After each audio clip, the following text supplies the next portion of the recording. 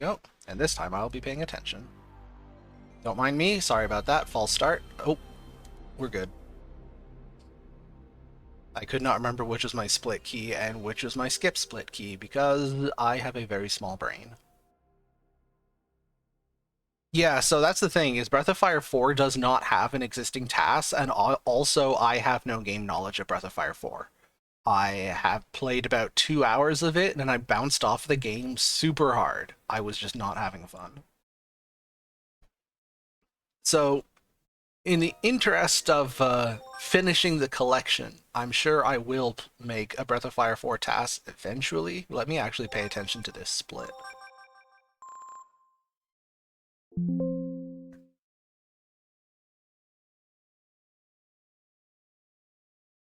Yeah, I know, right? Just Charles things.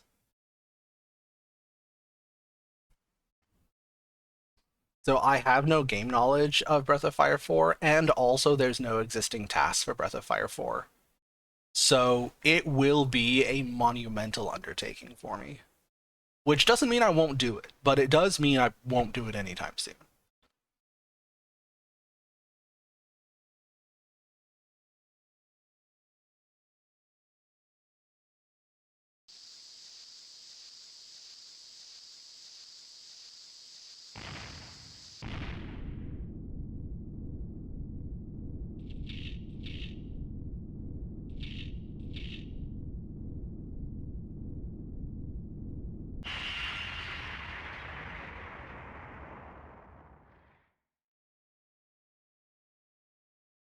So this is not new to this TAS. This was in the previous TAS as well, and it also just is established correct speedrunning strat. But you can skip a good chunk of this prologue by attacking yourself. The prologue ends when Ryu dies. And of course, being a TAS means we can manip this crit.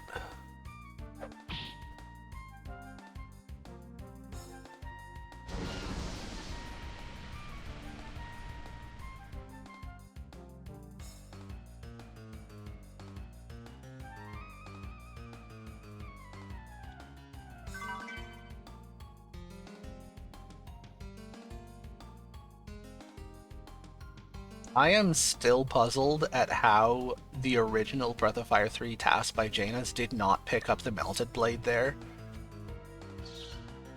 It's so obviously correct given the amount of attacking you have to do with Tipo early in the game.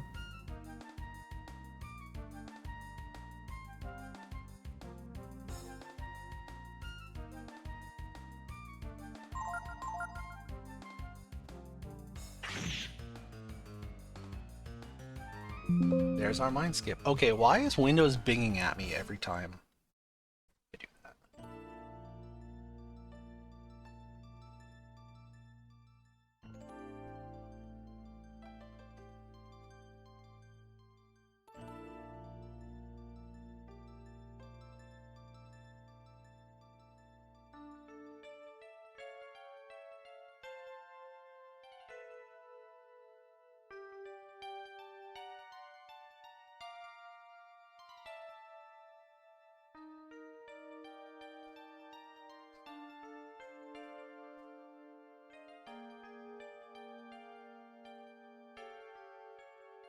It's alright, we all know the production value on this stream is basically non-existent.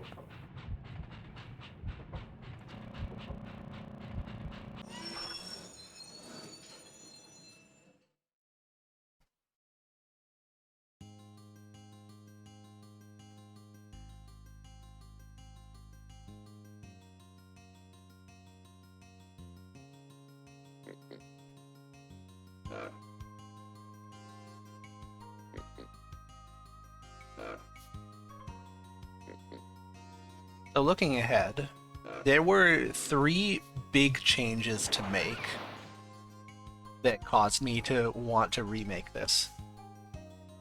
The first one was correctly getting Ryu killed off in all of the early game boss fights. There were 2 motivations for doing that. Funnily enough, the motivation that I was more concerned by actually ended up being the less relevant one. My reasoning was if you kill off Ryu in all the early game boss fights so that he's still level 1 after you get knocked around by Balio and Sunder, then you can put him under Bunyan and you get those extra 4 levels with the bonus strength from Bunyan. So Ryu will end up having 8 more strength afterward, and that will make him stronger for the rest of the run. Which is true. I did do those things, and they do help. But actually, the bigger deal is just killing off Ryu funnels experience to Ray and Tipo. And since Ray and Tipo are doing all the work in McNeil Manor, they each...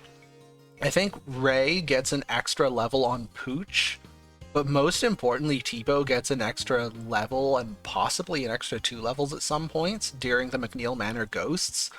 So the entire McNeil Manor section is way faster, just because you're giving Ryu's experience to Tipo. Hey, Dragon Sage, good to see you. The second consideration was... I did not really consider trying to manipulate enemy drops in the original TAS. Because the reasoning was, like, most bosses don't drop anything particularly important, and also RNG maniping rare drops is a pain in the ass. And in theory, yeah, you could try and manip drops from random encounters, but random encounters are really slow, and you mostly just avoid them entirely, so like, what would be the point? You don't need anything.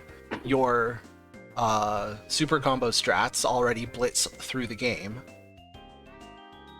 Random encounters. They're not random when you know they're coming, aren't they, Charles? Welcome back, Sid. So I just didn't even really consider it. And then when I was looking at it, I realized, wait a minute, one of the enemies that you can fight in the dump just before you do the Tournament of Champions, you can fight bombers which drop ivory dice. Which means you could just farm a bunch of ivory dice, use them all against the Dodai, and get like an extra 15 levels on Ryu at relatively low cost. And I did see you talking about the madness that was this TAS, and I'm just like, oh, it's a good thing Charles is the one doing this, because I would have never thought of it. Oh, that's all good. I mean, I didn't think of it for a long time either. There's a reason that making a TAS is a many month long project, and then there's still stuff to fix, so you make another one a few months later. But yeah, that must always be the struggle of TASers. Yeah, they get in, they finish the project, and then they're like, all right, I see like 10 minutes of improvements, but also no more, please. I know of improvements to all 3 of my TASes. The difference was, like, the improvements that I know of for Breath of Fire's 1 and 2 are small. Like, it would be a few seconds, probably. And I'm not going to redo an entire several hours TAS just to save a few more seconds. But with Breath of Fire 3, I suspected it was minutes, and minutes is enough to make me actually do the thing. Yeah. Because what, like, 2 already doesn't need all that shenanigans. You just manipulate the runs anyway. Yeah, so, I mean, Breath of Fire 3 is interestingly different from Breath of Fire's 1 and 2 in a lot of ways. First of all, Super Combo kind of makes boss fights not an issue. Partly, the way the game generates random encounters is complete... Oh, god damn it. Oh, fuck. Okay. Did you just notice bad movement? No, I noticed I have the wrong task layout. There we go. Okay. Yeah, people could not see my step count. That's alright. Production value is fake. Now you can see my step count. Yeah, I was bullying Ace Zephyr to add some GUI elements to the Final Fantasy VII Hundo task we're doing. Yep. And I found that those are very...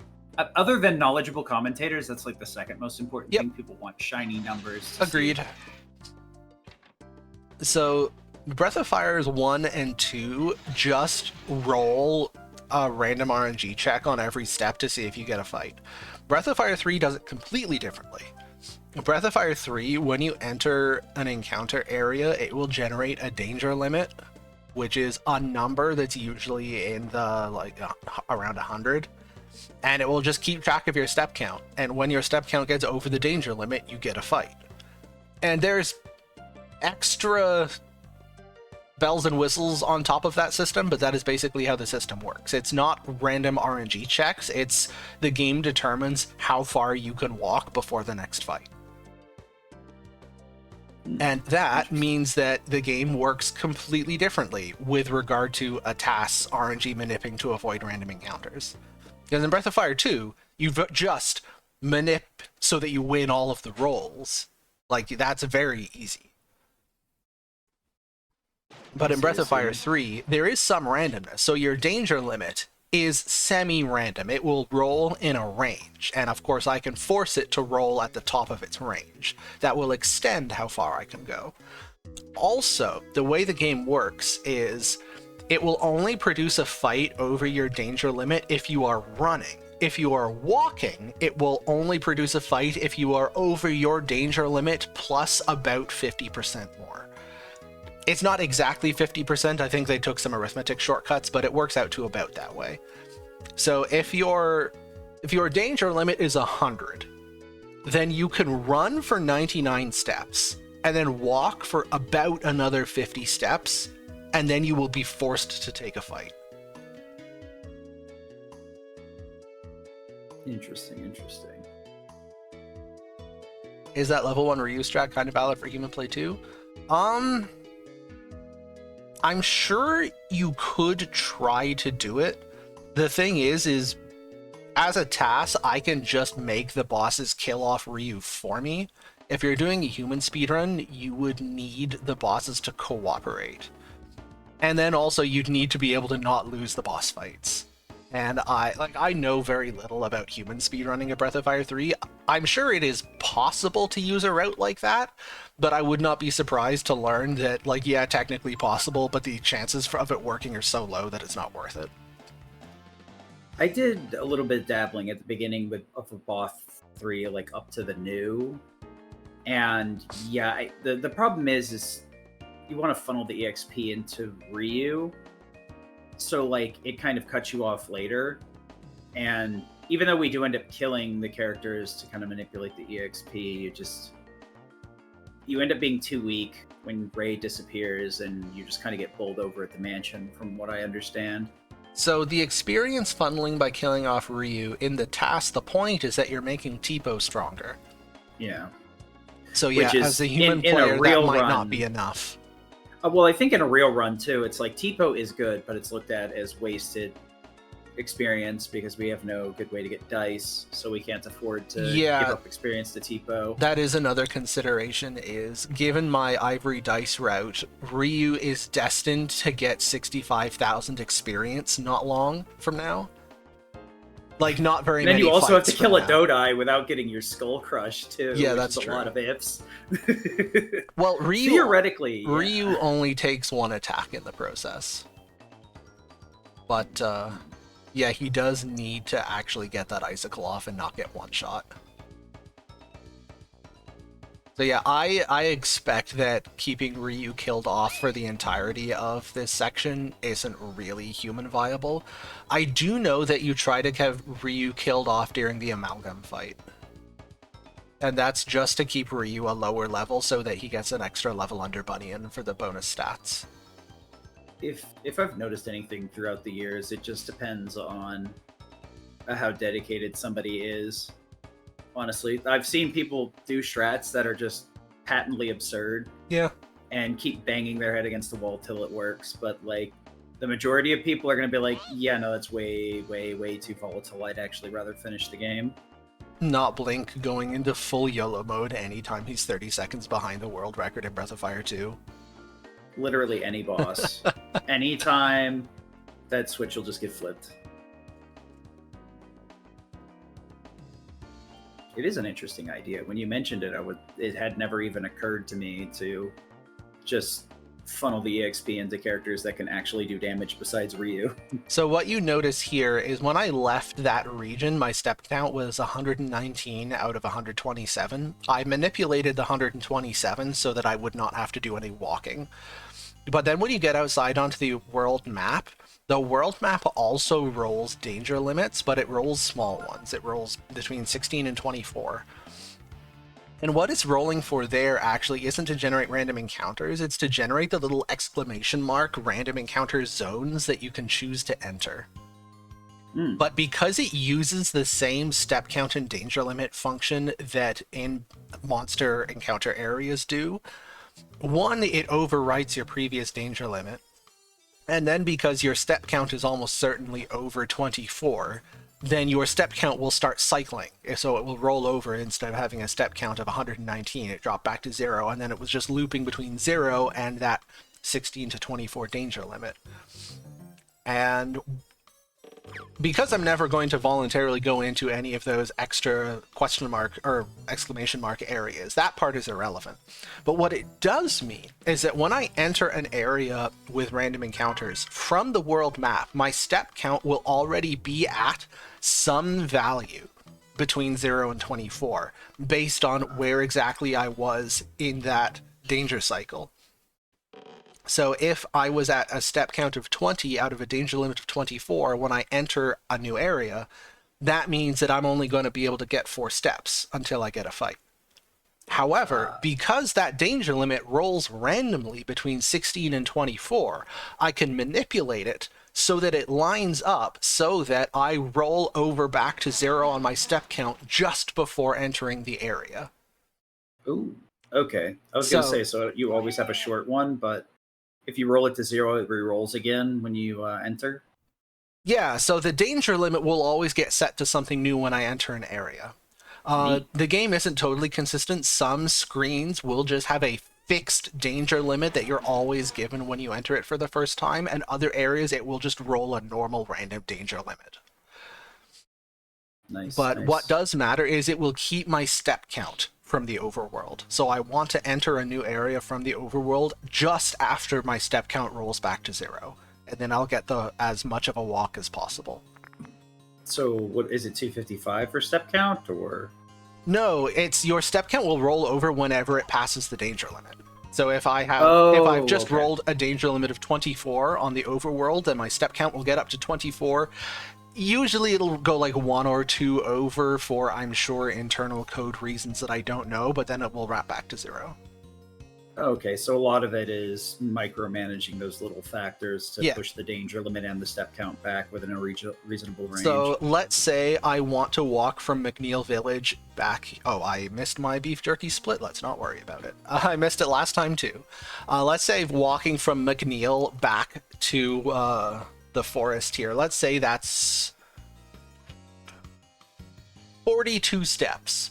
For sake of example, I don't know exactly what it is, but if it's 42 steps, then what I can do is I can manipulate it so that when I leave McNeil Village, I get a danger limit of 16, and then when that rolls over, I can manipulate a danger limit of 24, and then at that one, when I hit 24, I will be at step 40, and then I will be on step 2 or maybe 1 if it rolls over a little slowly.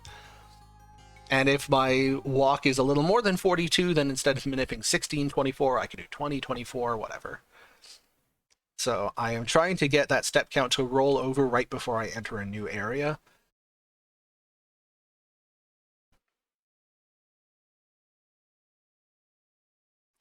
So that let me get about an extra 20-ish steps into this area before my random encounter spawned. And then I could get here to Bunyan's house, and you can see my step count is 125. My danger limit is only 96, so I'm going to get forced into a random encounter the moment I step out of here again.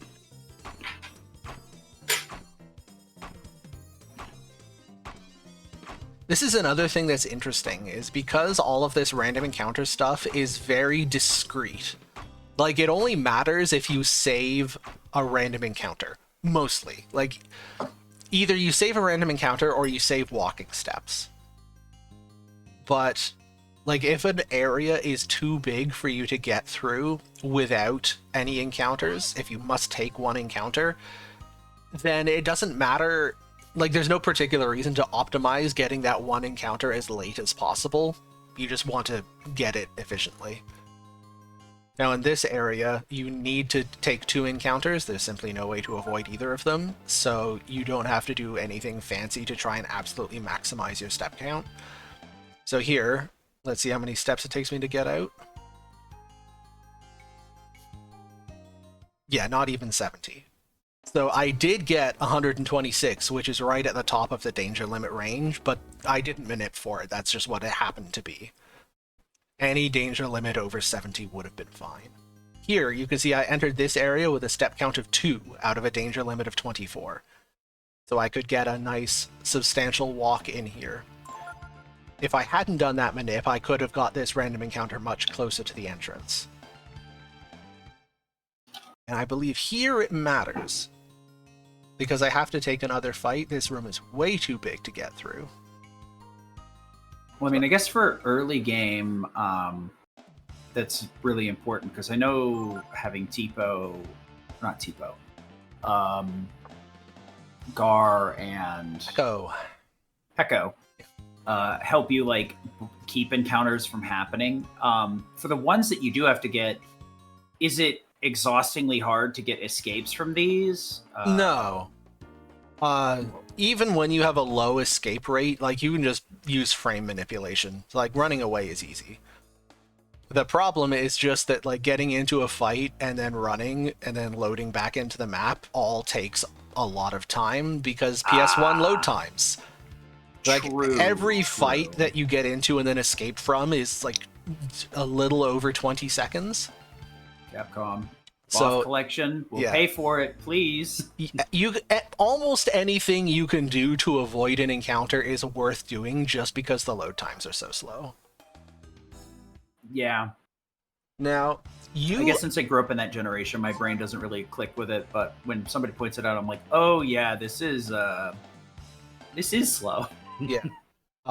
You mentioned Peko and Gar, and they are the upgraded version of the defense mode strat, but you actually can do defense mode random encounter skipping with any 3 characters. It's just that it works much better with Peko and Gar. Oh, yeah, that's fair, because I remember early learning this. A lot of the video is like just sticking to the walls. So. Yep.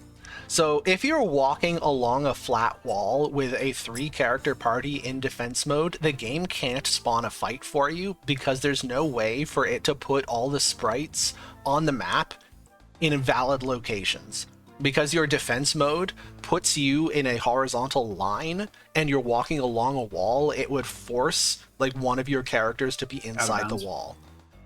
The thing is if you don't have a big character with you, it only works along flat walls in like small corridors. And the moment you try and go around a corner so that you are not literally touching the wall anymore, then it will break and you'll get forced into a fight because the game is trying to push you into a fight on every step. And having a big character like Peko or Gar is what lets you get around the corners. Their sprite is so big that even standing on the corner of a wall, the game still can't put them down because their sprite would clip the corner. Interesting. Yeah, but I kind of monkey see, monkey do without understanding why. Yeah. That's good to know. So one of the improvements in this task is I skip one of the 3 encounters after the part 1 of the new in the cave here. You normally get 3 encounters in a human speedrun, and the previous version of my task did get 3 encounters. But if you use defense mode, you can just barely get it down to 2. And like it barely works, but it does work. And because encounters are slow, it's therefore worth doing. Do you think it's something that would be humanly possible to do, just extremely unlikely, or so precise that you'd have to be like... I don't think it's really humanly possible. Okay. A third moon, upside down house, burning crosses around, some nonsense, yeah.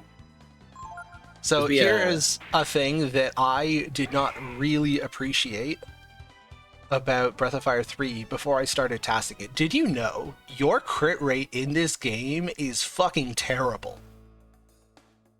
Like, all the early games in the Breath of Fire tasks are all kind of similar. Like Breath of Fire 1, 2, 3. All the early games, you're just walking around and you're manipping crits. Breath of Fire 3 has no crits.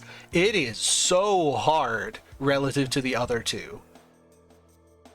Breath of Fire 1 and 2, you can get your crits no problem. So here you see I was walking along the wall with my party in defense mode, and I could delay this fight all the way up to a step count of 182.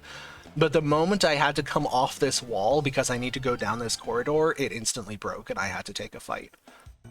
However, and this is the reason why I originally thought this would not matter, because in this room there are no random encounters, but your step count still goes up.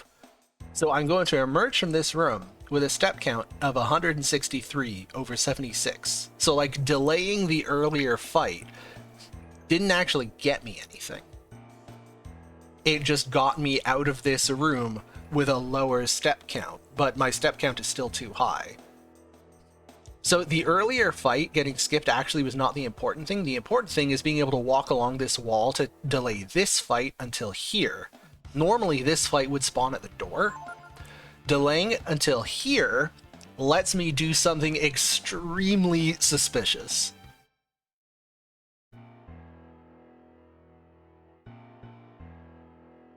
So first of all, it does let me get here without having to do any walking. Normally your step count getting to this room would be more like 95 to 100 because you normally get that fight immediately after leaving the room where I picked up the money.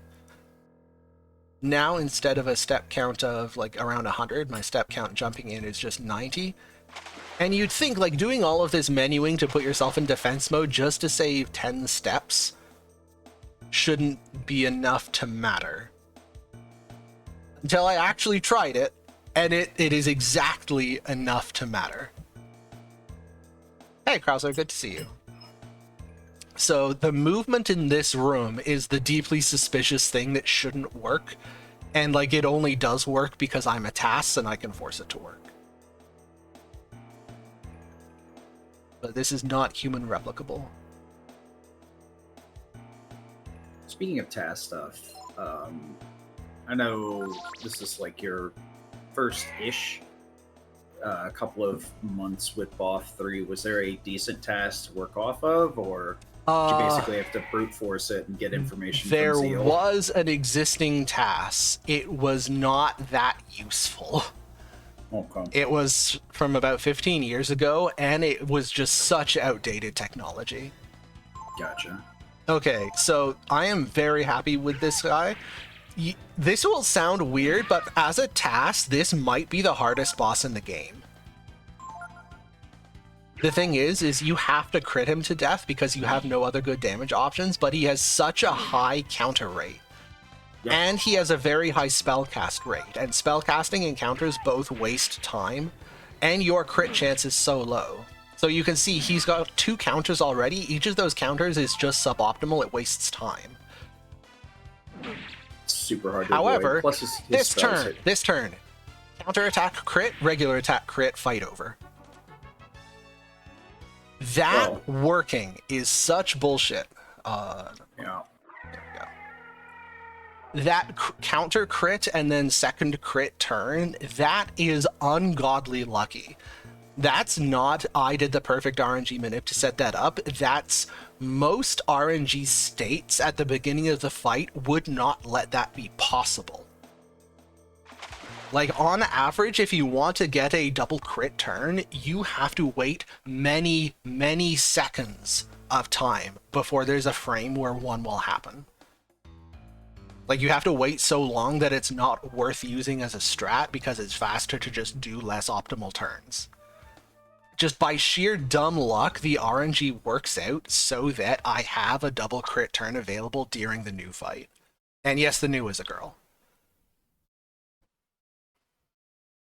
Yeah, because it's like a part of the story reason is she's trying to find food for her, unfortunately, already dead children.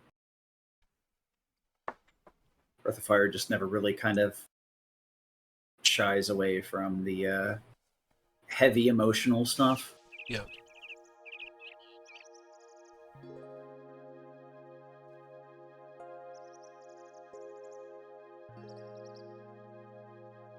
Hey, look, there's a chest. Surely there's something useful in it. Nope.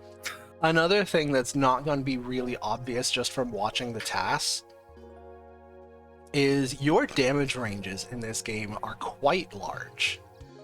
So in the new there, Ray can crit up well into the 70s. He can also crit down around like 55. Ooh. And obviously, like if you're trying to kill a boss in the fewest number of turns, a 30% damage swing in your damage matters. Is the crit formula just times the base damage that it would roll, or? No, interestingly. So the crit formula is actually better than double damage.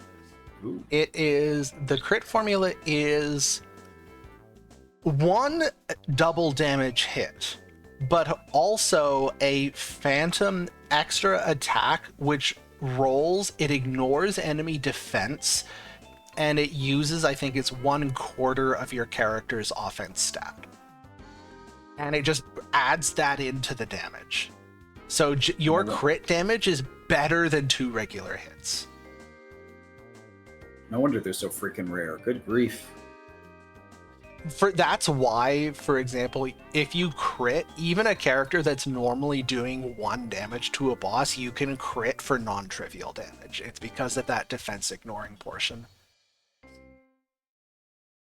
Another little thing that I haven't mentioned yet, but when you spawn into random encounters, each character in your party either will or won't randomly roll a little exclamation mark above their head, and that's the game graphically displaying its initiative, like its preemptive attack roll.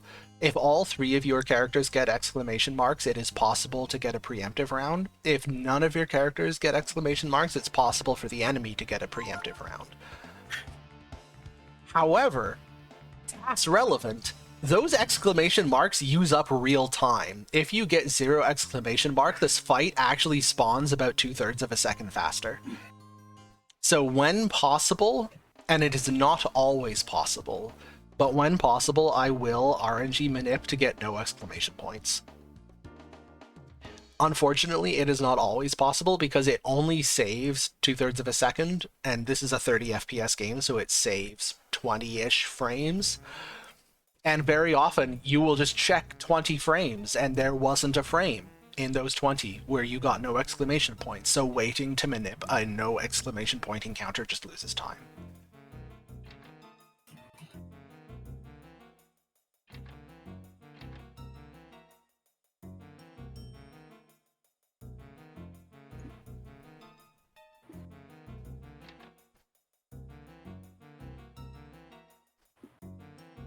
Also, just as a reminder, rolling back to the new fight, you may not have noticed because I was busy yapping excitedly about crits, but we also killed off Ryu, so Ryu got no experience from that fight. That means that Ray is 1 level higher for the Pooch fight than he was in the previous task, so I'm going to have a much easier time with the Pooch. Thank you, Rebel. Good to see you. Did you consider going balls to the wall and trying to finish the fight with Tipo instead of Ray? And funneling it all into him? Nope. Because Tipo doesn't get, like, Flare until after Pooch, I think? I mean, Flare is irrelevant. In general, Fair. spellcasting is almost irrelevant for a task just because spell animations are slow and spells can't crit. Oh, if we can't punch, we're not doing anything. Got it.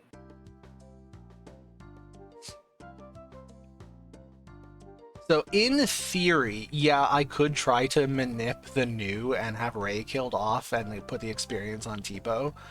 The thing is, 1, that would take a meaningful amount of time because I had a very good new fight, and getting Ray killed off and doing it with Tipo, that would all be slower.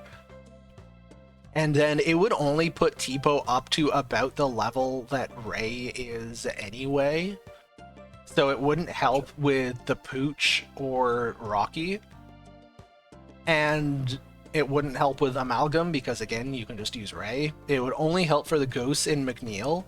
And yeah, sure, having like 4 extra levels on Tipo for the ghosts in McNeil, I'm sure it would speed them up. But when you see what we do, like, it just can't get that much faster. Yeah, just an idle thought since we have Tipo this entire segment rather than partially like Ray. Yeah, it's I just that figured. one, Ray has higher base stats than Tipo anyway, and two, Ray starts at level 5 to Tipo's level 1. So Gotcha. like, I can't I mean, absolutely rule it out because I didn't try it, but I will say I would be extremely surprised if it was faster. yeah, I had a feeling that like, maybe Yeah. if something wild was found, but I mean, also Ray having those extra levels might be better later for Well, the speed bonuses. after you beat Amalgam, it doesn't matter because Ray gets set to a fixed level when he rejoins later anyway. Oh, did not know that. Yeah. So yeah, I the mean, I guess that makes experience from sense. this section all gets quote wasted, but like the entire section, you only get a few hundred experience. I'm about to get 65,000. It truly does not matter. It is just whatever gets through this section the fastest. And so the thing is for boss fights to be faster, like just having more damage isn't what makes a boss fight faster. It's saving turns. Yeah, It's a because it has little to be different enough to later when save I a have turn. when I have super combo later, it's a different story because a little extra strength can let me do a shorter combo. That matters. But here, like if I get an extra level on Tipo that gets him some extra strength, then he will do extra damage to the McNeil ghosts. But unless I can save a turn, it doesn't actually do anything.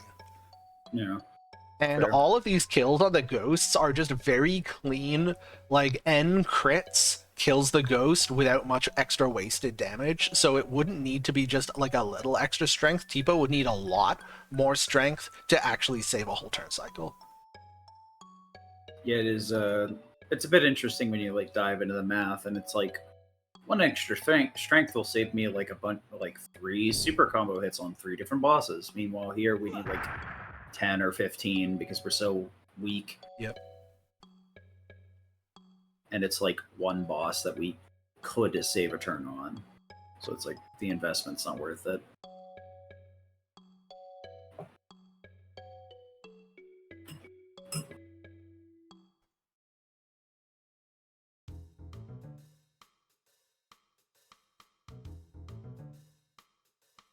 The other thing that's probably not obvious to the casual viewer is there isn't really much value in having more than one damage dealer.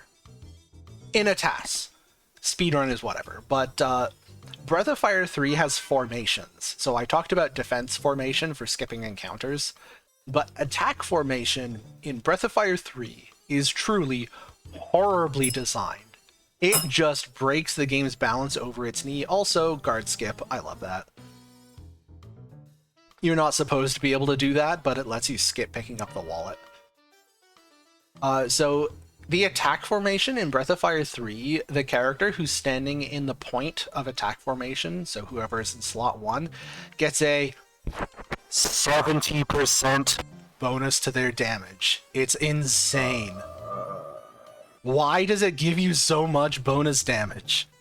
So like, That's a crit in some games. What yeah. Yeah, it's completely inexplicable, but the character in point of attack formation does so much more damage than everyone else that it's not even worth attacking with everyone else, genuinely. do the other slots get a attack debuff? No, Just out of they just do curiosity. flat attack.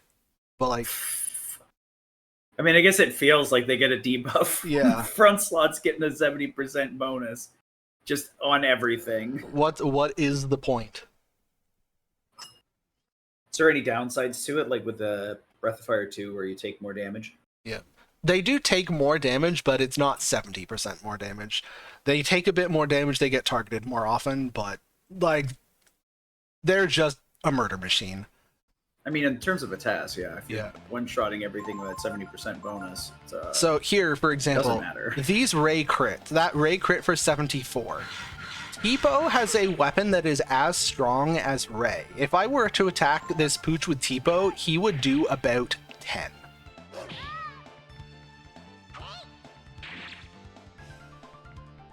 Oh, 7. Look at that. When it's enough, it's enough.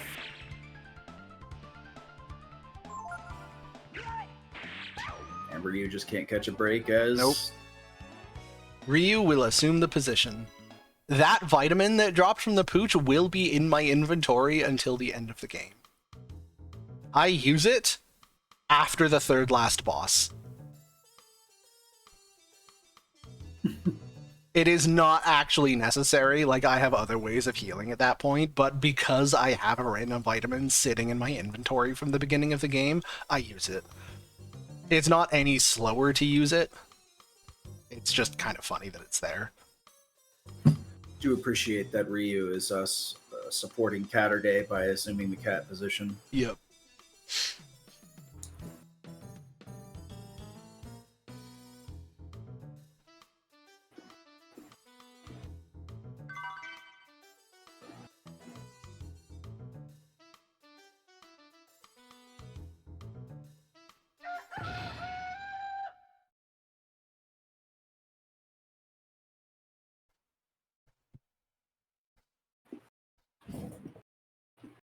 Alright, and chicken time. I saved quite a bit of time here because my old strat was not very good because I did not know about this. Tipo learned jump. The thing okay, so that was a crit counter crit turn, and Ryu kills himself off. He is helping.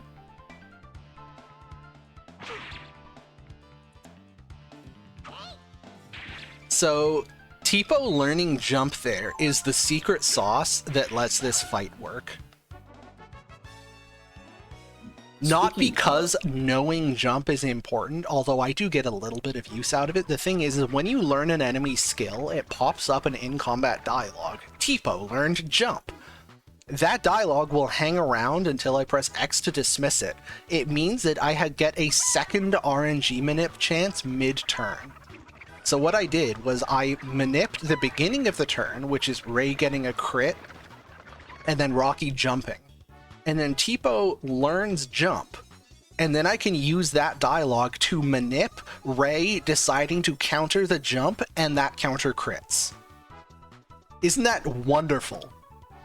I was just about to ask if it was purely on frames, but I guess that kind of answers the question. Yep. Yeah, it's just frame-based RNG like Breath of Fire's 1 and 2. You just wait longer.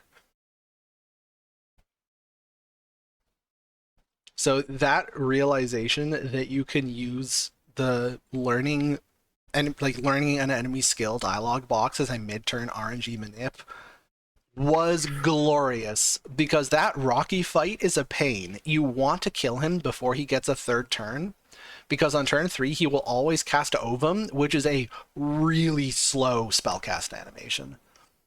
So you want to kill him before his third turn, and you just don't really have enough damage to do it. Like, just 3 crits from Ray will not kill him, which means you have to do some shenanigans to get extra damage. What I did the first time was, like, use a Molotov with Ryu, use Flare with Tipo, get a counterattack from Ray, but all that shit's slow. Just manipping the counter crit is infinitely better, which is why I saved a good 10 seconds.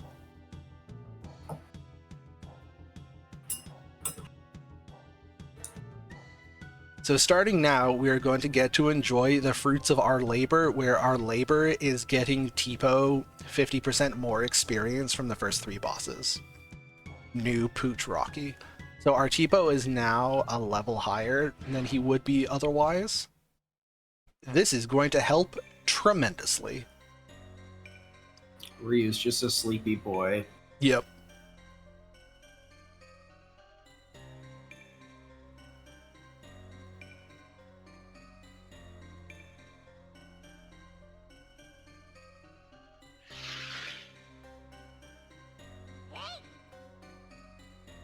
And I remember finding out that this actually released on the PSP and in English, but only in Europe, and being so tilted because I really enjoyed the game, and a lot of games that I enjoyed as a kid, I ended up playing a lot of handheld stuff, which is part of the reason why I can subject myself to BOF GBA and have it barely affect any sort of my sensory organs. Behold. Hope see you later.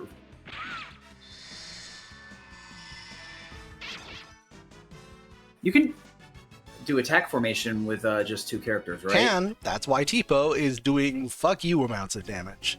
It's just making sure I wasn't misremembering. Yeah. It looked like attack formation, but So- since you're so used to having 3 party members, it's a little... Yeah, distinct. here's a little thing that's really interesting. You saw me jump there, and jump did the same damage as a crit. Jump is and isn't useful, but like it is useful, but like it isn't useful. The thing is jump taps out at double damage, which is just like, it's not even as good as your best possible crit rolls. Your best possible jump roll will do less than your best possible crit roll. And you have to go into the spell menu and do the jump animation, which is all way slower than just auto battling a crit. I guess it's better if like the next crit is 1 billion miles away. Exactly. So it's worse on average, but it gives you more possible hits.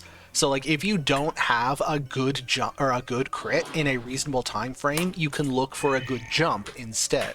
It will never be as fast as the best possible crit, but you have no RNG control. You can't always get the best possible crit. And because your crit rate in this game is once again fucking dog water, sometimes jump helps.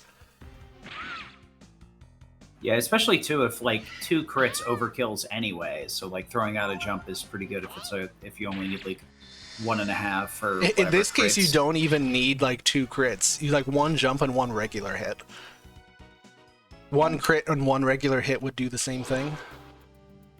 That sucks that the damage range is just so. That Yeah, a you crit can't quite one-shot him. I think this would probably be the one place where extra levels on Tipo does save you a turn cycle. So, like, you would save 2 attack animations, 1 from the boss, 1 from Tipo, but no RNG wait time, so you're saving, like, 5 to 6 seconds. Yeah. Not nothing, but, like, that by itself is not going to merit all of the effort you spend getting Ray killed off. Speaking of saving time that way, Ray has been being used to use counterattack. Is that like a global mechanic, or is it limited to certain characters? It is reprisal system slightly itself. limited. So Okay. Momo and Nina cannot counter. Everyone else can. It's not a flat rate. Different characters have different counter rates. Okay. Pekko notoriously has a very high counter rate. This boss is Yeah. annoying because he will always spend his first 3 turns doing spell animations. On the one hand, like, yeah, I guess that makes it easy to manip because they all have the exact same animation time, so you can just ignore the boss. But it is kind of a shame that you have to sit through 2 spell animations. It also means that you have to make Ryu kill himself off. The boss won't do it for you.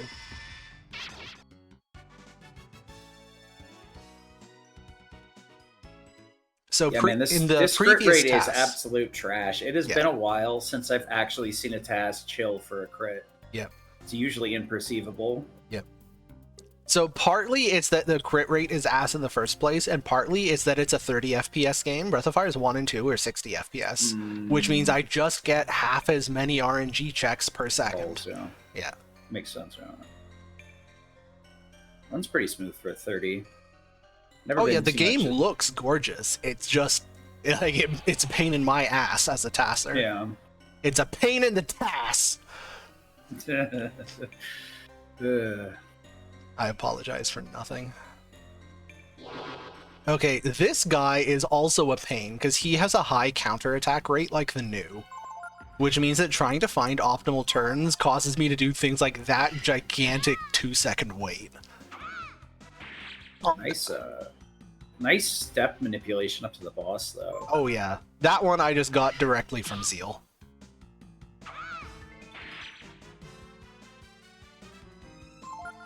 If it works, it works. An actual little clever thing I did there was one turn I defend with Tipo, so I get my counter from a reprisal. Sorry, I get my crit. The thing is, he can't counter my counter, so getting my crit from a counter means that I don't have to worry about him countering me. Don't have to worry about HP Yeah, running it's out. not usually the most efficient way to like RNG manipulate or crit, but again, it's an option. And I just need something that works. Better than taking, like, what is it, 4 hits, I guess? You Yep, only take exactly. 3. especially when you're like so kind of short on healing or on top of the early game. So I think what Ryu normally has cure, but he's been dead as a doornail, so Yep. he's got Jack and not. Ryu is sweeping the floors. That is his contribution.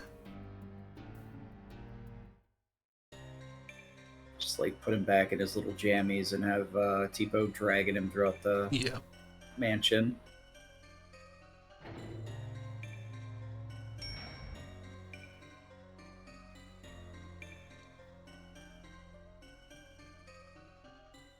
Come on, Ryu, it'll be fun. 10 more minutes, Mom. 10 more minutes.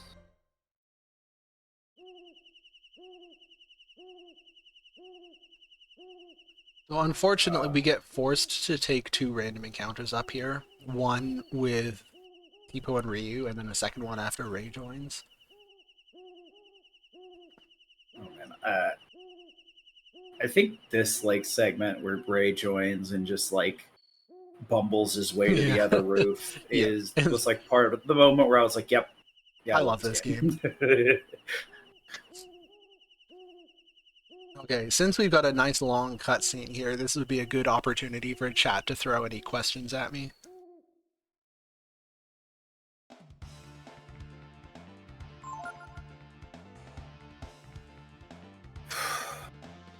Also, I'm just giving my voice a rest.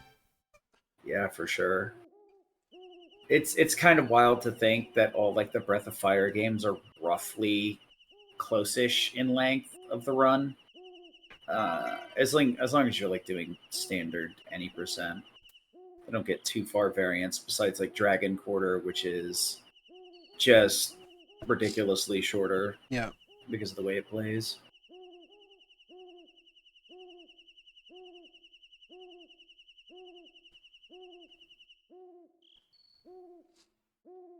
I do wonder what all of them would come down to if there were implemented cutscene removers or like text turboing. Breath of Fire like 3 would be so much shorter with a cutscene remover. This game has so much yapping.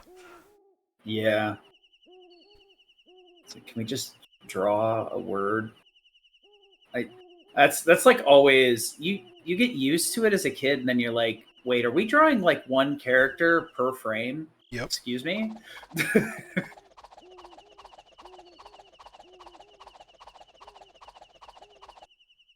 A text box a frame. Saved like 2 minutes on this segment alone, probably.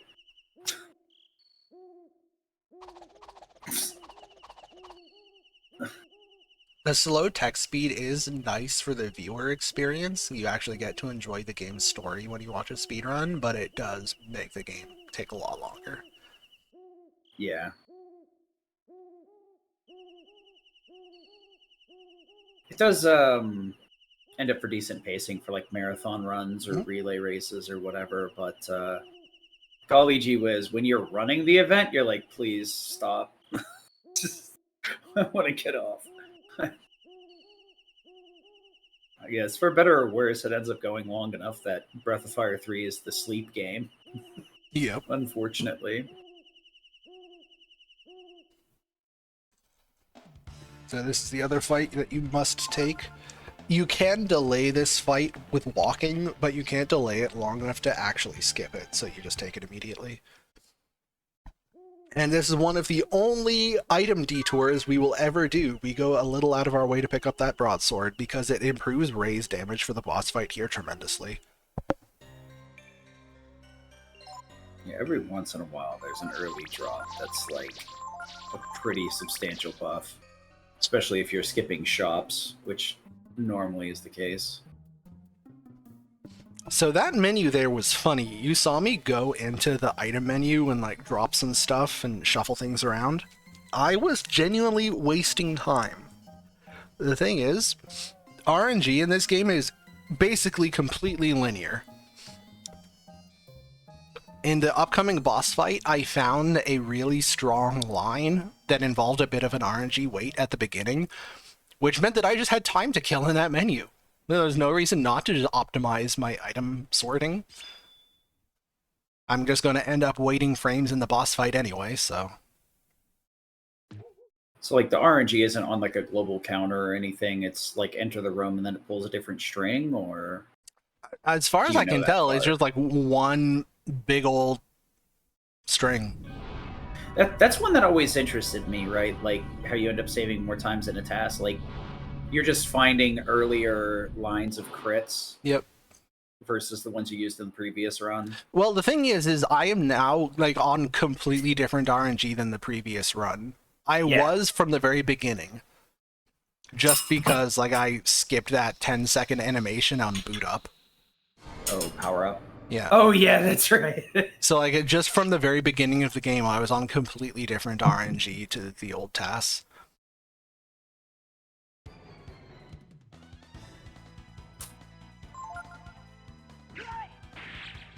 Bonk.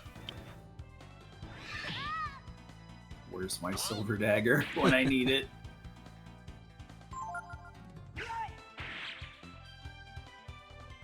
Yeah, I remember being very pleased when I found this. Another crit, counter crit turn.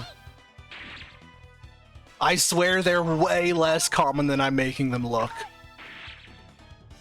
This is unicorn status, and I fully can co-sign it. Like, once you mentioned crits had such an abysmal rate, I started thinking back, and I'm like, I really don't remember seeing crits in my casual playthrough. Now I think about it. Yep.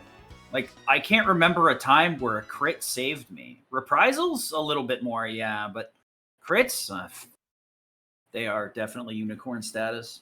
Shinryu input is not modified by basically anything, as far as I can tell. It's certainly not modified by inputs the way it is in like Earthbound. Like hammering on the controller does nothing. Can't like jump it forward 2 pulls instead of 1. Nope. Okay. It's just a waiting game. Me versus the game. Guess what? I have the tools. Well, that's Balio and Sunder and Balio and Sunder. Yep. I guess. Yep. You get beat up by them once and then you get beat up by them a second time. Yeah. And there's no meaningful checkpoints in between the two of them.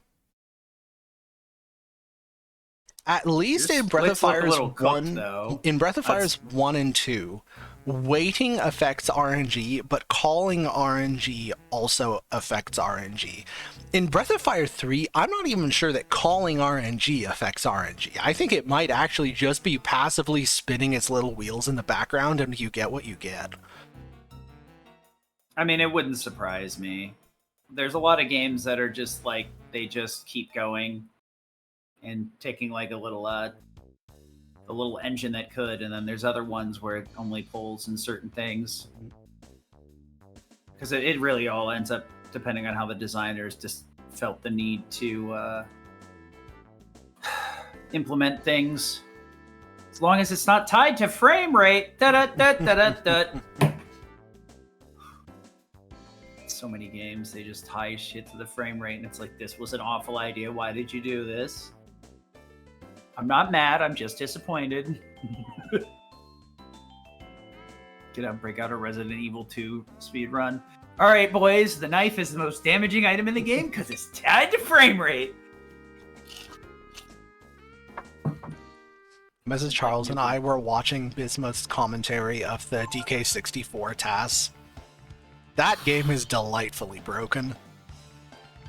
Yeah, like playing it casually, it's like Sonic 06, right? Both of those games can be kind of rough playing them casually. I think Donkey Kong 64 is just better in general, but there's still a rough experience. But when you look at them through like a speedrunning lens, it transforms the games from like something you could Sonic 06 more so you can be very easily negative about. But like you're like, oh, that's cute. Mm-hmm. Wow, you can do that? And we're out of bounds. Yeah. All in the first 10 seconds.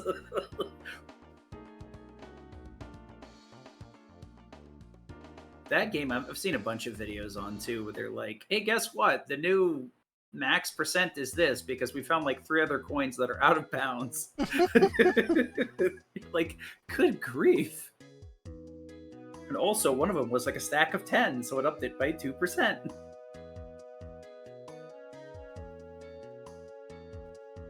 It is fun looking back at old videos like that too, where you like realize the devs really didn't have the tools they needed to properly check everything. No. So there's like some point where you're like, you know, I'm kind of pissed off that this doesn't work, but I can understand it. A lot of... Actually, one thing that really shocks me, considering how much jank early 3D action games have, I'm shocked at how not broken in half Mario 64 is. Yeah, it's extremely solid. At like even the initial like non-Shindu or whatever it is 1.0 version that has some slightly more broken things in it. It's always funny watching the like the economy between the two. It makes me feel like I think the difference is probably in dev time and having the console from the start, but who knows? That would make sense to me. It's kind of weird, right? Because you'd be like, oh, you think they'd have a leg up. But the other thing is, I think they were actively writing the manuals for how to use the console. So at the same time, they were at a distinct disadvantage because everything was a learning experience. So I always found it interesting how like the older stuff functions in general. Like you were mentioning earlier with the crits, they are absolutely buck nutty strong. I wonder if they turned the crit rate down in response to that, or why they didn't decide to just go the other way and just tone the crits down a bit. Yeah, I don't know. So I always found it as a fun thought exercise of like, why dev do this? At the end of the day, you'll never know, but it is always an interesting, what if?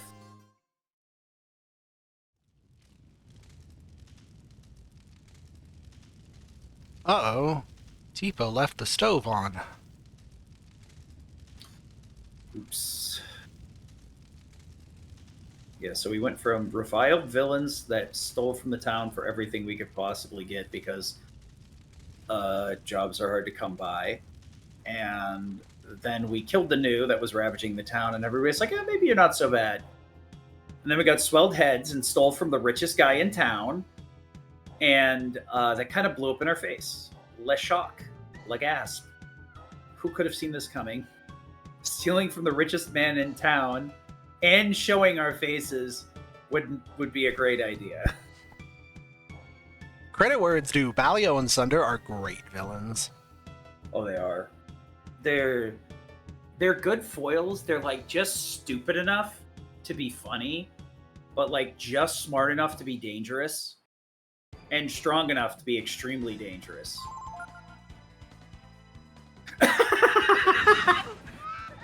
I love that one frame snap from like the talking to like just being in attack formation. That fight is actually super upsetting to me. It is possible for Balio's lightning to one-shot Ray.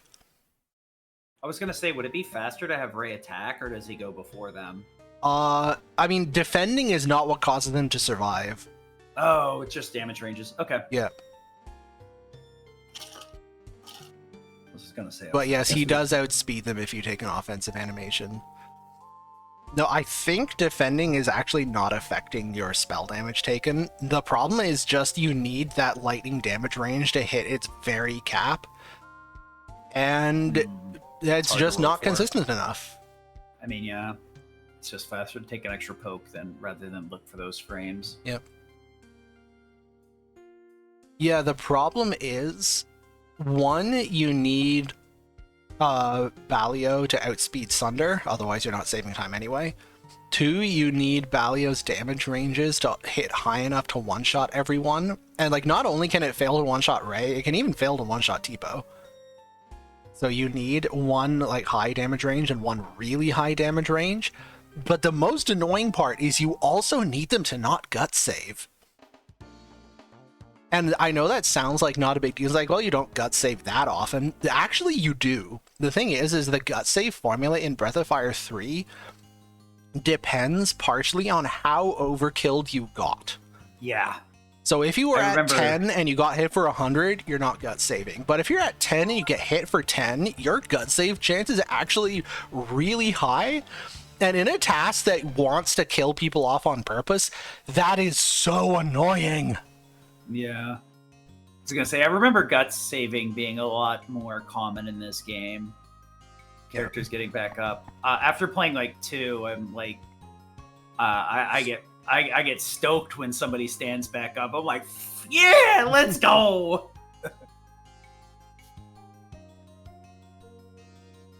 Yeah, but because of that mechanic, I remember it like saving me quite a bit. Well, in the general term of everybody standing back up and then dying again immediately after, but Yeah. Autumn, the reason you thought that is because even though that's not literally how it's coded, it's functionally kind of how it ends up working. Because early in the game, damage just isn't very high. Your characters aren't going to get overkilled by very much damage. Like you're getting hit for 12 damage when you have 10 health, which just means your odds of getting a gut save early in the game are very high. and as a consequence, you get punished later game for trying to experiment with your party. Yep. Because of Also, things like that. Here, conveniently, even with just Ryu in the party wall walking there, you can delay this fight longer than it looks like you should be able to. Also conveniently, this icicle chest is right here, not even a little bit out of your way. Use items. Mhm. Uh-oh. That icicle will be very important later.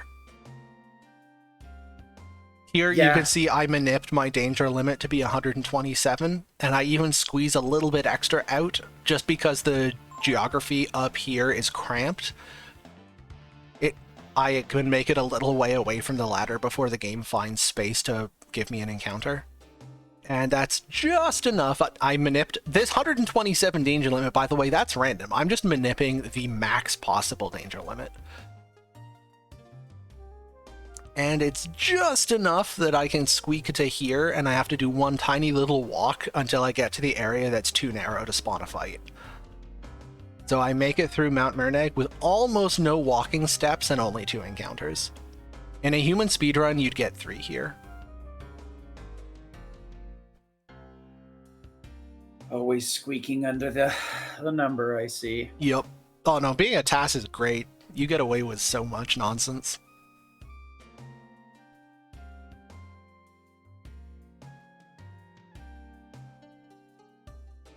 So I guess speaking of it from that aspect, TAS versus like speedrunning, obviously you are mainly a Breath of Fire 2 runner.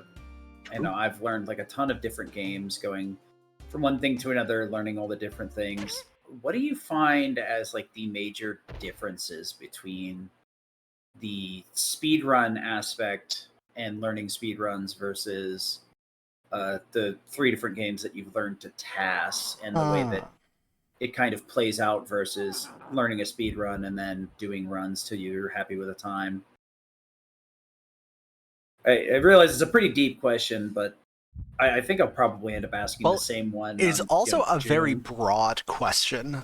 Yeah. Because, like, what is speedrunning? a lot of doors. Yeah. True.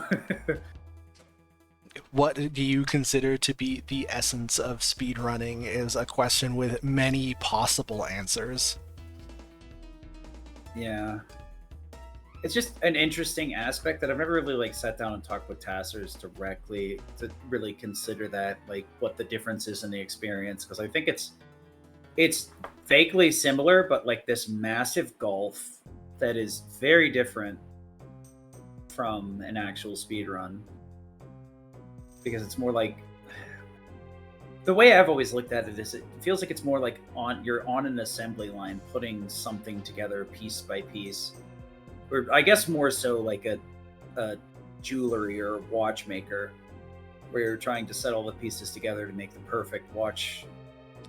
Rather than the analogy that I would give is that the difference between like speedrunning and tassing both tickle the part of my brain that loves optimization. They are both optimization exercises.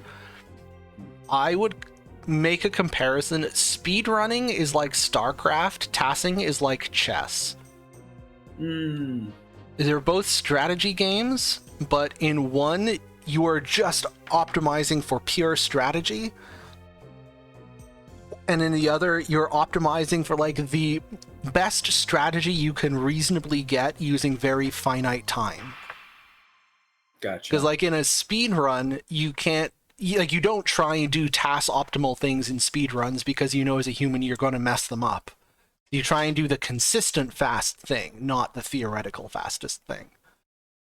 Yeah, plus there's a counterplay between what the game decides to do and what you want to do. So you have to choose a line that's somewhere in the middle.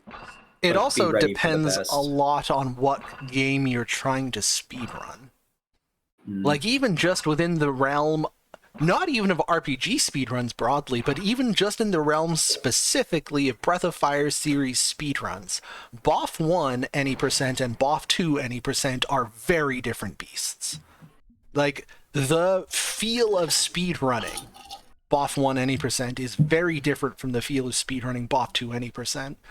It's like trying to compare tassing to both of them at the same time, to me, feels kind of like I'm not going to be able to give a really useful answer because different speedruns themselves feel so different. Breath of Fire 2 is a high variance speedrun. Breath of Fire 1 is a very low variance speedrun. In Breath of Fire 1, you're trying to execute a very fixed, known strategy as quickly and optimally as possible. In Breath of Fire 2, you're trying to react to the game's variance as efficiently as possible. Fair. Our savior and our curse has arrived. Yay! Nina shockingly gets to contribute in the task now. Ooh. That's something you can look forward to. Nina is helping. In fact, there will be a point in time at which Nina has achieved more offensive success cumulative throughout the run than Ryu has. Now that has my brain tickled. I know, right? Like, what on earth is Nina doing? Girl, you are a child. You do not do damage. I mean, especially since we just went over the fact that spells are long, animations are long. We want to avoid those, so that makes it an even bigger question. Yep. And she lets these two idiots out first. Yep. Damn it, Nina. I love Nina.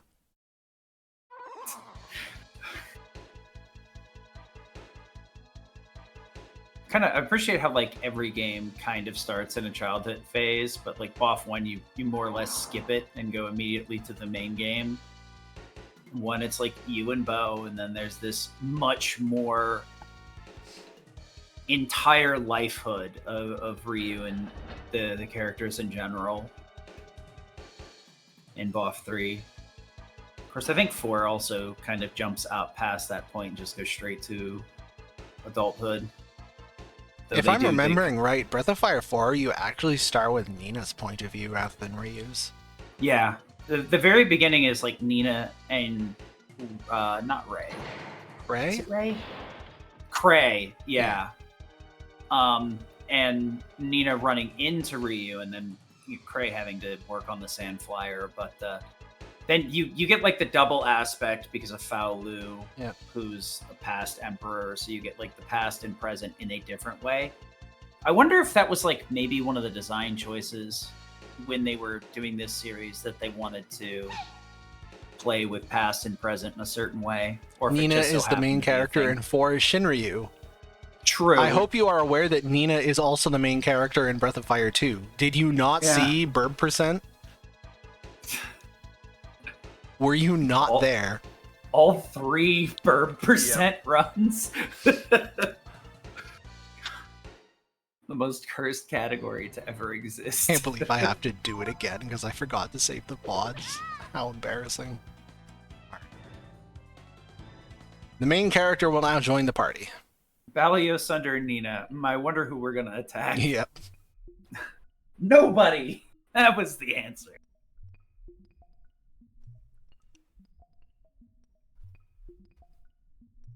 Ryu tried his best. It is handy that you just don't have to do any boss fights. Like, in between Amalgam and Mutant, you literally don't fight anything. Which means, Yeah, like, leaving Ryu at level 1 in the early game just has no downside. If anything, it's upside because he's always slower. Oh yeah, and there's his lots HP of is upside. So low Yeah, there's tons that of he just upside. immediately gets nuked. But if we had to, like, fight a boss at the top of Mount Boomore before getting to Momo's tower, and, like, we had to fight a boss with just Nina and Ryu, that would make the early game so much more annoying to route. But as it is, we can just go straight from Oops All Ray Tipo to Oops All Momo. Yeah, that's right. Momo joins at a higher level. Yep. The only problem is she's blind as Well, we're a TAS. That is not our problem. Yeah, must be nice. Yep. Okay, so I'd like the pair of glasses you gave her, please. That random encounter is a pain in my ass, the one that I just ran away from. I can delay that random encounter so long. You can get to this little gravestone here, do this word puzzle, fall down,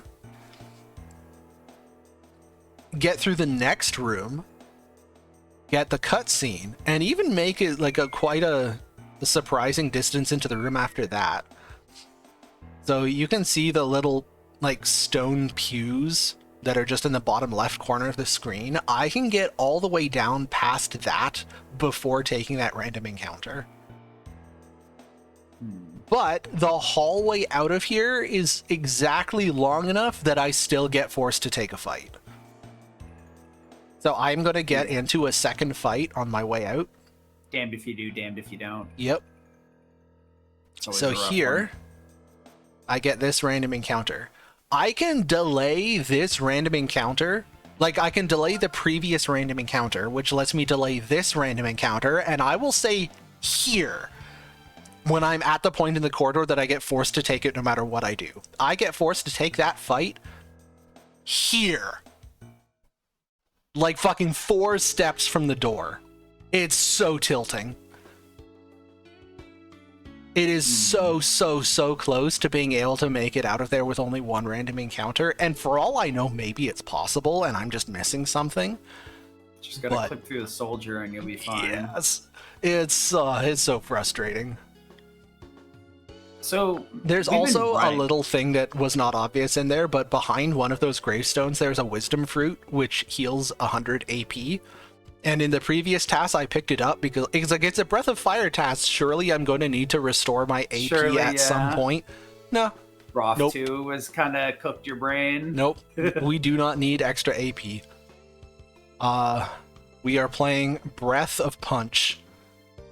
Yeah. So this is one of those things. Specifically, Breath of Super Punch. Yeah, I picked it up in the previous task, assuming that I would need it at some point, because when I got to Windia the first time, when I was making the original task at the beginning of the year, I was still basing it heavily off of Janus's task from 15 years ago, and, like, Janus does it completely differently.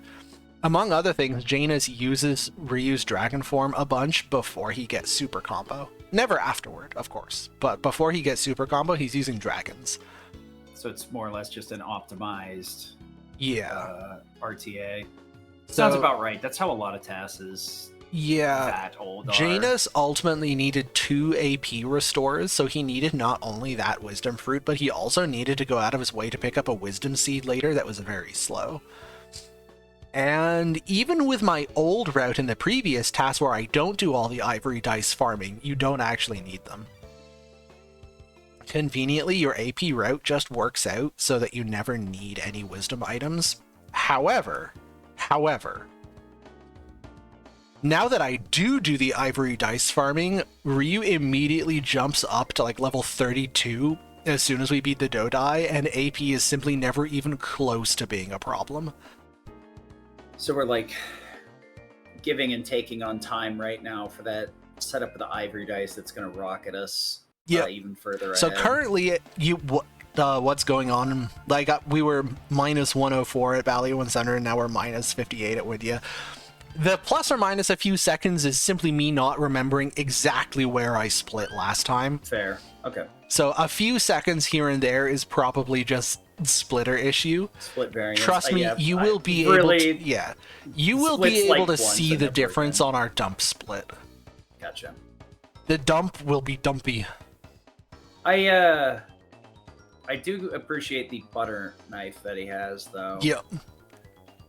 Just like I'm I know, right? I'm gonna butter you up so good you're never gonna be able to forget it. So the -1 minute at Balio and Sunder, that's real. The 4 seconds I don't trust, but the -1 minute at Balio and Sunder, that is the time we saved in the early game from having the extra experience on Tipo and Ray. So we saved time on basically every early game fight. Now we are going to be basically neutral through... Why does this say Mount Merneg? This is... Okay, that is supposed to be Mount Boomore. You know what? Production value is overrated. Wrong mountain. Mount Boomore. Yeah, so through Mount Boomore... I know you can change split names without it, like, killing itself. I do not trust myself. I am touching nothing but the split key for the next 6 hours. Would not be the... I've made that play before too. I'm like, no, I don't want to find out. It is not that important. I know for certain, and I still don't trust myself. Yep. So in Mount Merneg and in Momo's Tower, there are no route changes. There will be very tiny amounts of variance just because the RNG is in a different spot, so I'll have to do different things to like skip my encounters and such. But there's no meaningful time save or loss until we get to the dump. I'm kind of sad that we Oh no, that's not true. Sorry. We do have one time save in Momo's Tower, although it is sort of a fake time save. That's the skipping the dice there, right? Yes. My old route, I picked up the one free ivory dice in Momo's Tower, which that ivory dice takes 27 seconds to pick up. And the thing is even if it were not worth it to farm extra ivory dice, like if, for whatever reason, if you only needed exactly one ivory dice, it is still faster to farm it from a bomber than to pick up the one in Momo's Tower, because a well-nipped ivory dice drop from a bomber takes less than 27 seconds. Not a lot less, but like less. What's the drop rate on the dice? That's what I thought. That's what I thought. 1 in 128. Now, this is a 30 FPS game, so on average, you get one ivory dice drop every 4 seconds. Did you find any meaningful way to maybe do that RTA, or was that not even a concern when you were trying to get it? Oh, no. Fuck. The RTA runners are on their own, man. You're going to have to get Nitrogon to do that one for you. That's not my problem. Yeah, no. I do not see how you could possibly... Like, Breath of Fire 3 seems like the least RNG manipulable game I've ever seen. Yeah, there are some games where it's like, all right, you can manipulate everything stem to stern, front to back, and then there's other games where you're just like have fun, buddy. What I can see is, like, if you want, if you are a real baller, if you've got that dog in you and you're doing an RTA speedrun, if you just see a one bomber fight in the dump, because you do have to take a couple of fights in the dump, yeah, you just kill it. Maybe you get the 1 in 128, but like... I guess like the dice would really only be impactful before you burn the first one, because you want a double. Yes, so that is part of the problem, is like every dice is better than the last one because they stack exponentially. But yeah, if you're a runner, if you like, killing a bomber will always be slower than running. So if you want to spend the extra 5 to 10 seconds on the off chance that you get an ivory dice, at least there's only Godspeed, my friend. That's what I will say. At least it's a narrow application, right? Because you want to use them both at the same time. So it's like, well, there's only going to be this one part where I roll the dice. Yep. I wonder, in terms of RTA, how much that would end up impacting and speeding up the run. So actually, so the funny thing is there is another rare drop that is even more impactful than the ivory dice, and it's even less under your control. At least As a human runner, it's a choice. Like, if you see a bomber, you can choose to kill it if you want. What you don't get any control over is the Holy Mantle drop from the Stallion. Oh, yeah. That Stallion is a 1 in 64 Holy Mantle drop. There is no RNG minute. There's no choice. It's a boss. You have to kill it. There's nothing you can do to improve the odds.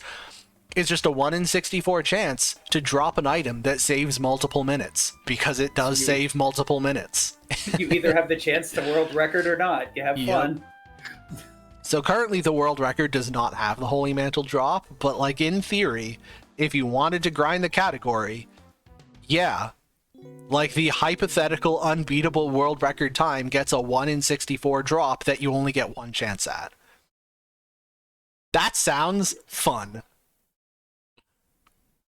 However much Blink has suffered trying to get the gold drop from Seema Fort, like, this would be so much worse.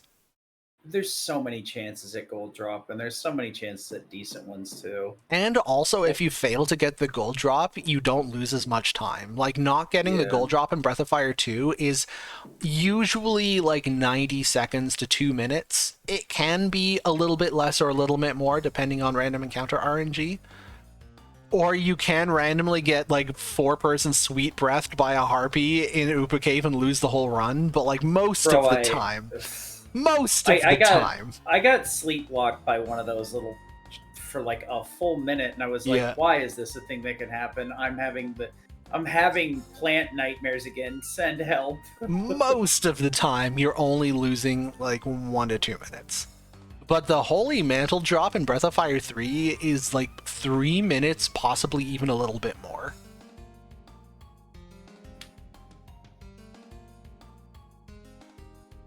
What the Holy Mantle does is every time the game rolls a danger limit, the Holy Mantle doubles the result. Hey, Blink. Good to see you. Thank you very much. So if the danger limit rolls 120, you get to walk, or you can run 120 steps before you get forced into a fight. Instead, you get a danger limit of 240. Now, because you can use defense mode to skip so many fights, is not as impactful. It's not literally, it cuts in half the number of random encounters you get for the entire run, but like, you do save full fights in several different places. And it also means you can do the Desert of Death with far fewer camped screens, because the Desert of Death also rolls danger limits. The death of my sanity, that is.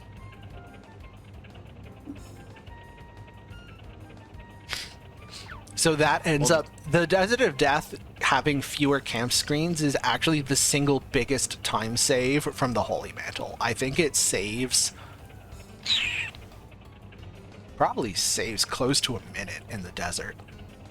Yeah, those camps are very long, even if you don't do anything. No, it's just because load screens, especially PS1 load screens. I guess it wouldn't be quite as impactful if you're doing human speedruns on PS2 because they have faster loads, but like, it still matters.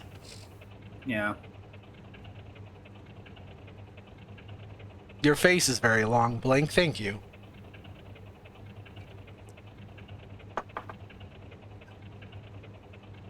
So I was about to say, he's not talking about my mom. I still have to get stuff off the top shelf for her. Lol.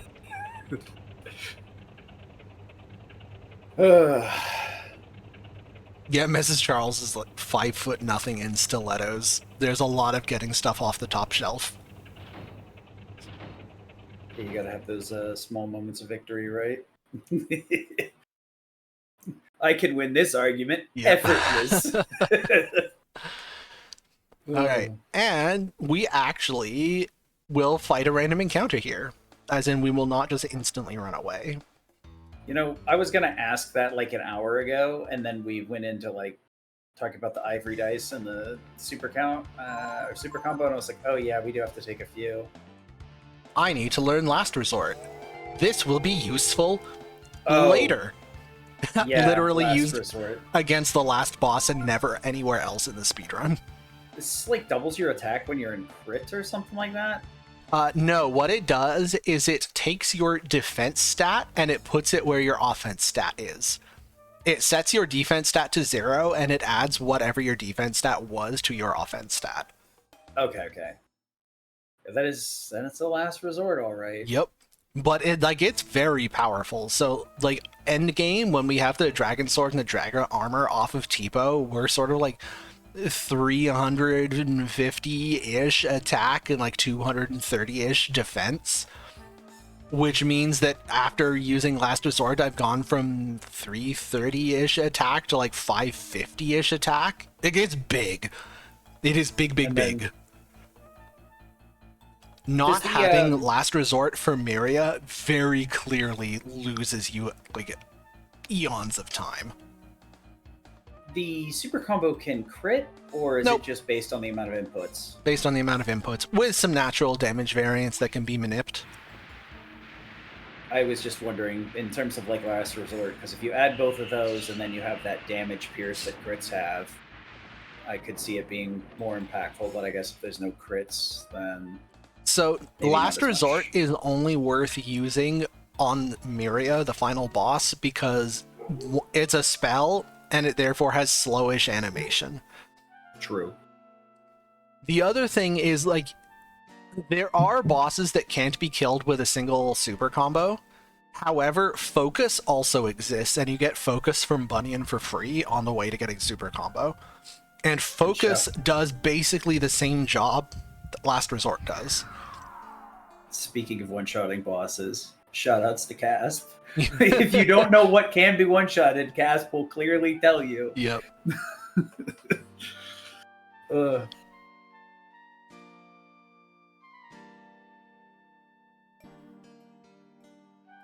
So the way that Last Resort and Focus work is different. Last Resort adds your defense to your offense. Focus just increases the damage of your next physical hit by 50%, or 100% if you use 2 focuses. But in practice, the functional result of those two things is the same. Like it makes your super combo hit harder. And Focus animates much faster than Last Resort does.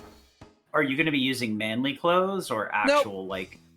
Okay. We're just, like, we're only ever gonna get hit when we want to get hit. Fair. Also, I guess that is like, the task privilege, yeah. task privilege, but also, like, you do not appreciate how beefy level 32 Ryu is. Like, level 32 Ryu is sometimes gonna get slapped by a boss because getting hit is faster than dodging, and I don't care. And, like, my Ryu is going to be walking around stark naked. He will have no clothes. I literally took time to unequip the clothing he starts the game with, because clothing has 3 weight, and that is slow. I want my Ryu to be fast. And I will not put armor on Ryu until I get the dragon armor off Tipo. Genuinely, no word of a lie, Ryu is only wearing armor for the final boss, and no other fight in this game. In sprite only. Yep. But... oh, also here, walking along the bottom of this room lets you delay this encounter. I can actually delay this encounter all the way until the next screen, but it doesn't actually help because I then have to just take it on the next screen anyway. It's a matter of whether it, like, saves you an encounter. Otherwise, it's I'll get it out of my way when it's convenient, and that's about it. Yep. All I have to do is make it to this door, because as soon as Momo gets into the party, then I can do defense mode with 3 people to avoid encounters. And, like, whether I get that one fight on the previous screen or this screen makes no difference.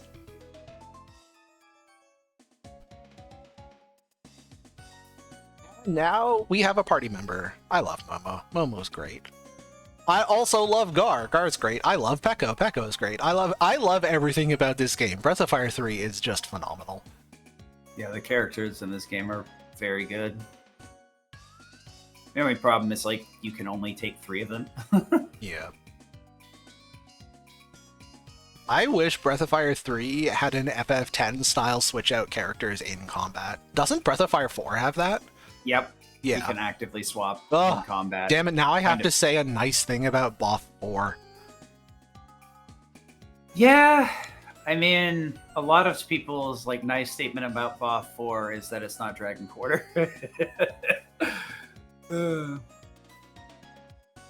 All I felt playing Breath of Fire 4 is I would rather just be playing Breath of Fire 3 again.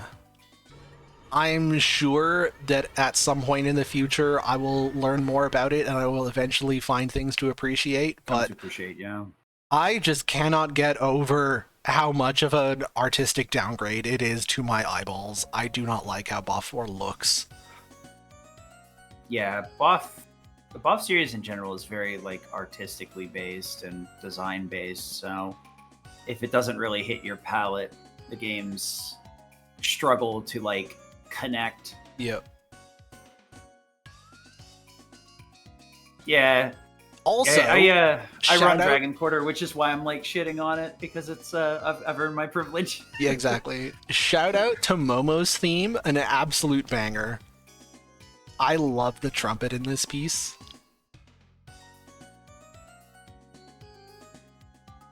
I just love the idea of Momo not missing. I'm so excited. Do you use a lot of the elemental chrisms, or you just go for high damage? I mean, define a lot of.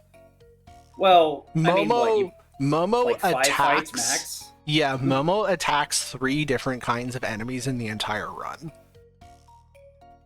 Momo attacks the mutant, bombers, and the Dodai. She uses Flame Chrism against the mutant, she uses ammo against the bombers, and she uses Ice Chrism against the Dodai. And then she never attacks anything again for the rest of the run. As appropriate, then. Got it. Yep. But having those Elemental Chrism available is very handy, because it gives Momo a damage multiplier that she doesn't otherwise have access to, because Momo cannot crit. If Momo could crit, we would be having a very different conversation right now. But we'll find out. Momo's entire character design is balanced around the fact that she doesn't crit and doesn't counter. And apparently has a bazooka that can deploy a giant shield. Yep. But yeah, Momo in attack formation with the Flame Chrism makes extremely short work of the mutant. And it is tragic that in the Dodai fight, because it's 1v1, you can't use formation, so you don't get the attack buff. Yeah, I do keep forgetting that we're coming up to the Dodais rather rapidly, so Ryu is just going to become plus 70% god very shortly. Yep. Now, one thing that I love is the movement for the remainder of this dungeon. Yeah, I think this is the first time that we really get to enjoy the full advantage of 3-person defense formation. We get to skip one fight with Ray and Tipo in the cave, but we skip so many fights here. Did you add another eye to the Breath of Fire 2 logo? You just noticed. It took you longer to notice that than it took me to actually do it in MS Paint. Thank you. Excuse me, I was looking at the TAS. Sorry for admiring your work. Good grief. This guy over here. Okay, can we appreciate it? We're just like walking through the middle of rooms and not getting fights spawning. The game is trying to produce a fight on every step we take here. None of these are free. Defense strongest.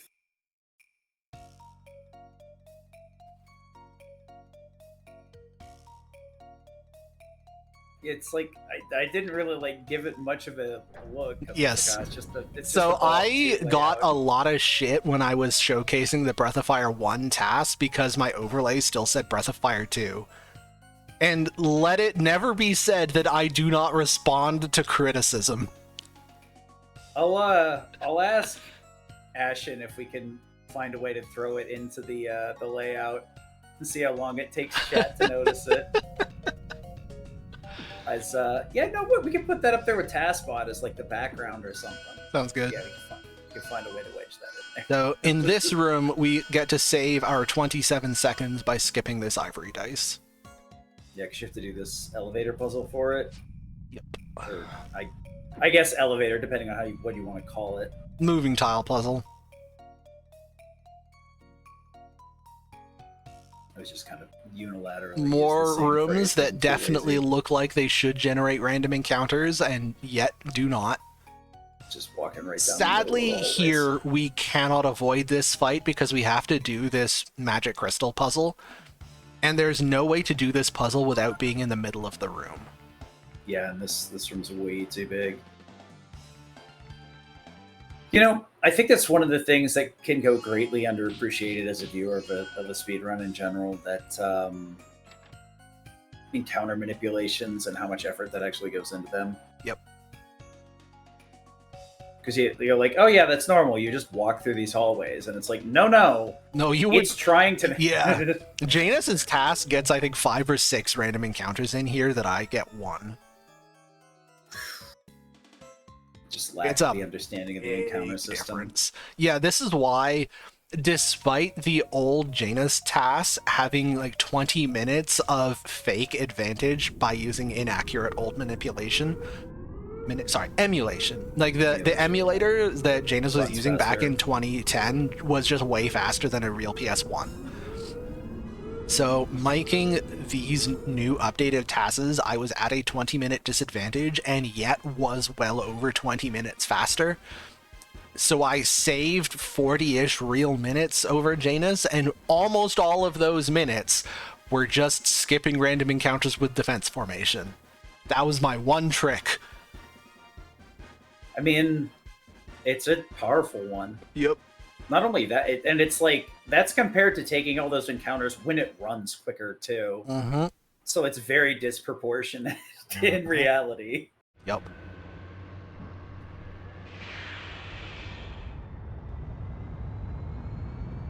Yeah, I wouldn't even say it's low effort. It's just it's funny that how stealthy it is.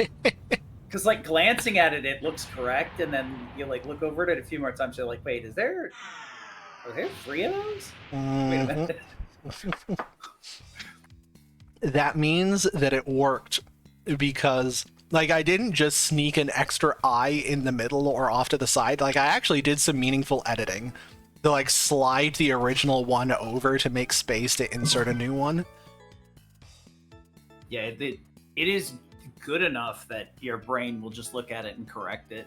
Thank you for appreciating. I power split slightly late. Don't worry about it. Appreciating all definitely 25 minutes I spent in MS Paint doing that. I mean, as the content director on site, that's like a lot of the shenanigans we facilitate with the content team. So I definitely love that kind of shenanigans. Yeah. We live and die by it on the set. We get to save some more time on this screen by not picking up the thorn gene. We pick up no genes for that matter. No. This is Breath of Punch. Criminal. I love the gene system. Oh yeah, no. Once you figure it out, it boils down to like 3 combos. Unfortunately. Yeah. I mean, I guess it's better than losing all your AP every time you want to use fucking dragon. I would say the Breath of Fire 3 gene system is perfect for the average casual player. Yeah. The kind of like really, really deep RPG design and balancing that is required to make a gene system like that not boil down to just 2 or 3 options for a speedrun optimizer just does not exist in games this old. Yeah, there would have to be so many specific edge cases to like force you into other genes. I think that the main thing is like the super strong ones are hidden well enough that you don't casually find them immediately. Yep. And they're not quite as cryptic as this one waterfall has a good dragon. Hope you found it. Yeah. So I am... Like, I have no modding experience directly myself. I do not speak the language of the machines, but I am a major helper for someone who is making a meta mod designed on top of a mod for FF6. So I am helping with like the character design and build balancing and stuff. And the goal is to have a game where like there are dozens of different builds available across all of the many different characters in FF6 and have them all be viable and have them all be similarly strong and not have 2 or 3 options that are clearly better than the rest. We have been at it for years, and the mod we are building lives on top of another mod that has been at it for like 15 years at this point. It is so hard to balance enough to keep the optimizers like optimizing, to not like have it be solved yet. It is so difficult. Yeah, because the main struggle is like, if you want everybody to feel equally powerful, you also need to make it so that nobody feels weak. Yep. So you're in this weird thing where like you almost need someone weak to make someone else feel strong, but at the same time, it goes against the design philosophy of equality in all the characters. It is so difficult. Like, it's fun. I have a great time being part of the design team, to the extent that we have a design team. Like, what we have is a Discord thread where we yap a lot, but informally part of the design team. But yeah, trying to keep everything, like, it is like trying to keep 20 plates spinning all at once without dropping any of them. It is so easy for, oops, this thing is broken now. Oops. Especially in a game with such a large cast. Yeah. It's a little bit easier when you have maybe like 6 or 7 characters that you have to balance. But when you have to balance that many, and everybody kind of ideally has their own identity. So yeah, I do not defend Breath of Fire 3 as particularly balanced, in that, like, there are very obviously some characters that are just way stronger than others, and there are some dragons that are way stronger than others, and it's, at any given time, pretty clear what the optimal strategy is. But, like, if you're just a casual player who's playing the game for fun, none of those things are a problem. Yeah, I mean, getting the dopamine rush of turning into a dragon and two-shotting a boss is kind of what the designers want you to have. Exactly. Honestly. It's only a problem if you're the kind of person who hyper-optimizes games, but also, like, wants to fail to hyper-optimize a game, which is such a niche audience. The one that I always find interesting is when I get to a point where I'm like, okay, well, I know how to, like, rip this apart. How do I make Momo work, though? Yep. How do I make Pico work? Unfortunately, like, most people understand how to make Pico work, but nobody wants to do it because it's a pain in the ass. It was a good idea, but the amount of effort that goes into it. If the master system were more easily accessed, where you didn't have to go from like master to master, to like do it at maybe the Skill Ink book or something, I think masters would be probably be a lot more impactful in the speed run, but also would make min-maxing Pico a lot more, at least somewhat easily, casually, because the problem is you really don't know how to min-max perfectly. I think my biggest criticism of the balance in Breath of Fire 3 is actually Gar. Gar is very clearly both intended to be and actually is just a big dumb fight clicker. Yep. Like, all he does is auto attack things, but he's worse at it than Ryu, and the design of attack formation means that there is no benefit at all to having a second good fight clicker. Yeah, I think, honestly, like, Boff 2's formations are unironically the peak. Yes, agreed. Also, sorry, okay, we have to talk about the dump. So now we are here, we are doing some heavy-duty RNG manip. This is bomber number 1. Notice I have successfully manipped a bonus round, an initiative. That is way harder than it looks.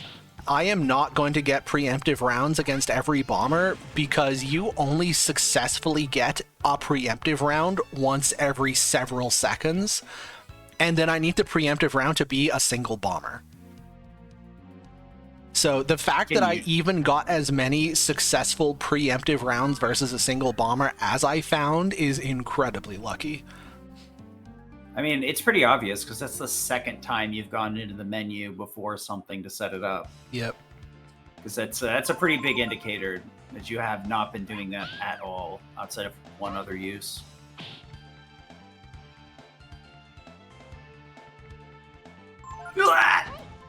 All right, I 1 think I in understand. 128 random drop, okay? 1 every 4 seconds. It was worth Nina's life, I guess. Yep. Hey, look, Ryu finally got some levels. Yep. The levels on Ryu here actually are a little helpful. They don't matter that much, but if Ryu has a few extra levels before he has to fight the Dodai, it will be easier for him to outspeed Claw. And if I can save an attack from Claw, that does save me 5 to 6 seconds. So I don't need Ryu to get experience here, but it is generally beneficial if he does. So that was a second preemptive round and a third ivory dice. Oh, so we ended up going to the 3 dice route? Nope. Here I is see. a 4th bomber. This one I do Oh. not get a preemptive round. And this one I believe, yeah, this one is just 2 hits from Momo.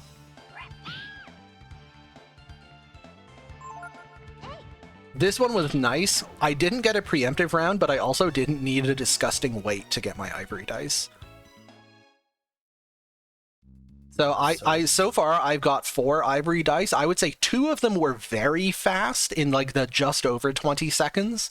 One of them was pretty good. I think it was like 22, 23 seconds. And one of them was a little gross, is like 24, 25 seconds. Importantly, they're all better than the 27-second one from Momo's Tower. Plus, they come with bonus experience on Momo. The bonus experience on Momo is relevant, because if you kill off both Nina and Ryu and have Momo kill the mutant, Momo will gain 1 level, go from level 10 to level 11. Irritatingly, Momo gains no strength at level 11, so that level does not help you kill the Dodai any faster. You need level 12 on Momo. And the experience from these bomber fights with Nina or Ryu killed off in at least some of them is just enough to get level 12 on Momo. Also, we can now appreciate a very clean mutant fight. You do need to do 1 round of Molotoving to remove its regeneration. However, because the mutant has all of this in-combat text, like mutant is in pain, mutant lost regeneration, all of those text boxes let me do more RNG manip.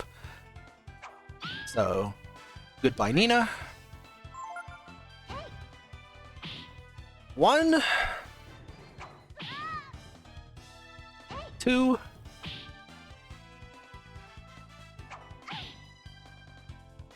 3. All 3 hits off a single auto battle command. Extremely clean. I guess it's nice because you didn't have to fish for the crits. Yep. So we got 4 dice and burnt 1 here to push up the extra level. Nope, we did not use a dice. We get the extra experience just from... The menuing was to use Molotovs.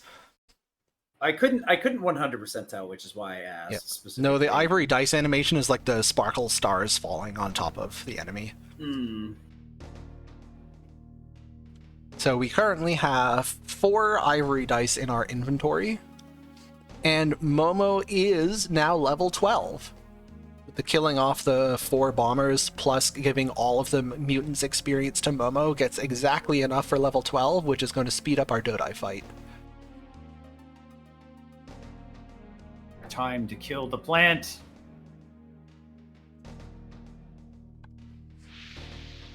So what is it? Do we have to win all 3 rounds in the tournament, or do we only have to win 2 of 3? No, you can't beat Gar. You always lose that one.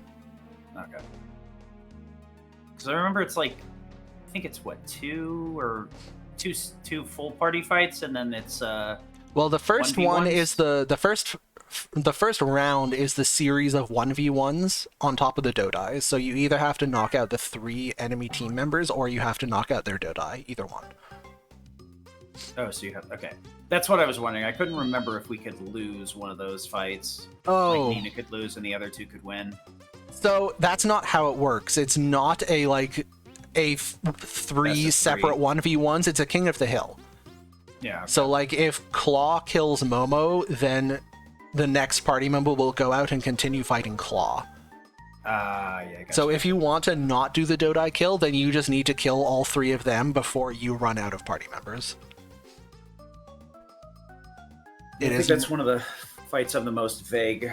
Yeah. Now, that said, you should never actually kill all 3 of the enemy team members because the Dodai is right there and gives you 3,000 experience. Take the free experience. Now, interestingly, previously we put Pekko in the party, switched to defense formation, and just walked out of here without any more random encounters. You may notice there is no Pekko in this party.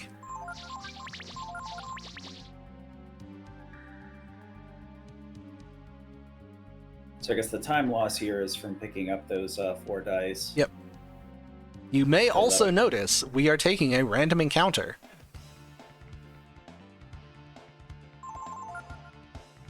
No more dice. We are, in fact, getting a 5th ivory dice. He's addicted, chat. Are these all going to be in the same fight? Yep. Oh. Well, shit.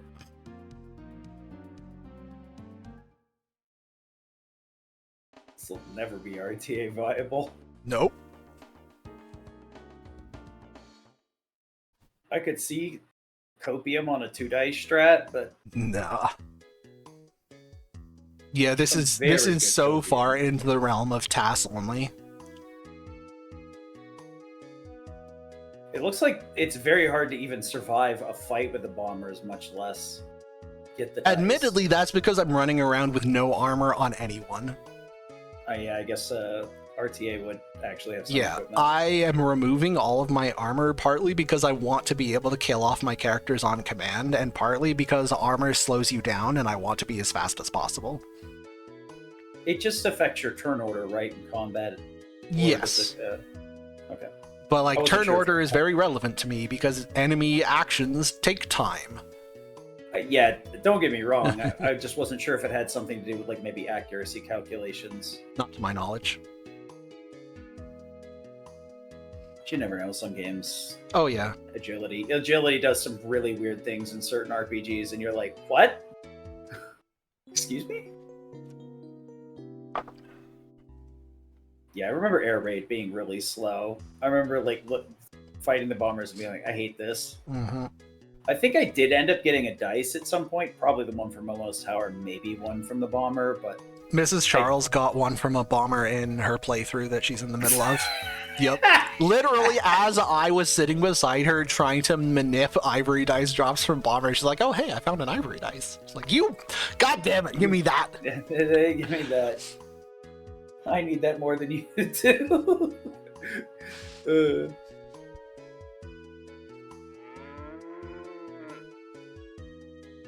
That's such a win more item. Mm-hmm. I don't think I ever like double dipped on it because I just assumed it would only use once per. Yeah, you kind of assume. You're so used to games that like deliberately avoid giving you exploitable options.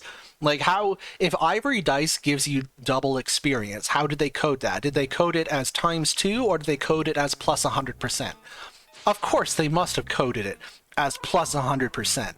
Because if they coded it as ×2, then you can just stack them and like, you get insane amount of experience. There's no way. Yeah, they did. It's just straight ×2. So 5 Ivory Dice is ×32 base experience. Now, there is no 6 dice strat because, yeah, it is ×32, but it is still subject to the integer cap. You cannot get more than 65,535 experience at a time.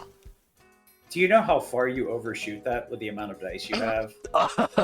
Yes, lots. That's what I was thinking. I was like, 5? No, 4 dice gets you 48,000.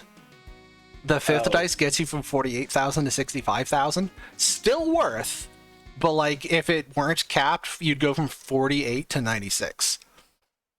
So I'm overflowing experience cap by about 30,000. Thank God it doesn't wrap around. I know, right? So, Well, I could have gained 10 more levels if this game wasn't programmed like crap. yeah. People who are hanging out in my Discord will know this already, but for posterity, so that it is part of the recording, I did both the entire 4 dice and 5 dice routes in full through to the end of the game. Yeah. Just because. Like, I wanted to choose the correct strat. I did 4 dice first. 5 dice is correct. My reasoning was, like, the first 4 dice get you from... So, using just the old 1 dice strat leaves you with a level 17 Ryu. The 4 dice strat gets you up to level 30. So, like, the extra 3 dice are getting you 13 extra levels. So it's about 4 levels per ivory dice you're using. The 5th ivory dice only gets you from 30 to 32. So it's significantly less efficient than the others. And therefore, I thought there was a reasonable chance that maybe 4 dice would be better, that the extra 30-ish seconds you spend getting the 5th dice, you spend like 20 to 25 manipping the drop, and then using the ivory dice in combat takes another 10 seconds. Because you have to sit through the ivory dice animation, and you have to sit through an extra attack from Claw. I guess the big question is how much higher the stat growths go per level. Yeah, Like, so I was... For 31 to 32 might have more stats than... The stat growths are about the same. Like, the growths are roughly linear. The thing is like, an extra 8 strength matters a lot more when you have 100 strength than when you have 200 strength. Fair. So I was thinking, like, okay, yeah, the extra points of strength probably not that important. And, like, to a degree, I was correct. Like, the extra strength from level 30 to level 32 isn't completely irrelevant. It does show up here and there, but it's not that big a deal. It by itself does not justify the entire 40 seconds I spend getting and using the 5th ivory dice. Oh, I mean, you do get extra out of the last resort as well, too. Yeah, that's only on Maria, and for reasons that will be clear later, that's not an issue. Gotcha. However, there is another benefit that going to level 32 rather than level 30 gives you that did not occur to me until I actually started doing the route.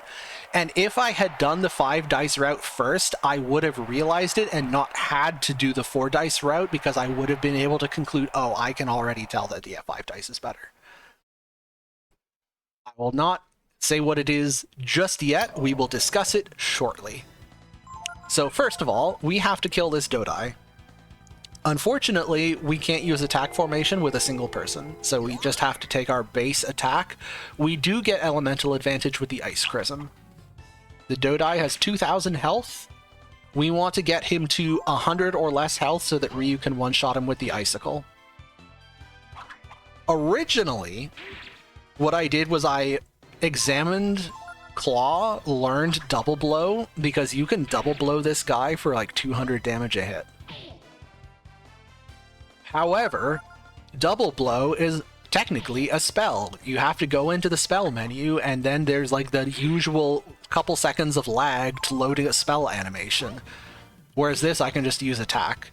So even though these damage rolls are much lower than Double Blow, it ends up being a few seconds faster. It's shockingly close, but it is better.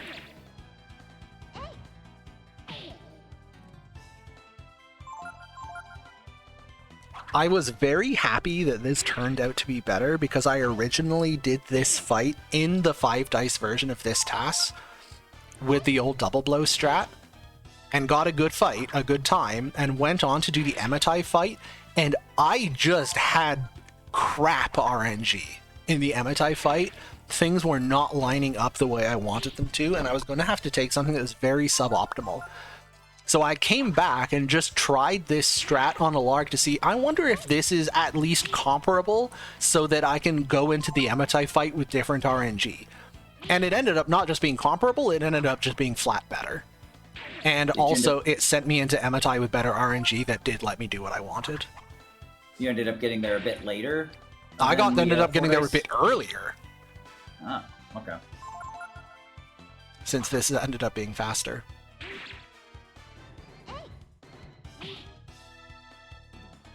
Chunky boys. So you can see that I'm hitting for high 130s. Without the extra level 12 on Momo, which gives her 2 points of strength, these would be low 130s average, and I would have to take 1 extra attack. So that extra level on Momo saves the turn cycle here.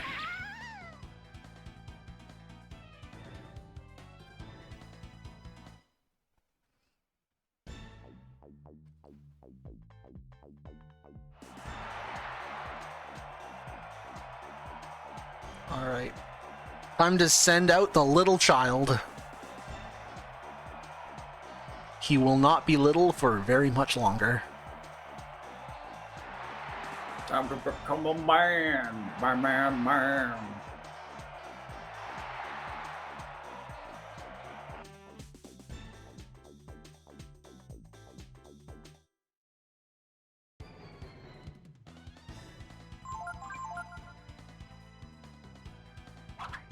Annoyingly, Claw will always use Blind on turn 1, so you have to... Blind is slower than an attack animation because of the spell loading time. Even though it uses the same attack animation as a regular attack, it's still slower because the game still loads. But after that, I can just manipulate regular physicals.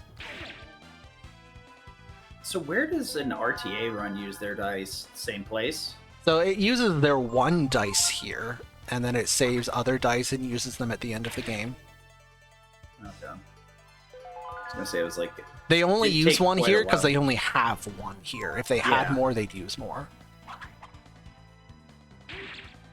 So I guess the Dodais are just that big of a... Yeah, nothing anywhere near here gives you 3,000 experience. Like, you're talking, you don't get this kind of experience until you're fighting Ammonites near the end game. Gotcha.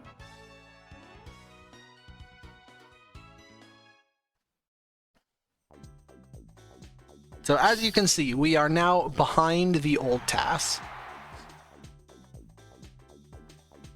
That will not be the case for very long. What level were you exiting here in the previous? 17. Instead, now we're 32. Just about double. Yep. Now, it says we're 33 seconds behind. We spent more than 33 seconds farming the dice. It's just that I had other improvements that saved time elsewhere, like saving a minute in the early game by having Ryu killed off. So, I would say... It definitely would have been worse, yeah. Yeah, without you those other also... improvements. You spend 27 seconds in the old route getting the ivory dice in Momo's tower, so only 4 dice are losing time. I would say I spent roughly 2 minutes of time dice farming. I mean, even then, it looked very clean for the dice farms. Oh yeah, Quick. like each of them was like in the low 20s of seconds to farm the dice, and then another 10-ish seconds to use the dice. Oh my lord, he bought a weapon. He bought He's a weapon. planning on hitting things. Yep. Let's go. Okay, so poll for the chat. What kind of numbers do you think we're going to be looking at when Ryu starts hitting things with his stick? I'm gonna... If you've seen screenshots in my Discord, that's cheating. Do not answer. Right now, I'm gonna throw out a wild 325. Let's... You're looking for a 325 damage. Okay, That's is that base or like probably on a crit? Yeah, we'll say base, and then what is it? Crit ends up at around 550. I don't... It's 69 420. If only life were that simple. Where's Blank? He could probably give us a good number. I know. Nice, tasteful bush percent. That's how much damage. Positive energy values. I don't know. With this level, we might start rolling things over.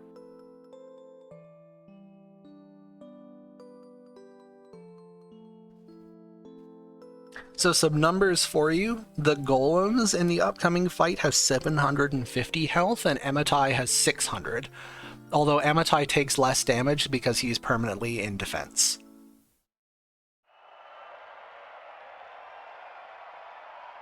Good old Arby's problem. Go for the lower HP. Yes, certainly we do. So previously, I was 3-shotting the golems here and 3-shotting Ematai with a little help from Momo. I'm fairly certain that each one of the golems is going to last at 1 turn max. But we'll see. This first hit's really going to kind of show how... So actually, calibrate. the very first damage number you're going to see from Ryu here is a non-crit. In fact, the first 2 are non-crits. Oh, I think that tells me exactly what I need to know. Yep. If they're not crits, there's a reason, which means he's going to one-shot them. Well, we'll see.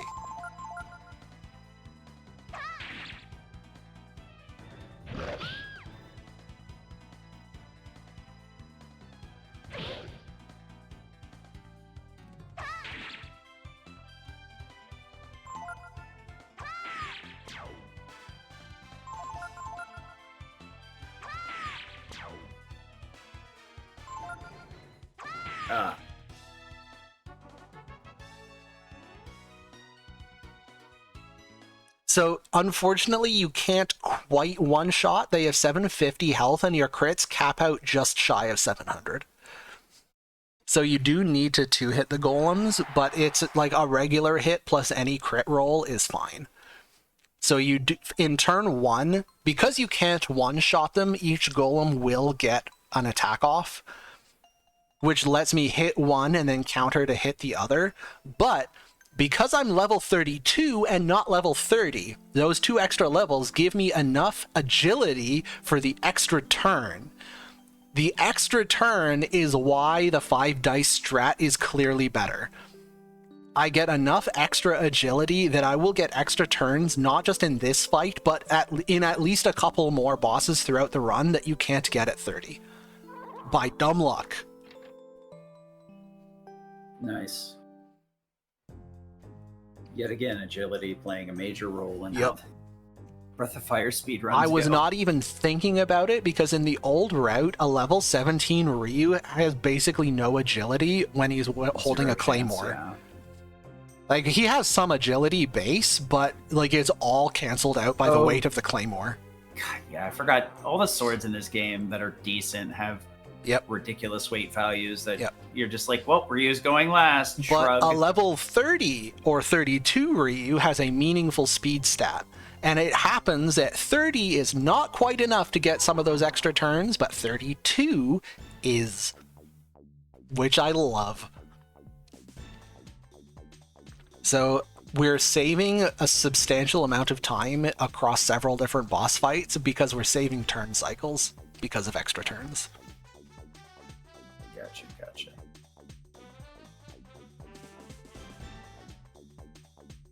For example, you notice that we saved like basically 30 whole ass seconds in just the Ematai fight. And like, it really was that much faster than the old strat.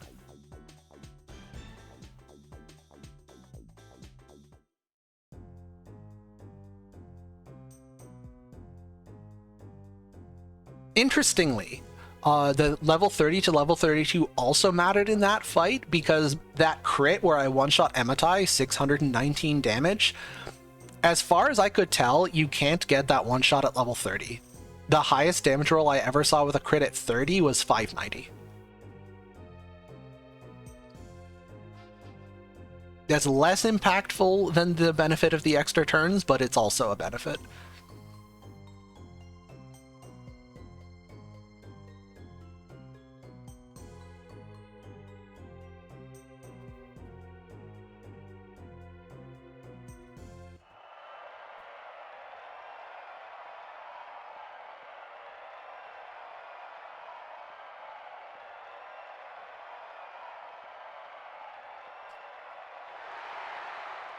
Okay, I think after the Gar fight, we have a few minutes of yapping. I'm going to take that opportunity to stand up and stretch and pour myself a fresh coffee.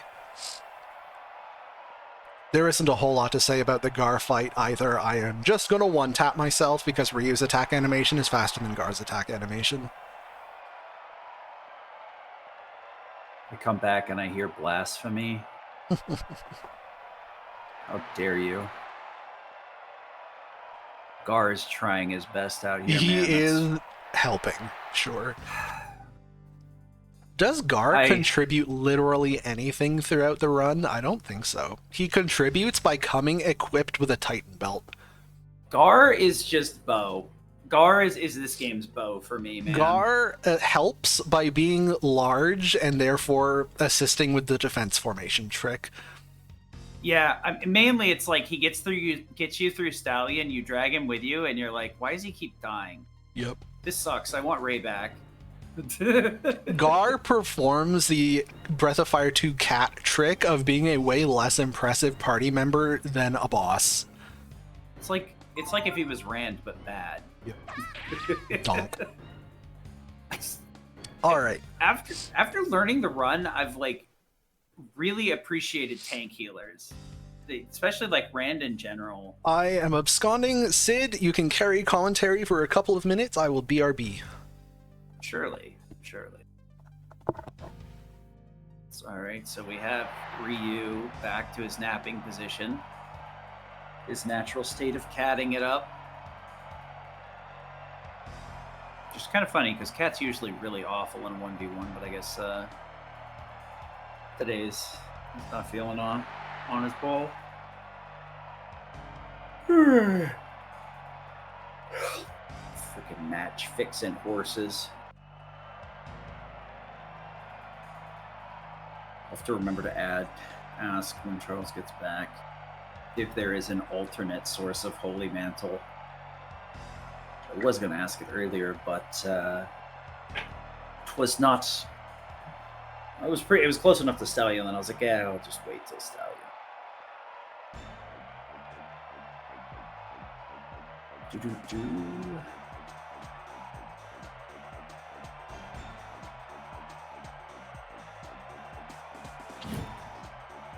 The only thing I think I find particularly frustrating with this game, but I mean, it's in service of the story. It does kind of frustrating that it's like you assemble your party and then everybody's blown to the winds the second half, and you have to reassemble your party.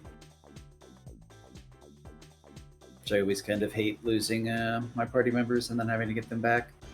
But I guess when you're a TAS and you can run Ryu.exe, what's the point?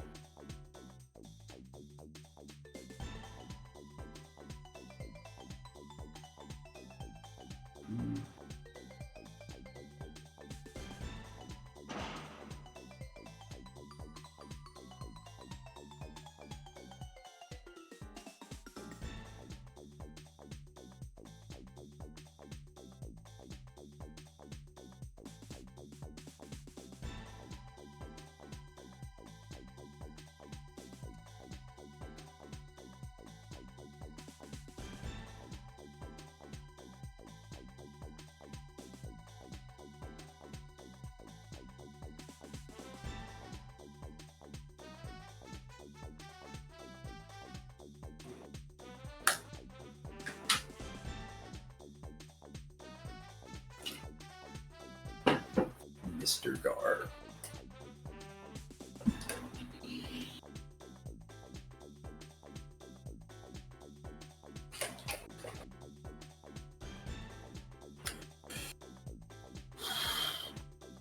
What a perfect time to take a break. Story beat. I would say, though, arguably, like, this game has a ton of strong story beats, and the Stallion and finally being able to be rid of these two clowns is such a nice one.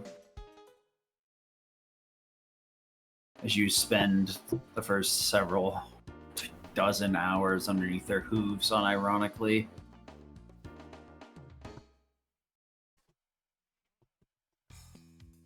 Okay, I am back, and it seems I am back right on time.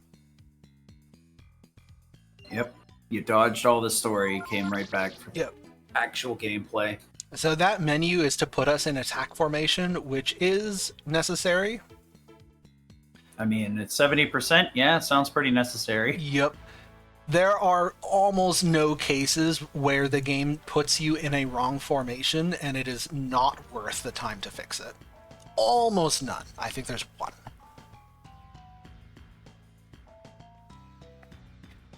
As a rough estimate, menuing to fix formation takes roughly 4 seconds. And roughly 4 seconds is almost always worth it.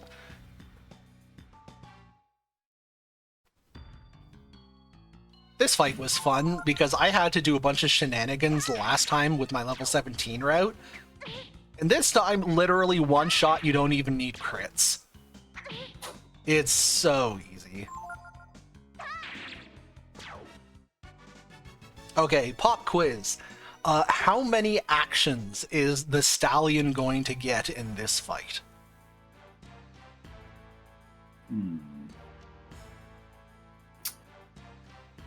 2? All right, we've got 2 let's be from generous. Sid.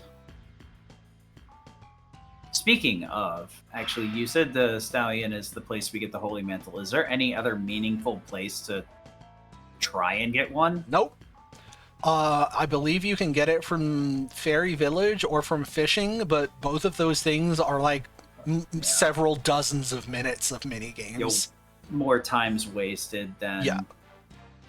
just biting the bullet. Yeah.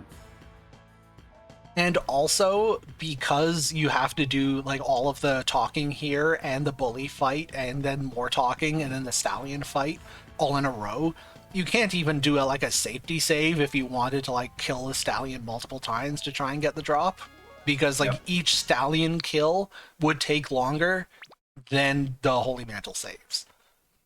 So it really just is you get one chance. You get it or you don't. And if you're a human, realistically you don't.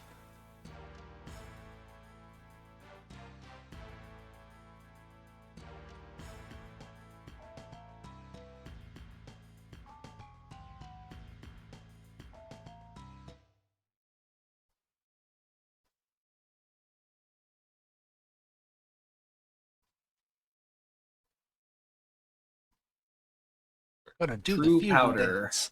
Yep. I will say casually, I'm like, what? What the heck?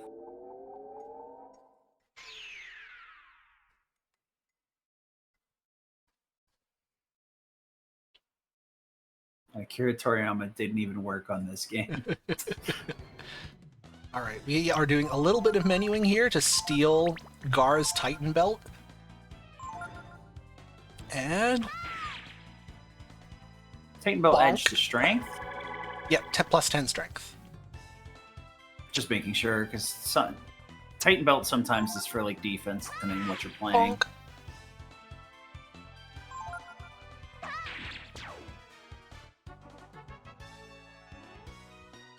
This is like 2,500 HP or something. 15. 1,500. 15. Just So, add another 1,000 there because it was so much fun. Here's the thing. Like, the fact that I 3-shot him is not surprising. Like, I'm doing 600-ish damage. Of course I can 3-shot him. What's important, though, is I needed to kill him not with 3 crits, but with 2 crits and a regular hit. The reason is I'm going to be doing a 1 in 64 RNG minute for the drop. Crits are also on the order of 1 a second or something. If I have to kill him with a crit, then on average, a crit that gets the drop I want is going to be 60 seconds of waiting. It's almost guaranteed that I will not find it in a meaningful amount of time. I need the killing blow to be a regular hit so that every frame I can check. And do I get the Holy Mantle on this frame? Do I get the Holy Mantle on this frame? I need to basically only manip for the Holy Mantle and not be manipping for anything else. So it was important that I be able to not just kill him in 3 hits, but do enough damage with the first 2 crits that even my low physical damage rolls on the 3rd hit will kill him. Which I did just barely. Those 2 crits at the start of the fight, especially the crit on turn 1 was like 660 something, I think. That was like the very, very tip-top damage range of Ryu's crits. It kind of stinks that the way the attack formation works is like, even if you poke with Gar, you don't really see a lot of meaningful damage. Nope. I was doing experiments with that, so like I was trying a bunch of different branches to see what I could find before I eventually found this one, and this is definitely optimal. Like, the only way to do better than what I found is to like do different stuff earlier in the task and come in with completely different RNG. With the RNG I had available, there's not going to be anything. But previously I was trying strats with like 2 crits from Ryu, an attack from Momo, and a physical, or like 2 crits from Ryu and a counter and a hit, stuff like that. But yeah, getting this strat to work requires you to really, really high roll those 2 crits.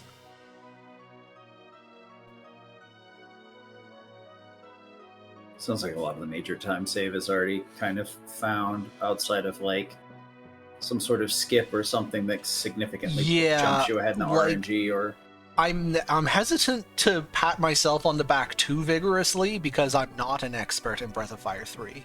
Like, I know much less than I do in Breath of Fire 1 or 2. Maybe at this point I know about as much about 3 as I do about 1, but certainly way less than 2. So I'm prepared to be wrong. But I think I have now picked all the low-hanging fruit.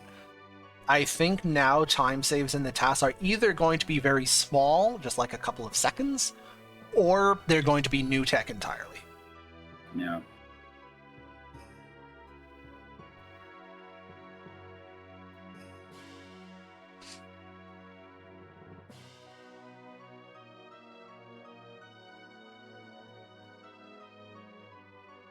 In theory, one place where time saves could exist are situations where, like, there is a hypothetical boss kill that's really, really good, but it's also really, really rare, and I wasn't able to find it.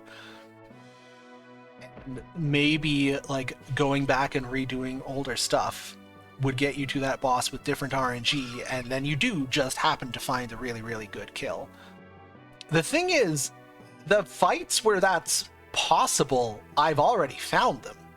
Like, all the fights where you can realistically save that kind of time with, like, crit counter crit turns, I got them. Like, I have a crit counter crit turn against the new. I have a crit counter crit turn against Rocky. I have one against Amalgam. There's just not that much left. I could get a hypothetically more optimal new fight by having fewer counters from the new, but again, that's only a couple of seconds. It's not big. Yeah.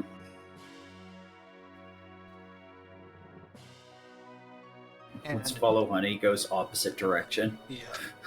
So, like, now that I have Ryu's level 32 plus Claymore, like, the last 2 bosses, each golem got off a single action, and Stallion got off a single action, and none of them are one-shottable. So, like, that can't be improved. I've already got the minimum number of actions for each of those fights. So any improvements are just, like, shorter manip waits. There's no, like, skill that you could manip that would nope. give you more damage. I mean, even if there were, would it be worth the time it takes to use the skill? Like, yeah, true. I could one-shot the golems by casting Last Resort, but that's a slower fight. Yeah, gotcha.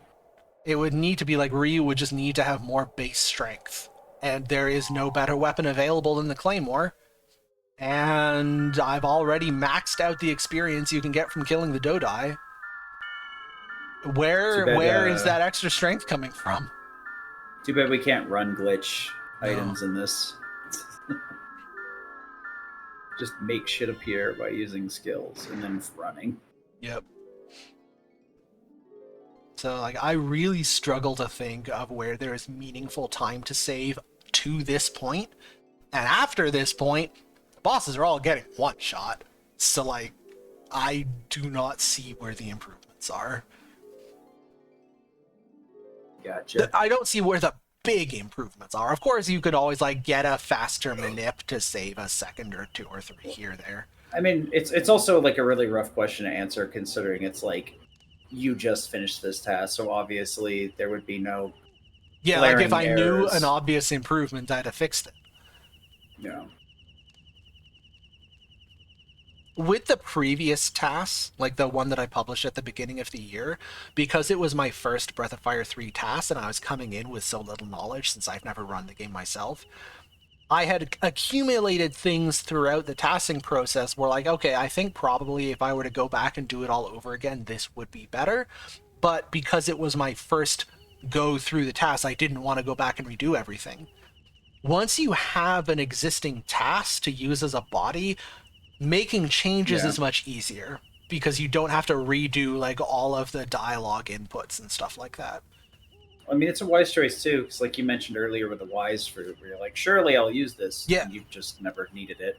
one of my So recommendations, especially if you're making a task of a really long game like an RPG, just do the first one. Get it done before you start improving things. Otherwise, like you won't know a lot of the things that need to be fixed until you've actually finished the game and seen how everything shakes out. yeah, there's another thing too, is you may stumble across better answers Yep. being later in the game. Like, wait, no, this is really good. Can I get this earlier? I can. If I had in the previous task, if I had done a lot of going back and fixing things and changing things and going back and redoing them again, most of it would have ended up being wasted time because the improvements would then have been further improved when I made this one. Yeah, it's a lot of layering. Yeah, whereas when I was making this task, like I finished my update with the 4 dice route, and I was like, okay, now that I've done the 4 dice route, I want to test the 5 dice route. And like doing the entire 5 dice route, which was like redoing the task from the dump onward, took like less than 2 weeks. Like, admittedly, I was kind of no-lifing it for those 2 weeks, but like compared to the many months it took to make the first one, it's not that bad.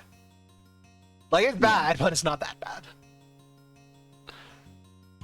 Gotta do something to stay sane, for sure.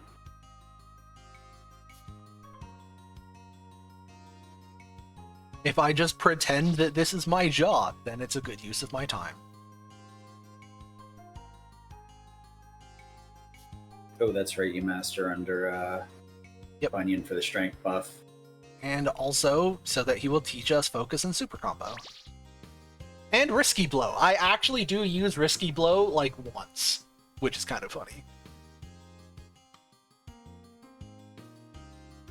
Risky Blow is another jump equivalent. Like, Risky Blow is a spell that you either crit or you miss. And it's not worth doing because its average damage is just worse than regular attacks. And it's not worth doing in a speedrun because as a spell, its animation is slower than a regular attack. But if you unfortunately end up in a glut where you have like 3 full seconds and no crit frames, then you can use Risky Blow. No, you have to do is manip it actually hitting versus. Yeah, and manipping Risky Blow hitting is way easier than manipping a crit, because Risky Blow will hit like a third of the time, whereas a crit is like 1 crit in 30 frames on average. Something like that.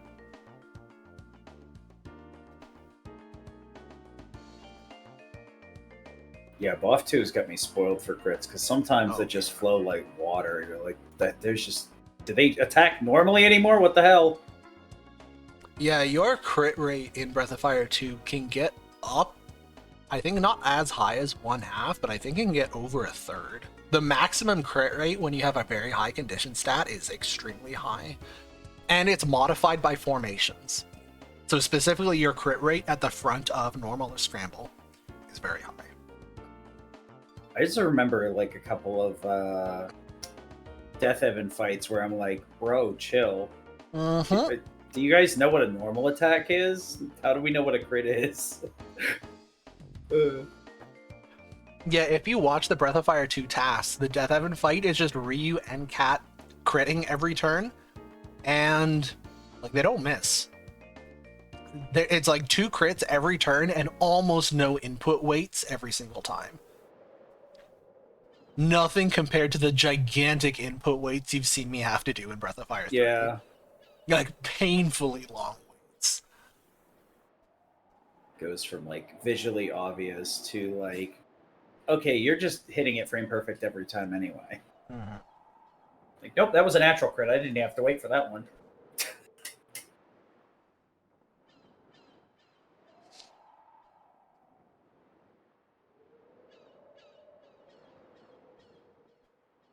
This bridge will be funny later. We will return to that thought in like an hour and a half.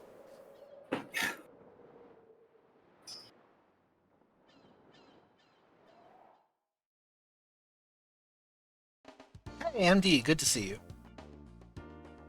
How are things?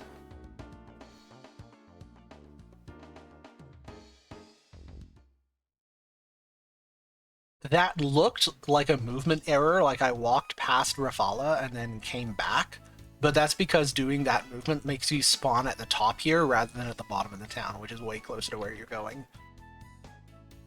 I also do that trick much earlier in the game, entering the farm near McNeil Manor. You want to enter the farm from the bottom rather than the top.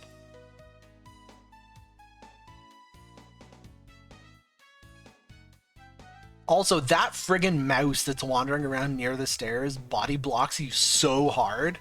I have to do a non-trivial amount of RNG manip to make him stay out of my way.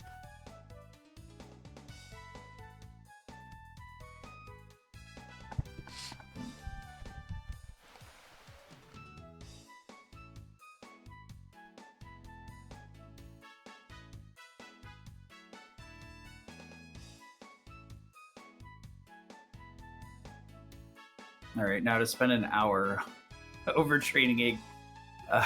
Yeah, doing this segment casually, you spend a lot of time here. Fortunately, we will not have that problem. I've seen a few videos of like I may have overtrained Bade too much. Yep. It's almost like a rite of passage with this game. It's like, all right, Iggy, fudge you. I got a surprise. And it's Bade. Because you're going to obey the law after this one.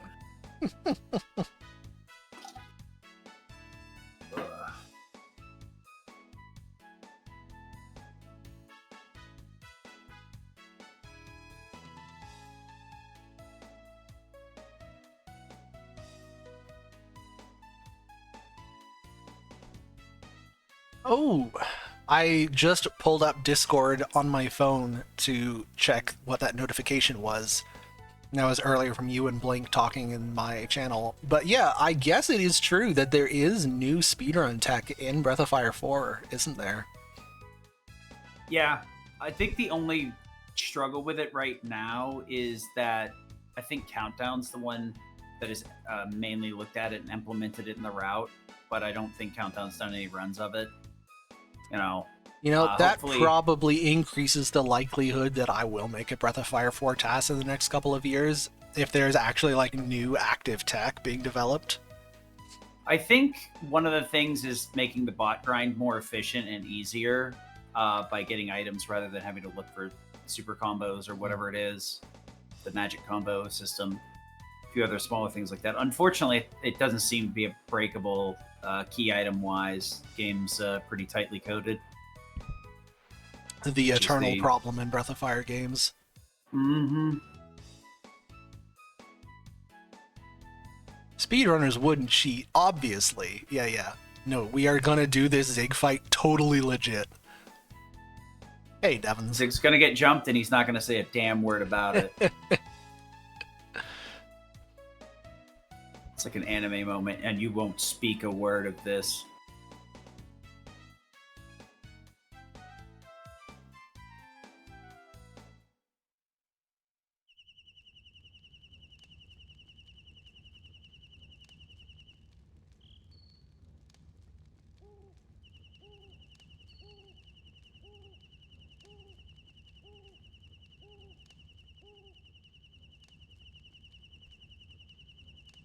Will say, I do really enjoy the cozy little camping moments where they very much focus on the characters, and not only have they have these conversations, but then they have these character moments like Momo and Honey just kind of wandering around the edge of the camp. I'm just watching Honey chasing Pecco the entire time. Mm-hmm. You know, the vibes are immaculate. It to roll back to the Kara Toriyama references, like it gives some like Gregory and Bubbles vibes on King Kai's planet.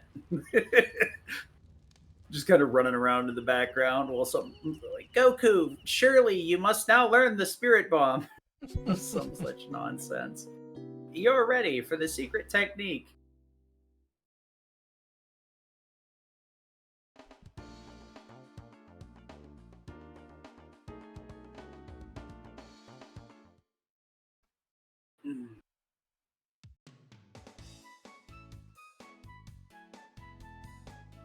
Dwarf.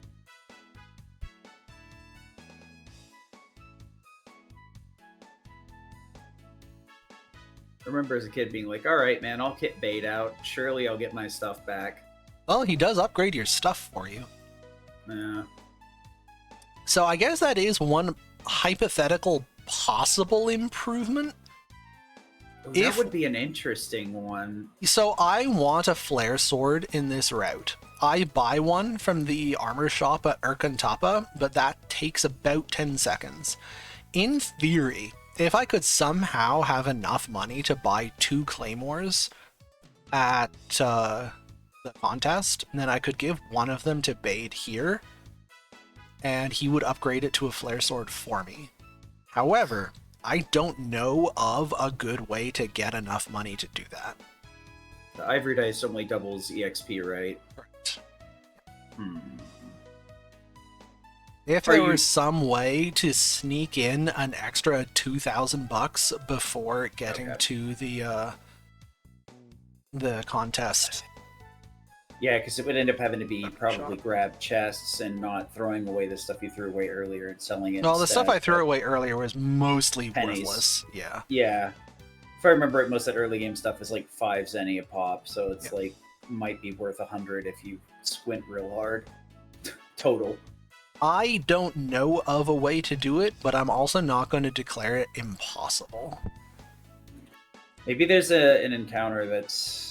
So high the thing value. is you're saving a 10-second trip to an armor shop, and encounters Yeah. cost more than 10 seconds. Fair. Fair. Maybe you could get something with the in the same fight that you're farming the Ivory Dice from. Now, funnily enough, there is an equipment duplication glitch in the game that would do it. Unfortunately, you can only duplicate equipment that has like an item cast effect, which the Claymore does not.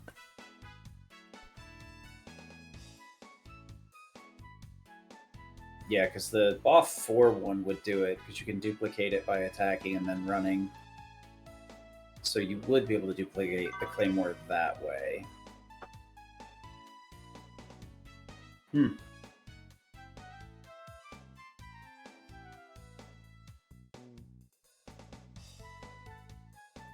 So, fun fact, we just gave Bade a clothing and a dagger. We gave him what Ryu started with at the beginning of the game, which is why we've hung on to it. Could you go with something weaker and give him the Claymore here then? You could, but you don't want to. Okay. Like, you are still going to use that Claymore several more times. Yeah, because I wasn't sure how fast he repaid you. Well, I mean, he gives you the flare sword back very quickly. The problem is now I have a flare sword and not a claymore. And, like, I need the claymore. Oh, yeah, need the Claymore both. just has higher physical. That's actually not the issue. The problem is that the flare sword is a flare sword. It does fire damage, Fire. and there's a meaningful the- number of bosses that resist fire. Yeah, the mountain and the lava zone. Yeah. That one, Gar has fire resistance, Mikba has Geist. fire resistance, Geist has fire resistance. Geist actually just absorbs fire straight up. Yeah. Okay, I gotcha. Yeah. You get a shocking amount of use out of that Claymore precisely because of that.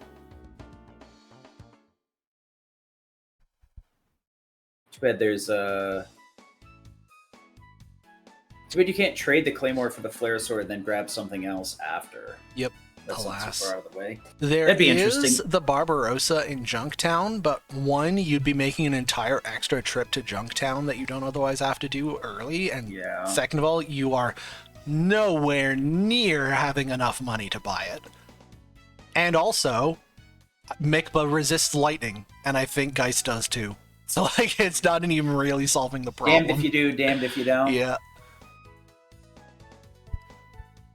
That's the thing I always have fun with routing, task routing in general is the Junkyard theory crafting. Dave, could you catch, duplicate a fish? Hello, welcome. You could catch a fish, but again, the fishing takes more than 10 seconds. Yeah, we talked about it earlier that fishing and any other the like mini games where we could get neat stuff from, specifically the was it Holy Scarf? Holy Mantle, yeah. Holy Mantle that reduces our encounter rate is like just unviable because the amount of time it would take.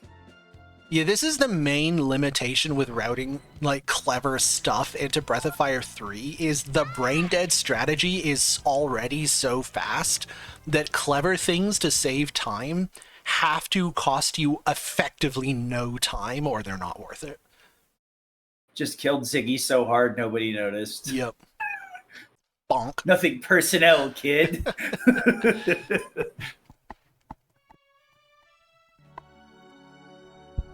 That's what you get for having a monkey as a referee.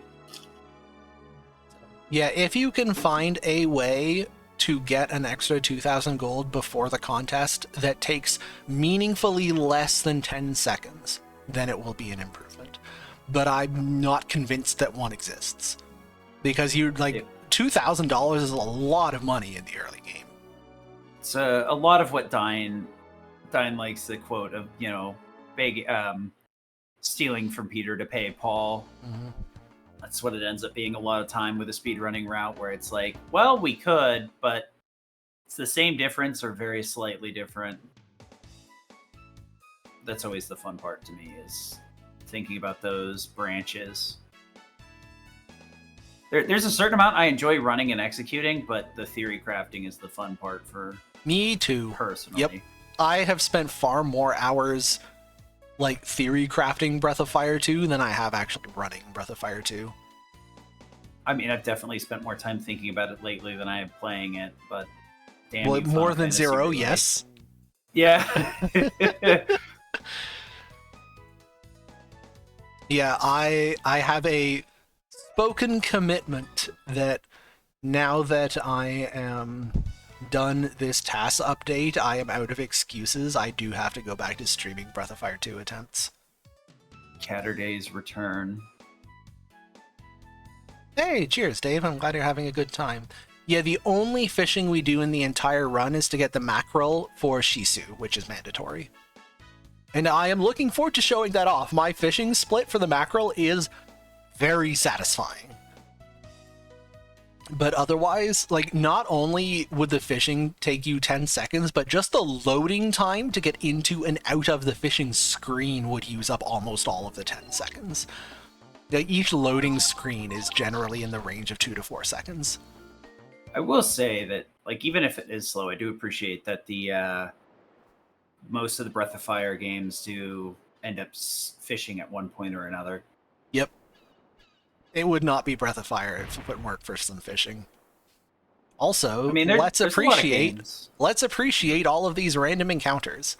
Please observe, down below the splits, you can see the step count and the danger limit. When the step count is over the danger limit, the game will attempt to spawn a random encounter on every step.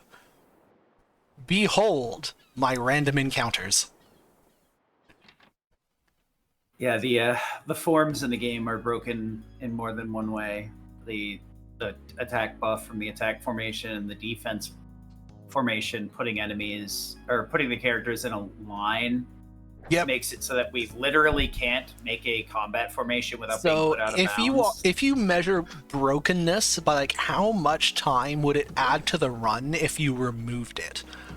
As much as like the 70% attack boost from attack formation sounds broken as hell, the just avoid random encounters entirely effective defense formation is way more broken. I mean, yeah, it's like I don't even care. It's better this way anyway. Oh, You're just agreed. gonna run from every fight Yep. anyhow. So The like, the encounters would not be interesting. This is better.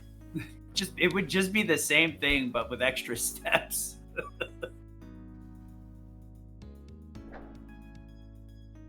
So for those, anyone in chat who is not familiar or who just showed up recently, all of the movement that I'm doing here probably looks suboptimal, like I'm not taking the shortest possible path from point A to B.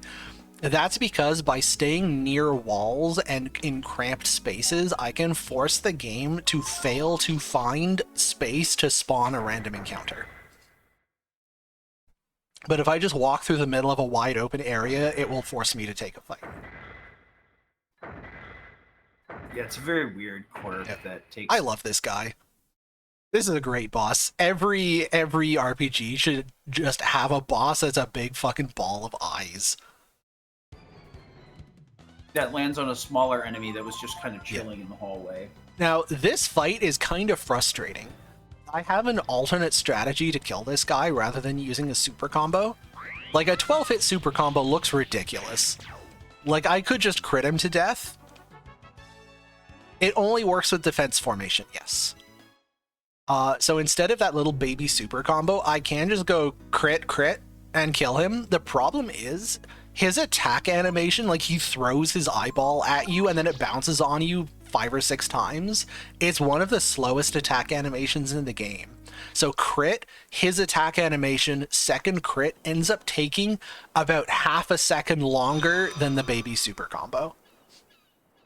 Ordinarily, 2 crits plus an enemy attack should be substantially faster than a super combo, even a short one, just because the super combo load up time is long.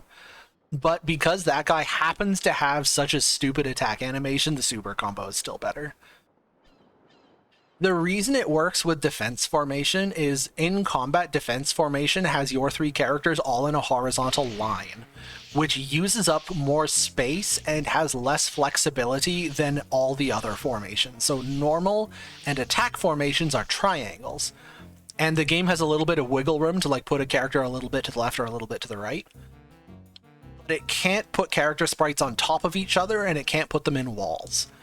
And defense formation, forcing the game to put all the characters in a horizontal line and not overlapping, means that if you're walking along a wall, it simply can't spawn a fight. Yeah, the other unspoken part of this that we glossed over is that Gar and Peko... Gar is obviously very big, but Peko isn't. Though when you attack with Peko, he transforms into the big buff form when he punches. Yeah, Peko uses up the same amount of sprite space as Gar so that he can do his big transformation without overlapping. Yeah, so having either Peko or Gar, or both if you feel so inclined, also adds to the defensive formation, so making it nigh impossible to get an encounter. Any 3 characters in defense formation can walk along a flat wall without spawning a fight. However, going around corners is nearly impossible, because when you're going around a corner, there will be space in some orientation to spawn a fight. What you want to avoid that problem is have either Peko or Gar in the middle of the defense formation, because however it spawns that fight, whether it puts you along one wall or along the other wall, the middle character is going to be at the corner. And if that middle character is Peko or Gar, then their big sprite area will overlap the corner, and therefore the game will not be allowed to spawn a fight. Therefore, we get through that entire dungeon with 0 random encounters, even though we took like 1,500 steps. The game is very mad with us. It dawns on me that there is some level of irony that defense formation, like, just straight up defends you from combat. It does what it says on the tin. Speaking of mini games and side quests,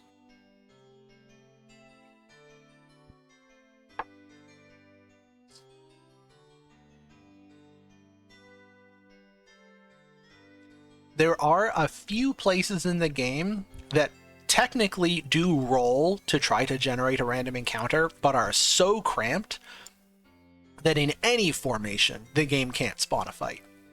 But there are very few of them. And they're generally like just little, very small segments of a longer area. Yeah, so for example, in the dump, when you have that conveyor belt with the boxes that you slide up and down, the exact area where you walk over the conveyor belt, even if you're not in defense formation, the game won't be able to spawn a fight there because there's basically no space. However, as soon as you move further down the corridor, there's more space, and then you'll get a fight if you're not doing defense formation. Yeah, casually the mini games, and I think this entire series are pretty strong. They offer like a lot of reason to interact with them rather than going in, doing it once, and then being like, "Yeah, this is boring, and whatever I get from it's not worth it." Oh yeah, this fight. I love this scene.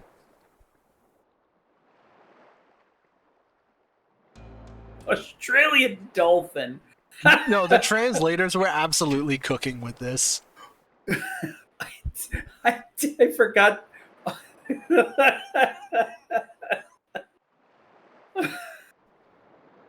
I've only ever seen the boss name in like the last decade. I forgot about that.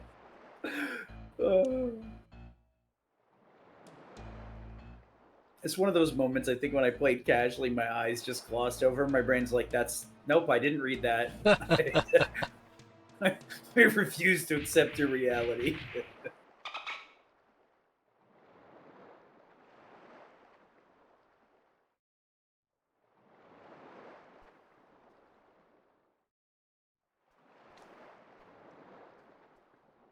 There's another thing that I really like about this level 32 Ryu route. With the old level 17 route, the boss fights feel very boring because you're basically doing the same thing every time. You're just doing focuses and then you're doing super combo. And the higher level makes it more interesting because there's a more realistic chance of killing a boss in some other way than just pure super combo. Which is not to say, like, we will still be doing a lot of super combos, but there's more to say about it rather than, yeah, we're going to do 2 focuses in a super combo because it's the only way we can possibly do 3,000 damage in one hit. Being such a high level gives us more things to consider. Oh yeah, for people that did just come in. Yeah, we're level 32 because we stacked ivory dice, which just doubles EXP with no cap. Well, besides the integer cap, cap. yeah. So we Yeah. got 65,000 experience from the Dodai. About an hour ago. So yeah, we're mid end game levels on Ryu right now. We are a big little guy. Ryu is currently critting bosses for in the neighborhood of about 600 damage. Yep. And as you saw with the super combo, we can get up to 4 if you're really feeling frisky. Yeah, if we were to just drop a full 32 hit super combo on top of a boss at this point in the game, it would be doing around like 2,000 to 2,500 damage.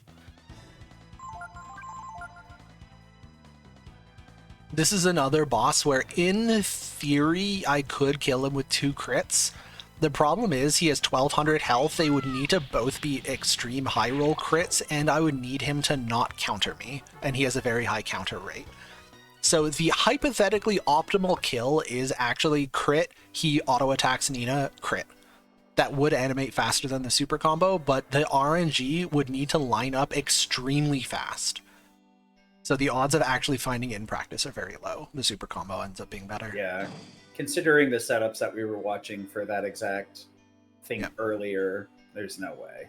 Yeah, the 2 crit kill would be faster in animation by a little less than a second, which means you'd only get to wait about like 20 to 30 frames for your RNG minute for both crits.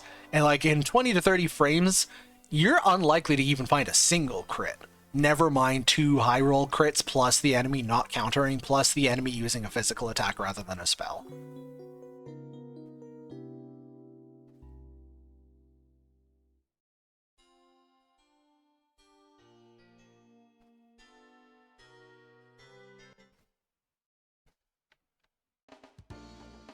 The next boss, however, is very interesting. We'll be there in a few minutes.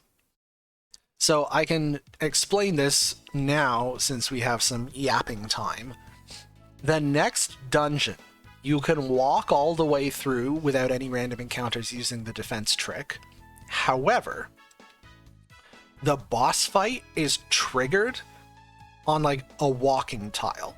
It's not that you talk to someone or you enter a room. Yeah. You actually are just like in the middle of a room, and then you take a step and you've stepped over a trigger line, and that starts a cutscene that will turn into a boss fight. And the thing is, that step can produce a random encounter before it triggers the boss cutscene. And for the boss, you want to be in attack formation. G-Worm, I'm looking at you. Yeah, but like taking the step in attack formation will generate a random encounter. And I could not figure out how to avoid it last time, so I just got the one random encounter. But Zeal told me it is possible to skip it. I do not know why or how, but he's right, it is. There is something funky going on in the game's code, and this will also come up again later. Something about how the game attempts to generate encounters is weird. And what's weird is that this is not an RNG-based thing. Which is like what you would assume it is. You're like, okay, well, if it happens sometimes and it doesn't happen other times, it must be related to RNG. It's not. What I mean when I say that is, in the original task, when I got one step before that trigger line, no matter what, no matter which frame I tried to take that step on, it would always generate a random encounter. In this task, what I found is I took a slightly different path through the volcano. I arrived on a slightly different, I arrived at that trigger line in the same place, with the same party, in the same order, in a slightly different way, and now, when I take that step, it does not matter what frame, I would never get a fight. It is not RNG related, it's not party related because that's identical between the two runs. It's not step count related, because what I found in my testing is I can take two slightly different paths through the volcano that arrive at that trigger line with the same step count. One of them will produce a fight and one of them won't. I do not know what it is going on under the hood that causes that fight to be skippable, but something is. There is something that is not obvious, like it's not RNG, it's not the party, it's not just the raw step count. Something else that like can be different from run to run is determining whether or not you get that fight. I have no idea what it could be, but it's none of the obvious things. Wonder if it's some sort of subframe shenanigans on when you like enter the map It or something could like that. be? Yeah, like I do not know. What I can tell you is like I'm going to take this walking path through the room. I'm going to stick close to walls to avoid encounters.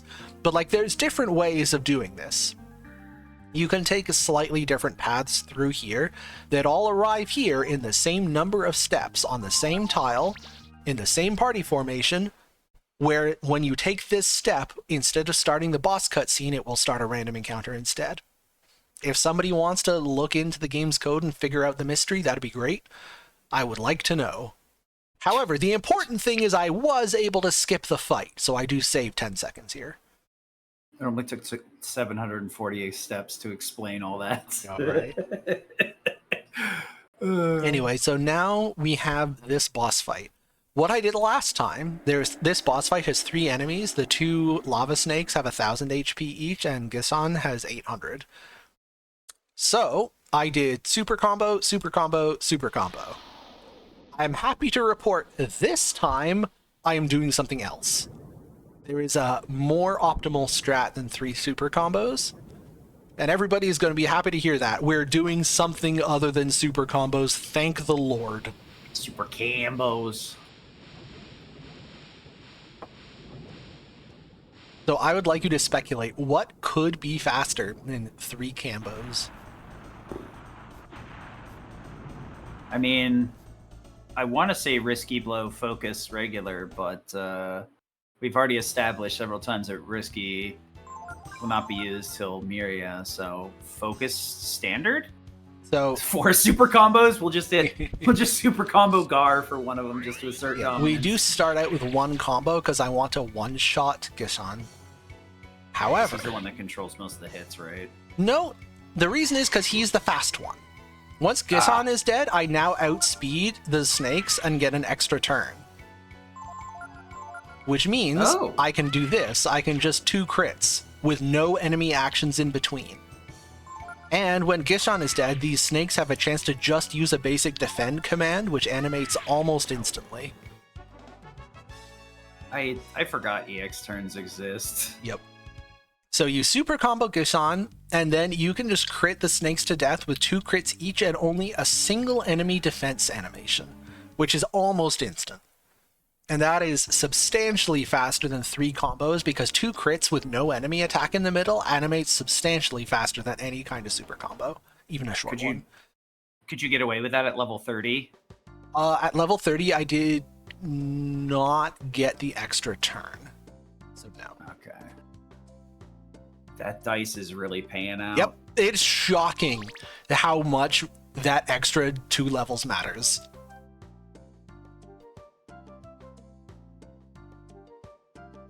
This is the flame sword. Yep, that was me buying the flare sword. We will need it for 2 bosses? Yeah, 2 bosses. I wouldn't know. Every time I pick up a weapon, I just end up selling it immediately. Unless it's in a fishing hole.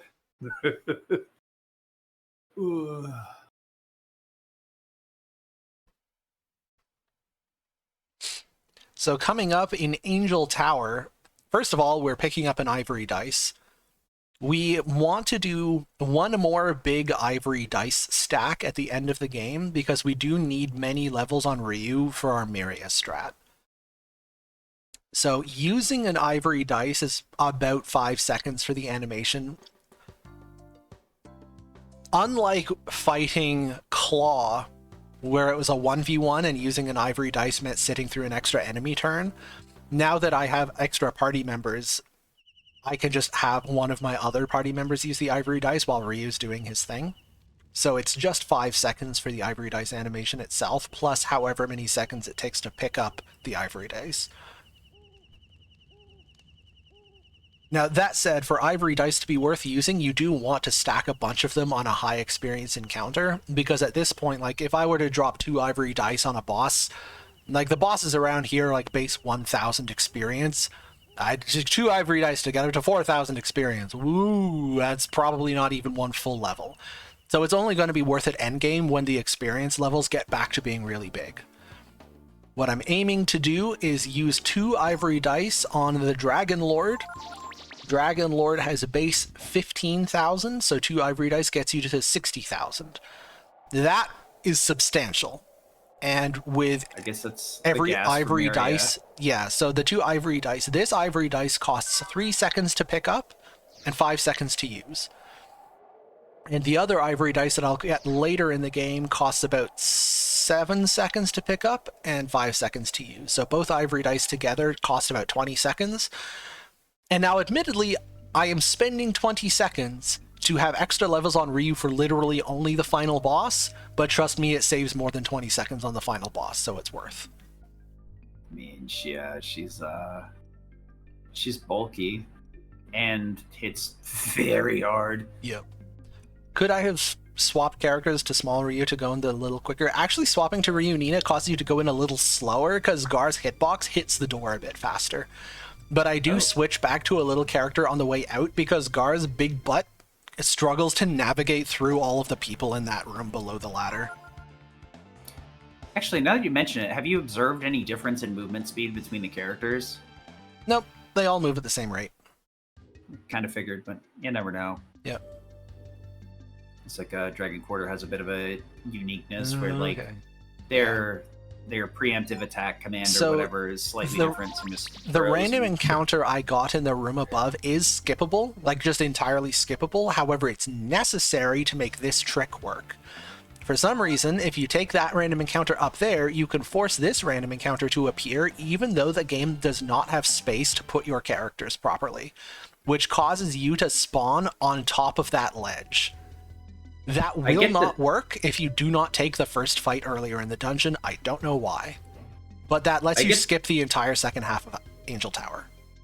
I get the feeling there's probably more places where that happened, and they caught most of them. Yeah, seems like it. As if that happened there, it probably happened in other places. They just missed this one, which is pretty nice. Preferably, they'd missed all of them, but Yeah. take So- what I can get. The two encounters together take you about 25 seconds, but skipping the entire second half of Angel Tower saves Minutes. way more than 25 seconds. So it's Yeah, easily Angel worth Tower it. is. It's a big dungeon.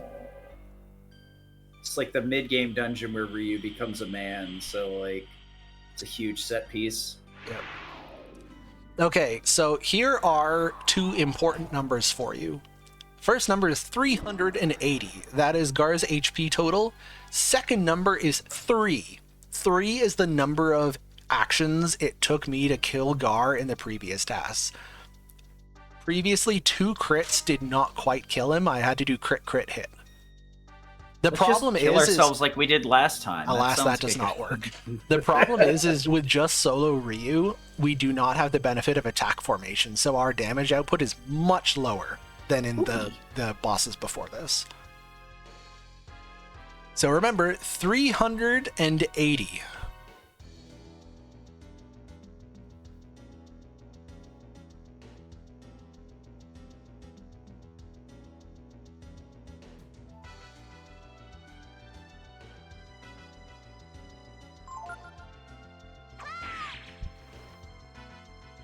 This is such like a weird paradigm shift for Gar too, character-wise, because he's Yep. like, he spends the entire time like looking after you, and then at some point he's just like, you know what? Yeah, I'm supposed to kill you. I probably should do that.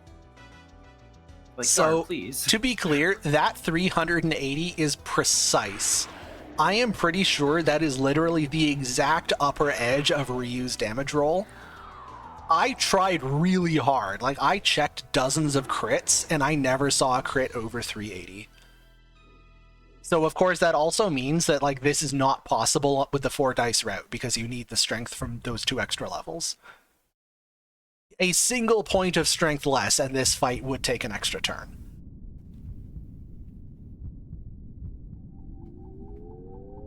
And this is the point at which we can very clearly see that the 5 dice route has outpaced the 4 dice route.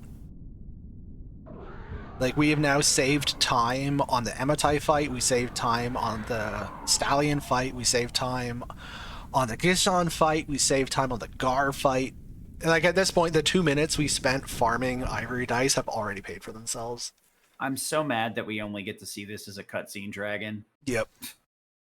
Yeah, you should be able to transform into Kaiser rather than Kaiser Ryu just being like gold Ryu. Or at the very least, like, use it as an animation for an attack. Oh, rather it than does. just kinda like Kaiser Breath. yeah, it's like a Yeah. yeah, it's a transparency effect. It like pops up and then you like do the attack with the regular thing though. I think. Nope. It's been a while since I've Kaisered, so you might be right. No, like that sprite does fly into the screen and do a big nuke. Oh, okay. But yeah, you cannot transform into Kaiser in combat. Kaiser. Yeah, you only get the gold transformation. Alas, that is one point where I disagree with the devs. Yeah, so if your whole series is going to be focused around dragons, you got to kind of make a spectacle of it.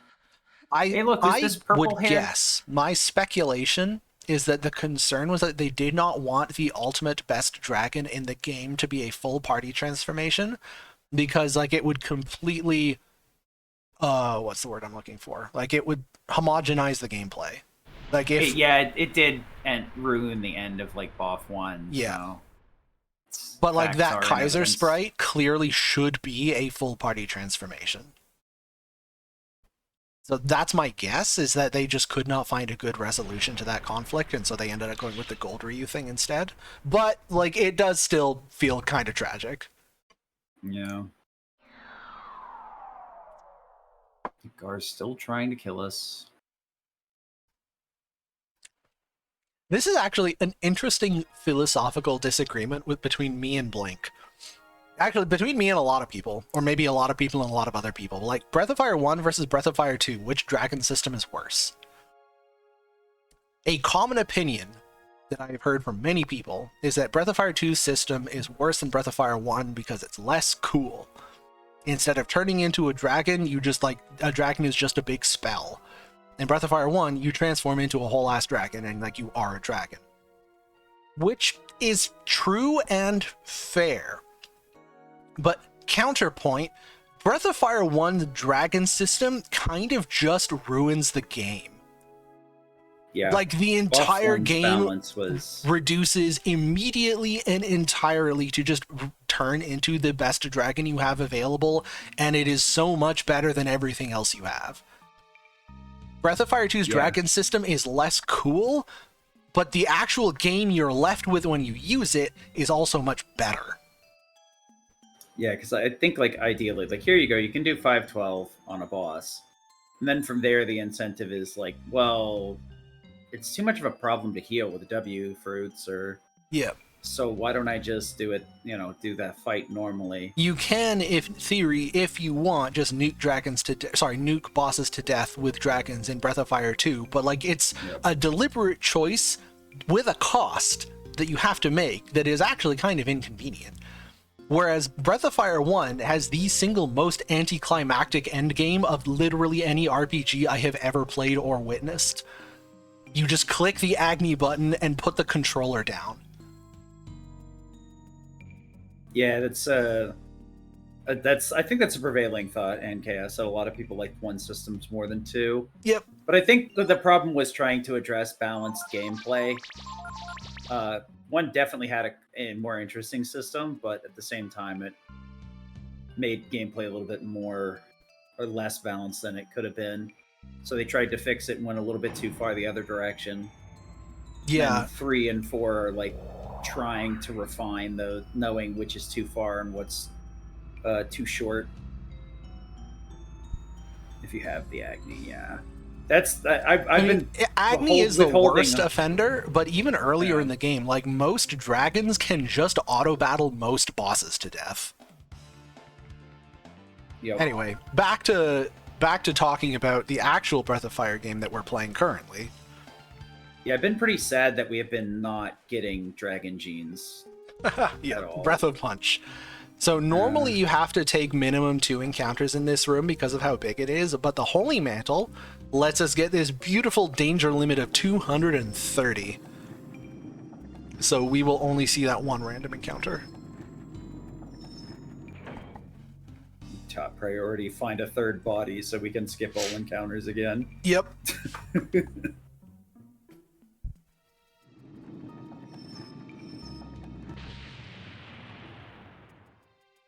And this poor dude just never stands a chance. Oh yeah, no, this guy is getting absolutely obliterated. This fight is strictly binary. It's either you get dumpstered or you dumpster the zombie dragon. There's no in between.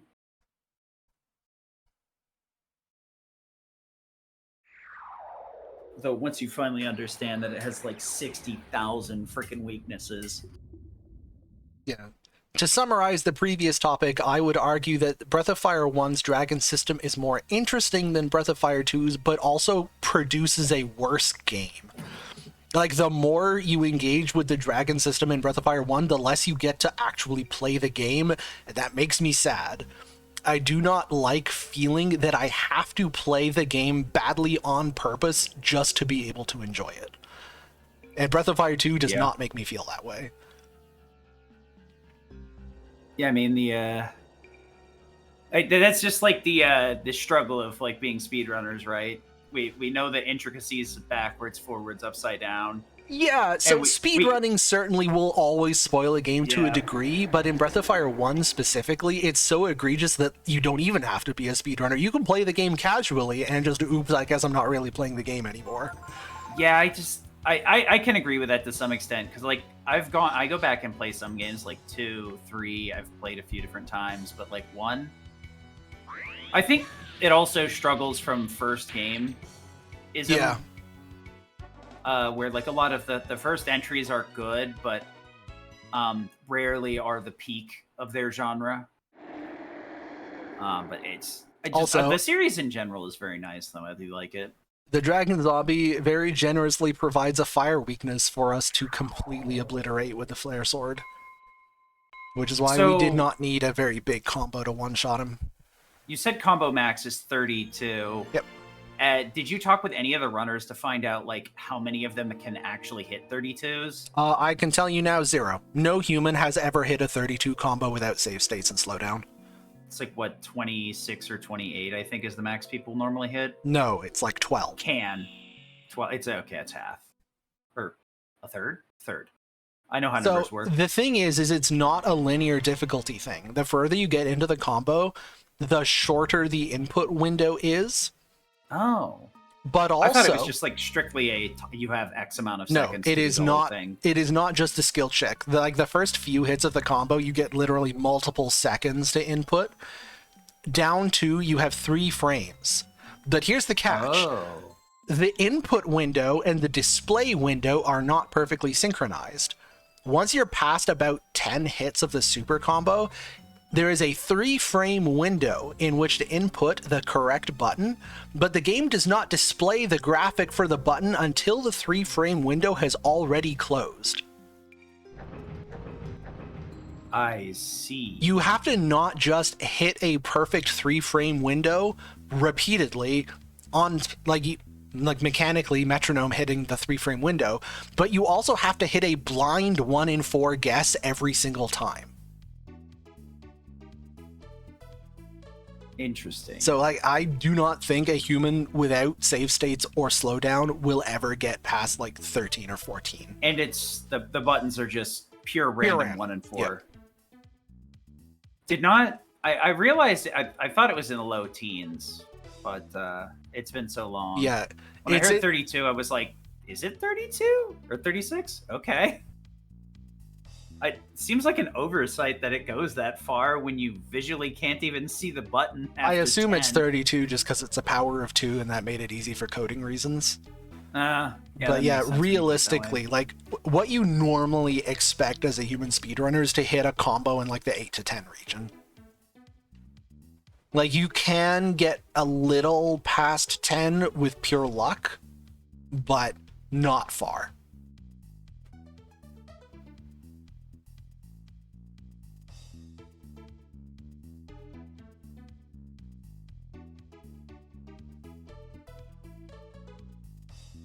Now, on the other hand, as a TAS, the way Super Combo works is very nice because the entire damage of the Super Combo is just determined at the end of the combo. In other words, like I can just completely like roll all the damage again from scratch just by waiting an extra frame on the final input. So it takes very little time or effort to get a very high roll super combo for the number of hits you've chosen.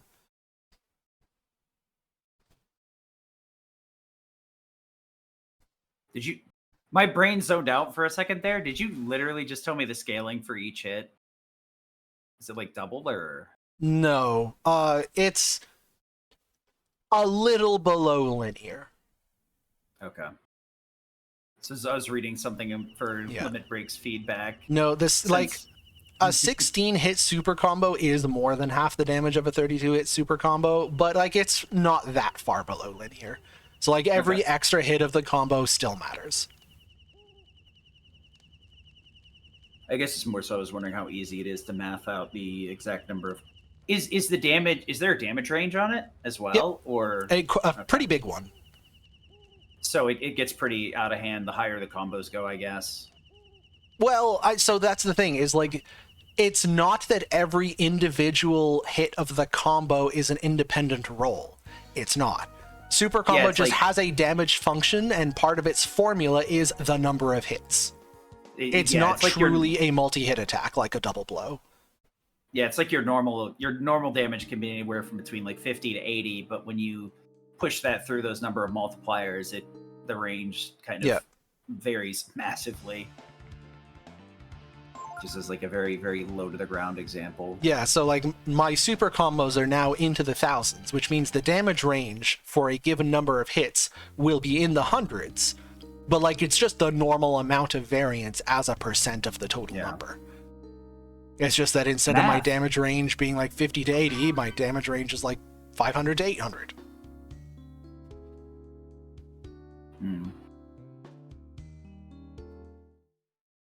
The only thing that really matters is like the number of hits of the super combo determines like what the base damage is, which the normal variance is then applied on top of, and also more hits takes longer to animate. Something that we did kind of get into earlier is just to loop back into it with the danger limit versus step count. We can run up to that 254, like we could run up to the 253, and then that last run step on 254 would start a fight.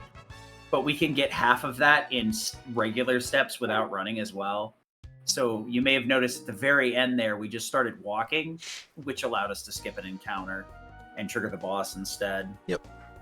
Also, the ivory dice farming route saves a bunch of time there because the old TAS had to super combo the Were-Tiger.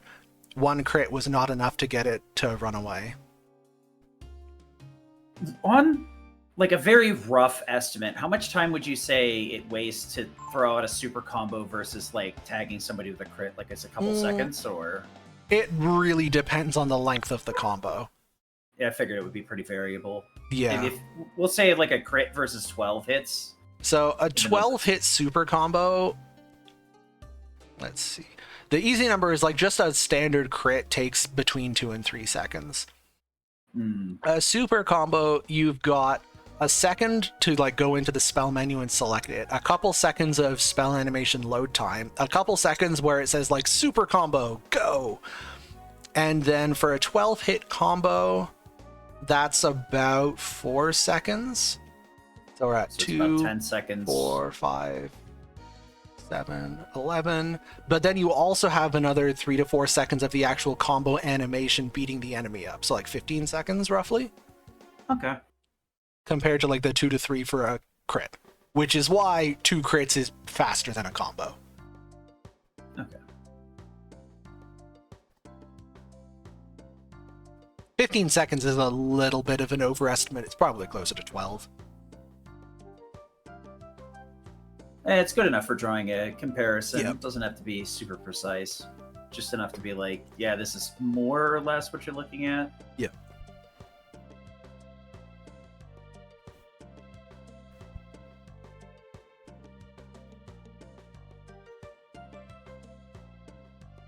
One useful number is a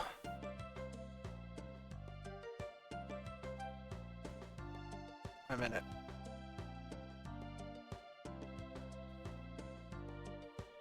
Sorry, just my throat is sore from yapping so much. Yeah, luckily I'm a tried and true practiced yapper, so feel free to offload that onto me.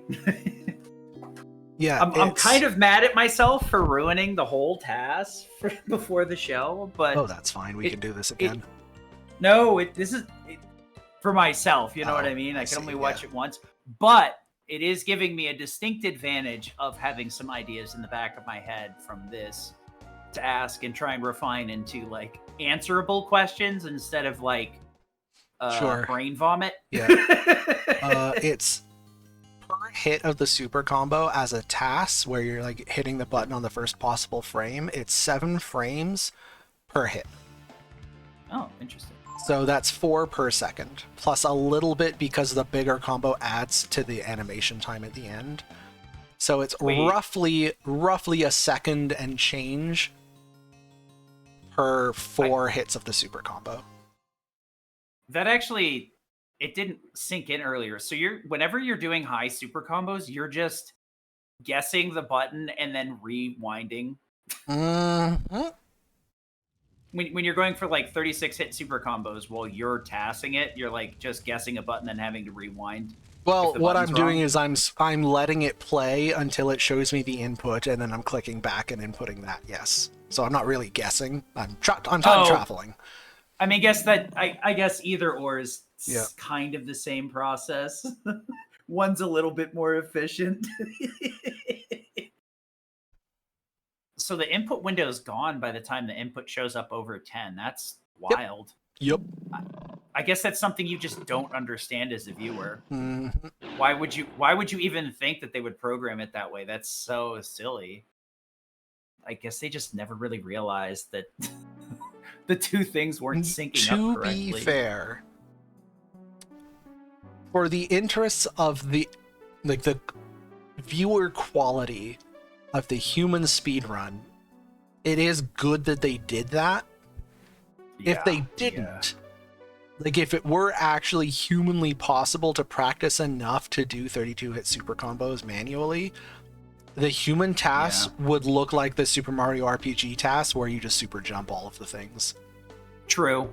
I mean, there's also like Mega Man X Command Mission uses Street Fighter inputs for Zero's ult, and it's a gatekeep for a lot of people. So honestly, super combo being limited that way is beneficial to keep it from being gatekept, and also making a better viewer experience. Because at least like we were getting at with the other dragon transformations and stuff, there's risks and rewards to each and every one of them. And Super Combo really doesn't have a risk. Yep. Outside of, oops, I failed hit button. Well, time to go again.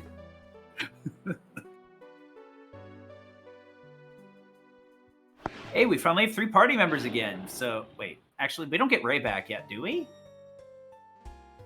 Or does he run off? Yeah, not he runs quite off. Yet. I was like, yay, we get to skip encounters. And then I remembered he nopes out. And you're like, get. Oh, we do get to skip encounters. When is the next random encounter we're forced to take? Not for a while. Oh, when's the next random encounter? Hold on. There's one tomorrow.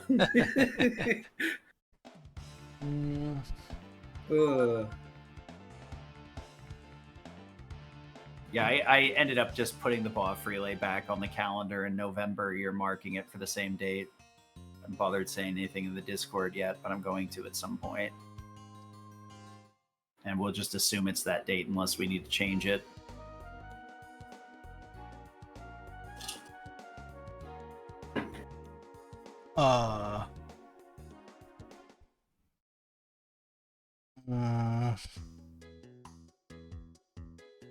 Sound like you're thinking. I'm trying to think when on Earth is our next random encounter?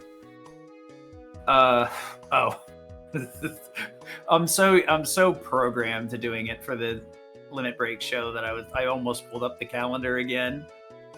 I was like, I'm just for this one? mentally in order going through the dungeons. Yeah, I guess this Holy Mantle kind of lets you squeeze everything out of the game. Well, it's less the Holy Mantle and more that now we have 3 party members again because Nina's about to join the party. Oh yeah, that's right. You get Nina first. I forgot about that. Yeah, we have to do some random encounters when it's just Ryu and Gar. Once you get the defense formation back, plus Holy Mantle. Honestly, it's probably a godsend that we start with Gar at this point. Mm-hmm. If we didn't start with Gar or Pico in adulthood, ugh. The counters left, right, and center.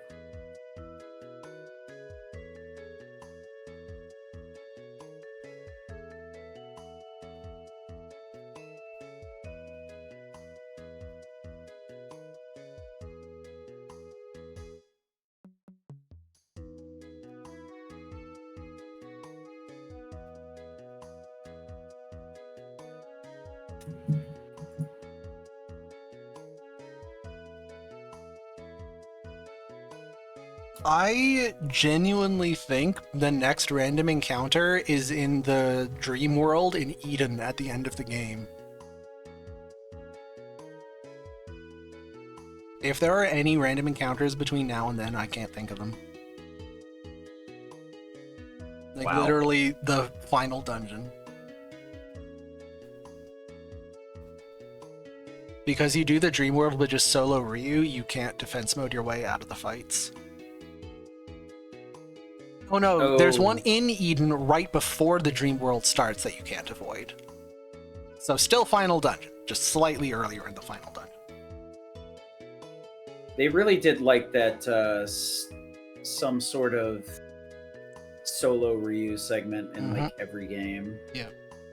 Okay, so is it true that in between that first fight on Mount Levet with Ryu and Gar and Eden, are there really no random encounters? I get, like, we'll watch. The TAS is playing. It will answer my question.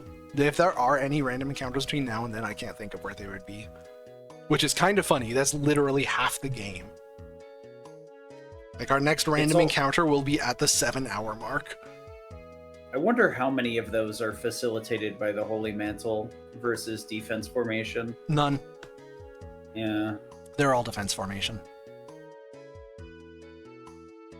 I guess, yeah, because you've got the defense plus Gar. Mm-hmm. You don't really need the Holy Mantle to transition between corners at this point.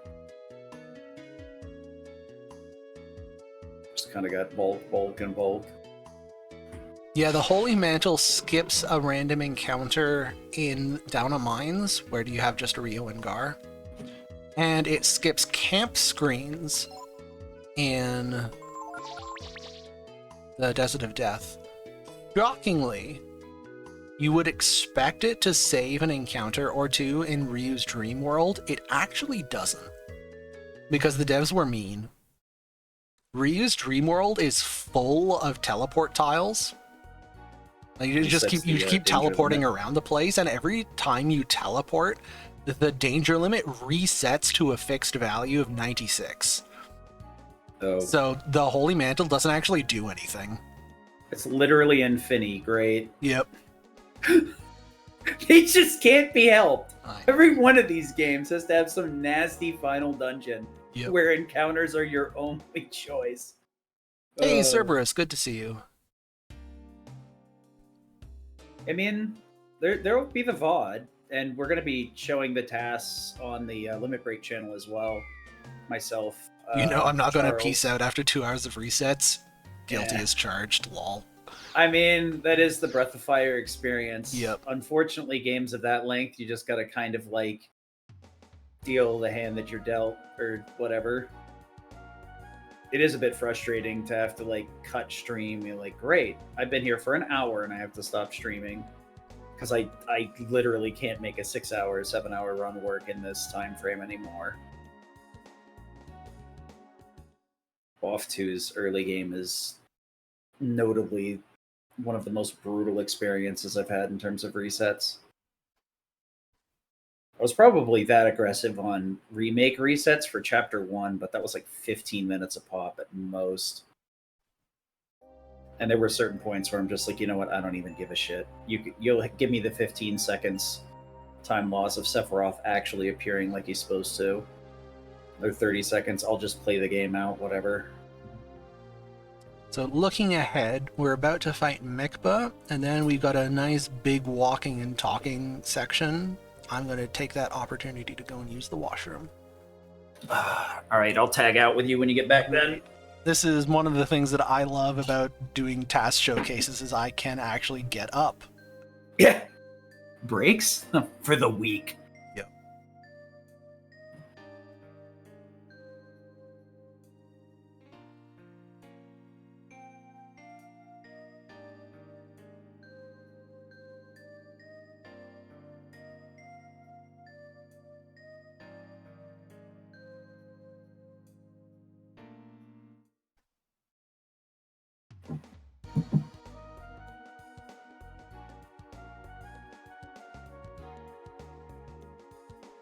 Okay, I think I remember how the Mikba fight goes. I'm not going to say anything in case I remember wrong and look silly, but... I mean, I'm going to think about this real hard and guess we super combo him and he dies. So previously the strat was focus, super combo, because even a full focus super combo didn't kill him. He's 2,500 health, but no elemental weakness. At this point, we're stealing Casp's bit. Can I one-shot every boss?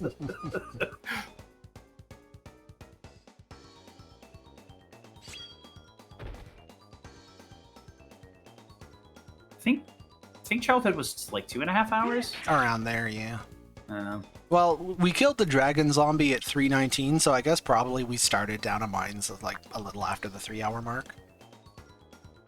Yeah, the game is a little bit more lopsided towards adulthood, even though childhood feels. I mean, like it's longer. only adulthood lopsided because of the fucking desert. Yeah,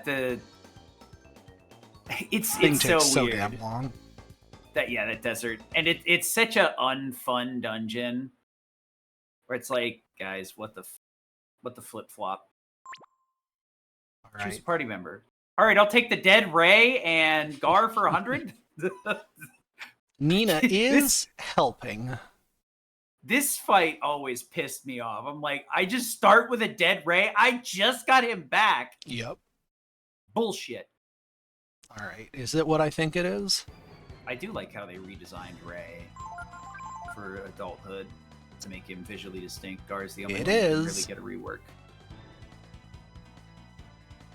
I really wish Were Tiger, was actually applicable. Here, you can take a look at how long that took. That super combo. This is our first real big boy combo. 2400. So that one-hit kill does not work at level 30. The 4-dice route had to do a focus. Yeah, I had a feeling the extra 2 levels was enough to push. Because when you were talking about that extra dice, you made it sound like it was apparently clear, immediately and consistently, that the extra dice was worth it. Yep. Did we feed Ryu steroids? We shoved 65,000 experience down Ryu's throat during the Contest of Champions.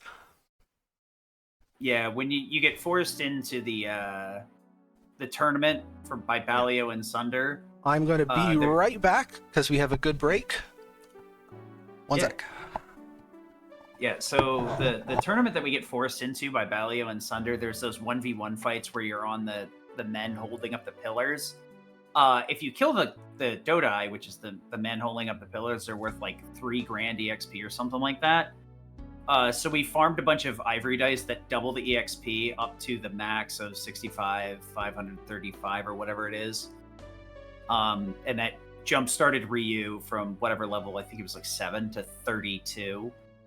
It was to the point where we actually killed Ryu all early game and forced the HP or the EXP into Ray and Tipo to a lesser extent. But yeah, he's been bulky for a while. It's just been a matter of not having super combo for the early part, so we were doing crit swings and stuff like that. Although this is you'll never see it in an RTA because we were discussing it earlier, that dice, you can get 1 dice in Momo's Tower, and the enemies that we got dice off of are, you might see 1 or 2 of them, you might get 1 to drop, but it's going to be a 1 in 100 runs. And with runs this length, unless you're resetting for them 2 hours in, it's not happening. And with the volatility of these runs, I don't think it's worth even considering, unless you're feeling really greedy. Because I think you could end up losing more time trying to find the dice off of the bombers, especially because they hit so hard at that point. Although you might be in a little bit better of a position in a RTA run because you wouldn't be low leveling Ryu early and then just power leveling him on the Dodai. Just having access to the dice kind of allows us to kind of cheese our way through it.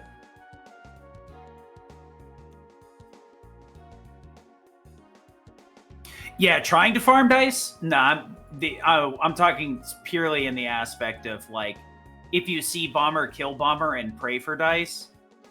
No way in hell. There's no person. I have not met a runner that has enough fortitude to farm for multiple dice with how that would just absolutely clear cut runs and leave you in a reset position. Yeah. I mean, because they double strictly, as somebody that has not run Breath of Fire 3 and has done some very precursory learning, it feels like it's worth the gamble because it would probably snake out on their 4 or 5 levels. But at the end of the day, it's not a make or break thing. It's definitely not something you need. And honestly, if you did get the extra one, you'd have to look into the the route itself and see what changes you could make to possibly save time, right? Because just getting the extra levels and punching everything the same way doesn't do you any good. It just makes it safer. Okay, I am back. If you would like to take a quick break, now is a good time, Yes, Sid. sir.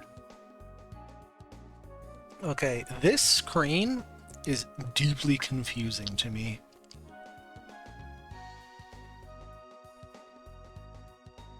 So, I get random encounters here. You can see my step count is 19 out of 48. I'm gonna have to do a little wall walk on the way out of the room. If I don't, I get random encounters. Zeal does not. When I watch Zeal's runs, he just walks a straight line out of here like he's not even worried. And when I talk to him, he's like, yeah, I never get random encounters on this screen. I do not know how that's possible. I am very confused.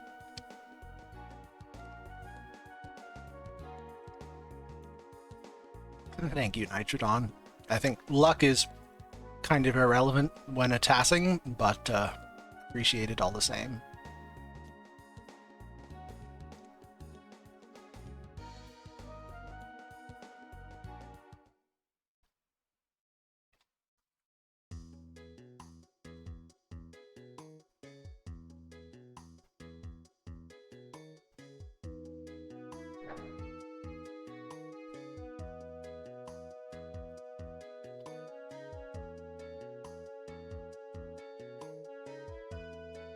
One thing I do not love in Breath of Fire 3 is this ridiculous conveyor belt system. It should not take me an entire minute just to walk to the middle of this place.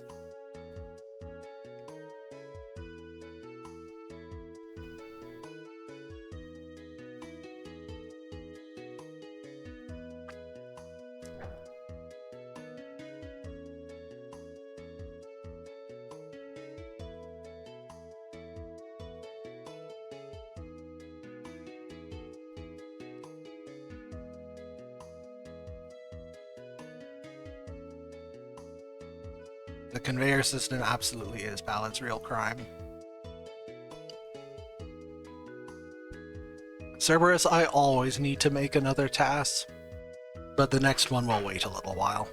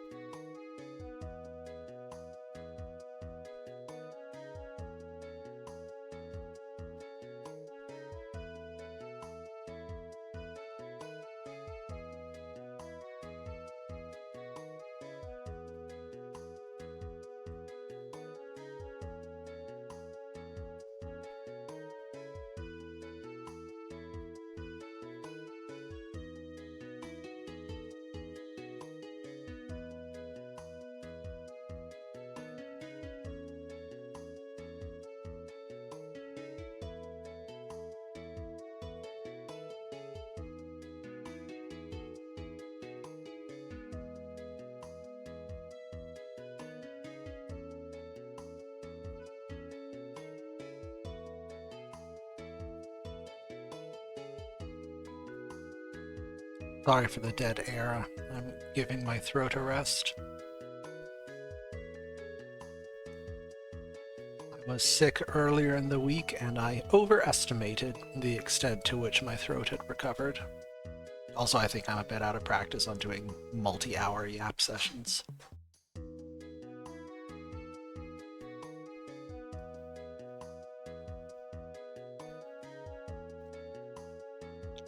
You would try to get every turn in a Breath of Fire 2 task to include specials, counters, and dodges unless not needed. I mean, that is what I do. You do them unless they're not needed.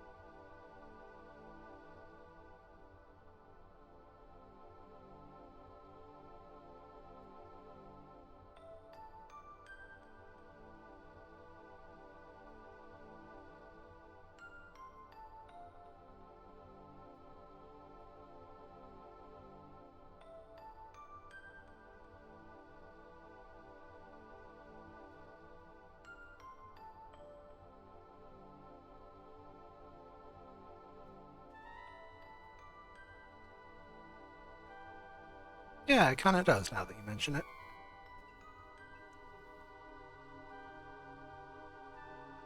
A bit Air's theme. Assembling.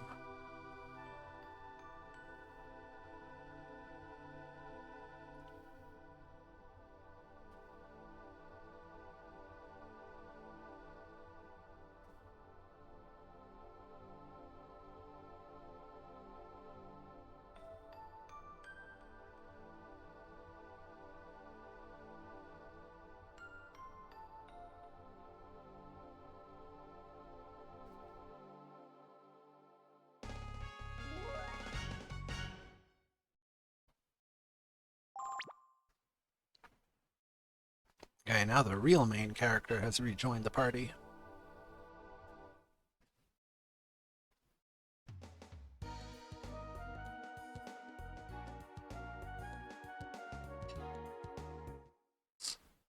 Yes, there appear to be no people who can transform into birds in Breath of Fire 3.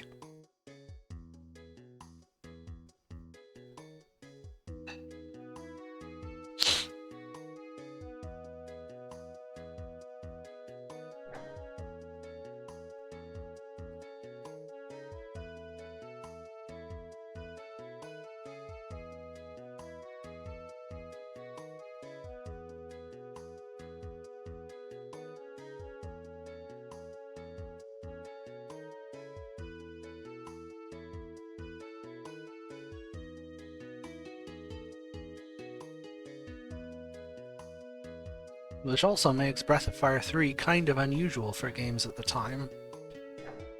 There is no airship or airship equivalent mode of transportation. You cannot fly.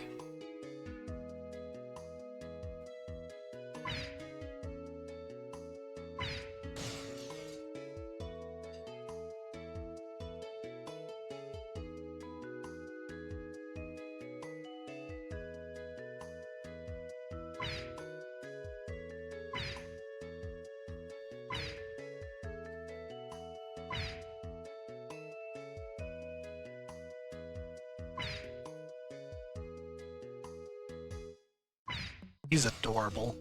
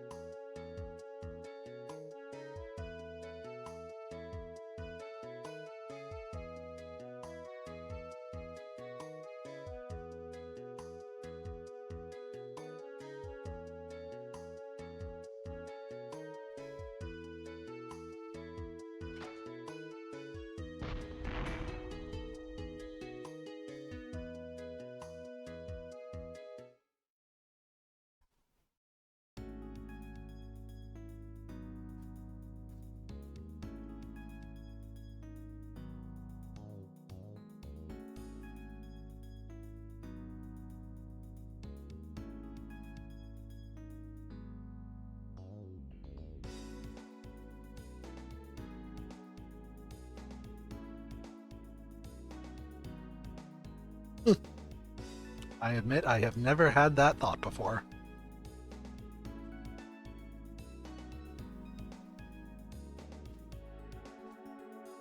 How's the task going? It's clearly still running, Blink. I'm not sure what else I can tell you. Welcome back. A bit of a cake fixing in between. So we are going to garner a truly glorious step count in this dungeon. I think Janus in his old tasks had 16 random encounters in here, give or take. Oh. It's a long dungeon. Let me ask you this. Do you know how high the step count can get?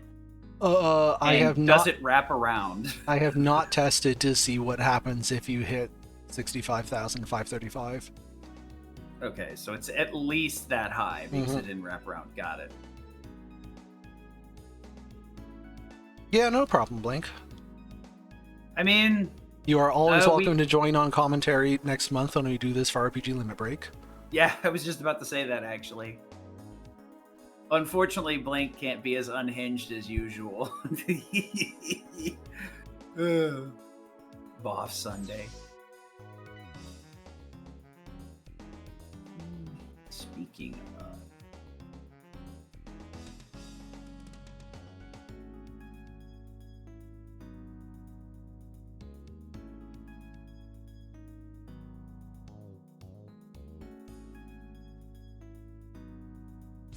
Just to emphasize, the game is attempting to generate a random encounter on every single step here.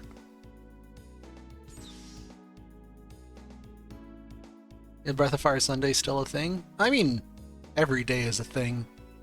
I think that it is less of a thing than Catter Day, but all days are good days. There is no bad time for Breath of Fire content.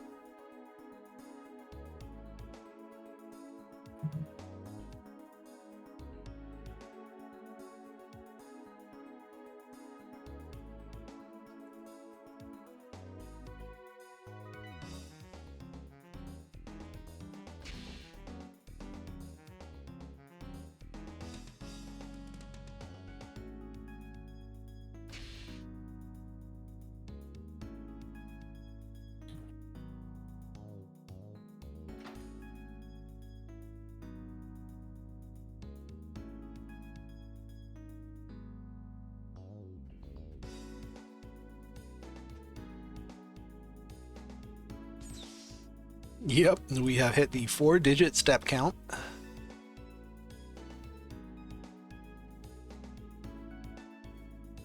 What map has the highest and lowest danger limit? Interestingly, the highest and lowest numbers I can think of both actually aren't for generating random encounters directly, but for generating random encounter areas. The overworld map generates danger limits between 16 and 24. And the highest I've ever seen that particular value go was... I've seen 720 in the Desert of Death if you roll a new danger limit during daytime wearing the Holy Mantle.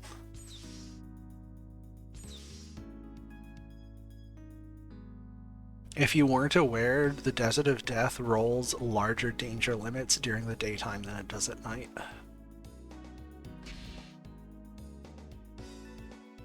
I guess you do get some value out of getting sunburn. Yep. The local wildlife does not like the sun any more than you do. Yep, that's the Florida experience. Every time you walk outside, why do people live here? Why do I live here? Help!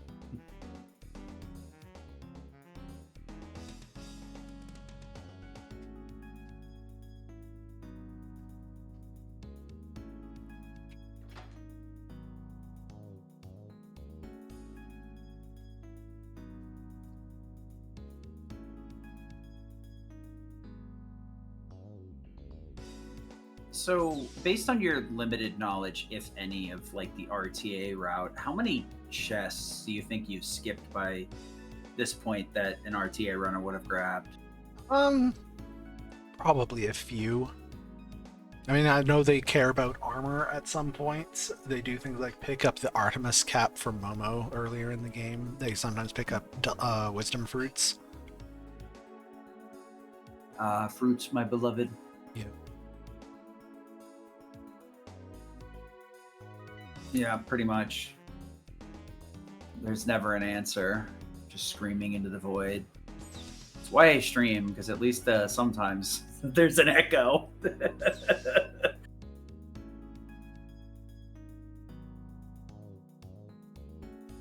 Okay, tragically our step count does not quite get all the way up to 2,000, and now it's going to be reset by the boss. Huge slug. Is that actually its given name? Oh yeah. Yeah.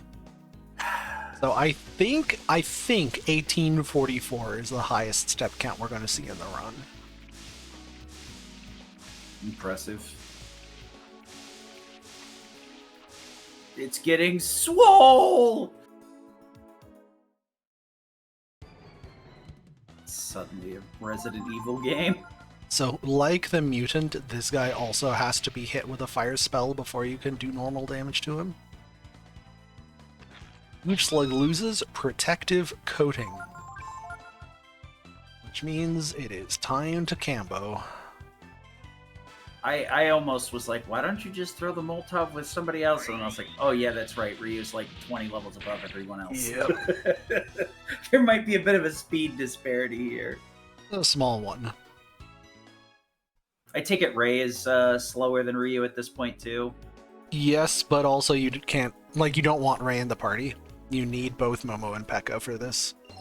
Momo for the machines, Pekko for the skips. And the rocks.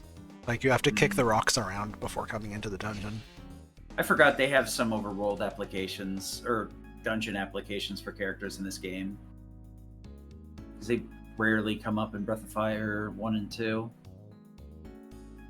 It's more like they have neat gimmicks that rarely need to be used, but can be used whenever. Minus Nina. Well... Yeah, she does her No, little that's- magic wand trick.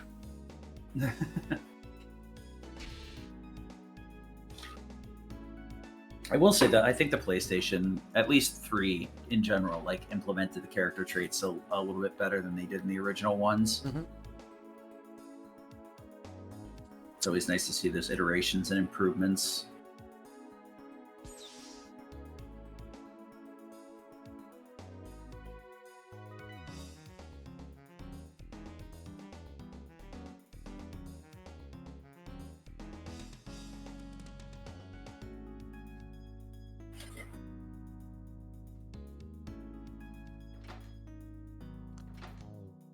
Yeah, Breath of Fire 3 definitely feel more like characters with unique abilities, where in Breath of Fire 1 they mostly feel like HMs with health bars.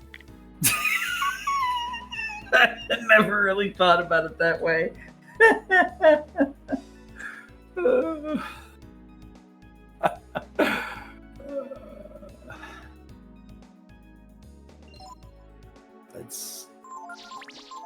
I mean, you look at is- Gobi and you look at Mogu and you realize I'm right. I look at them and all I see is something that goes into Karm. Yep. They're just shamans with extra steps.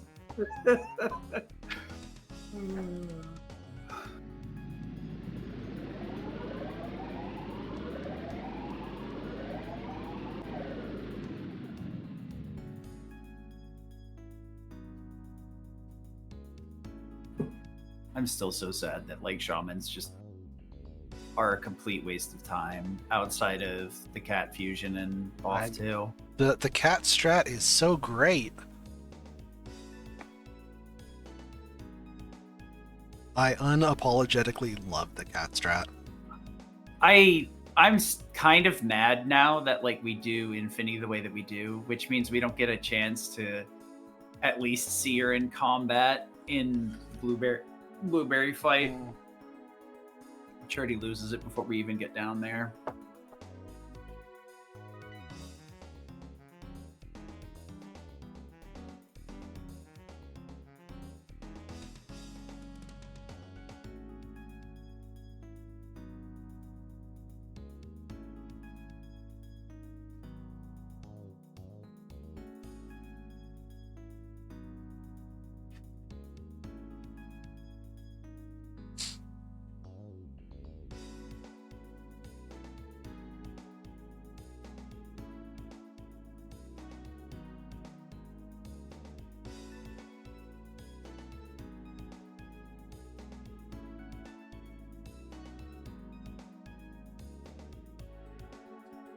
I never remember just how long this guy yaps for.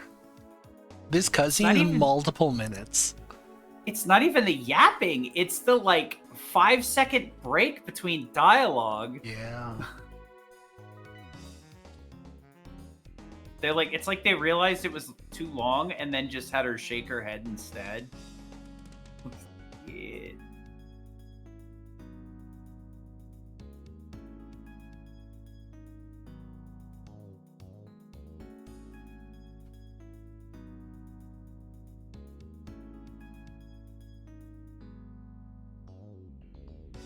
Just cue the fucking Leon clip of you yap too much, shooting forehead. Mm-hmm.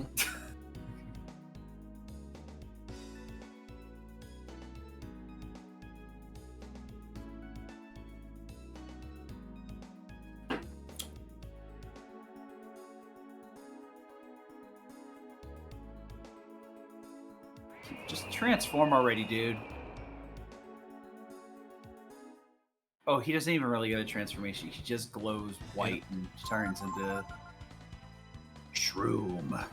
So for the first time, we cannot one-shot him, which means it is focus o'clock.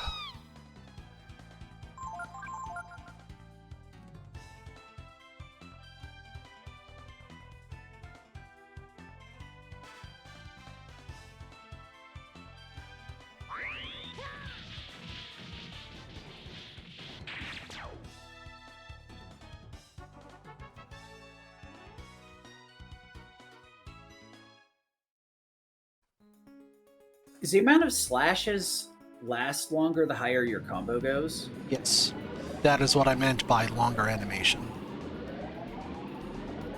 Yeah, it didn't really click in the moment. And then when I saw the 22, it was like, that feels longer than it should be. Because I'm used to only seeing 10 to 12 combos versus 22s.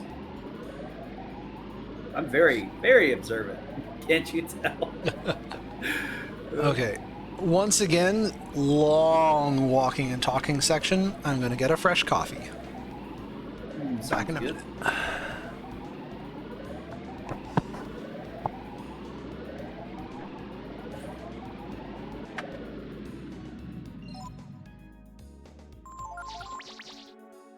Yeah.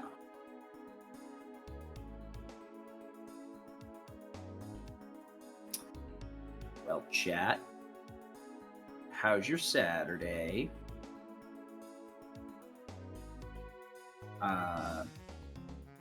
Must be a nice, chill, low to the ground day if you're here watching this with us, huh?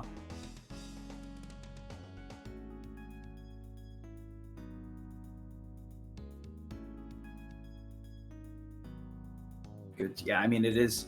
Saturday in itself is usually good. That is fair. You said it already. It's Saturday. Have a little walk out. Eat some onion rings. Onion, just a lot of onion. Just oops, all onions, huh? All right. I see you. Yeah, I'm gonna have to take a break here in like 15, 20 minutes to put together pizza since I'm on dinner duty tonight. This round of tag has been working pretty well, actually.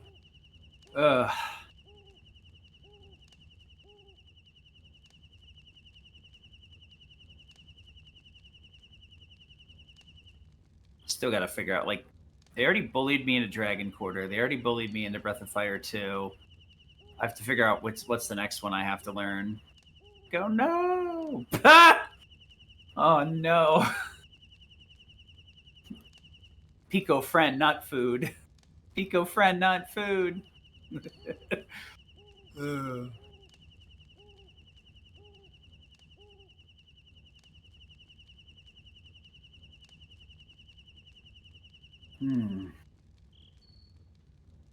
Pico is food. Yeah, I'm not gonna lie. He definitely, I think he is supposed to be designed after an onion, but makes it a bit hard to take Pico seriously in the moments where Pico is being serious, especially at the end game with like Miria, where he like bucks up and he's like, "I'm Yak Drizzle, shut up, bitch." Like, what? Wait a minute. The hell? When were you gonna tell us that, Pico?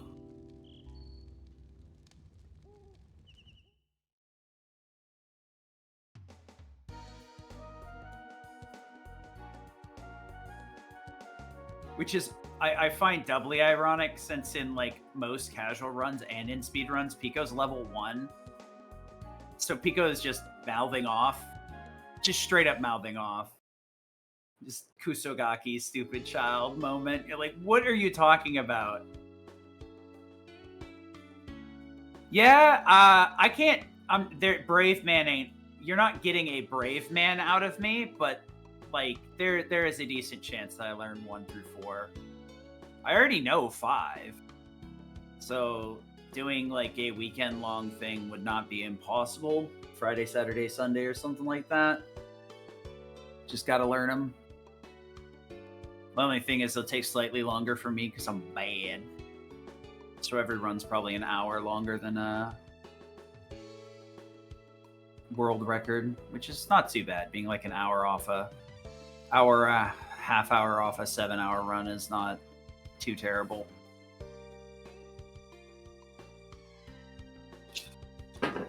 Wanting to mess around with Breath of Fire 1 because the GBA has some differences too, and I want to see if there's anything valuable in terms of it having its own kind of route rather than just acknowledging that it's a different thing.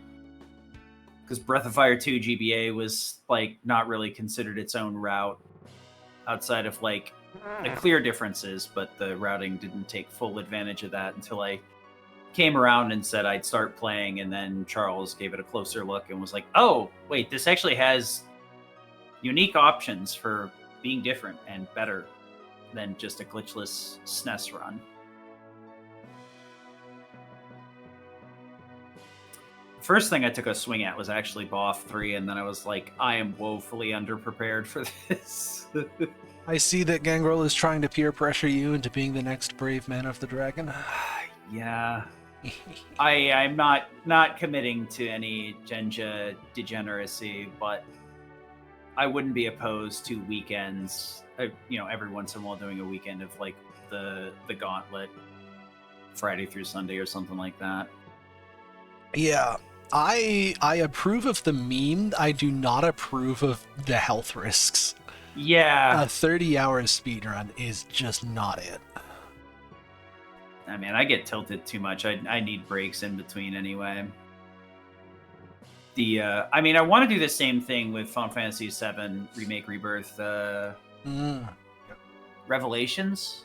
Maybe even throw in Crisis Core at some point if I learn that, which isn't too long of a run either. So I already have plans to do things I probably shouldn't do. There's some runners that are just built like that, and I ain't one of them. I cap out around the 10-hour mark. Yeah. That's the only struggle, is like there's really no easy way to dovetail 4 games at this length into one another. It's like doing 1, 2, and 3 wouldn't be too bad because then it would just be like day 1, day 2, day 3. But once you get 4 in there, you're kind of in a weird spot. 5 is mercifully short enough that you could probably just throw it at the end of like 1 or 2, which are a bit shorter anyway.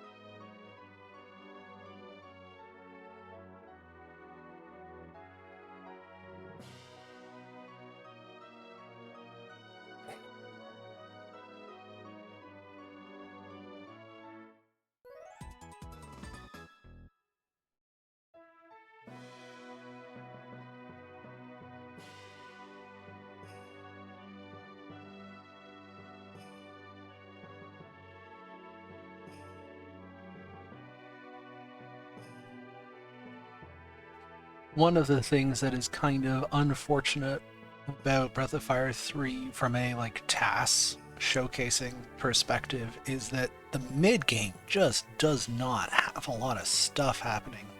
Like, we're still way, like 20 minutes away from the Geist fight. Like, in between the Shroom and Geist, you just don't fight anything.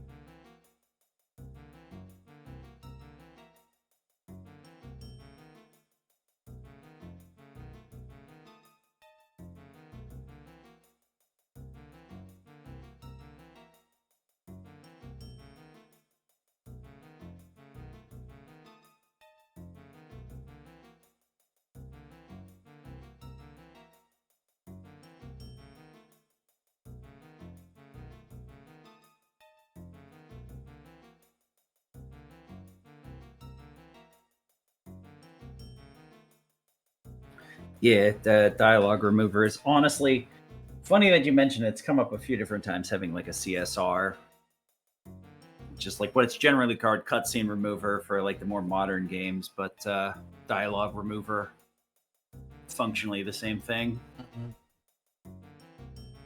Been I asked Nitrodon because that's the person that's might do it, and Nitrodon's like, well, I was like, what do I need to incentivize you? And I was like, a job, and I'm like, I can't fix that one. I don't have enough money to make this pay like a job. I could find a couple $100 to grease the wheels. It's not gonna do much though.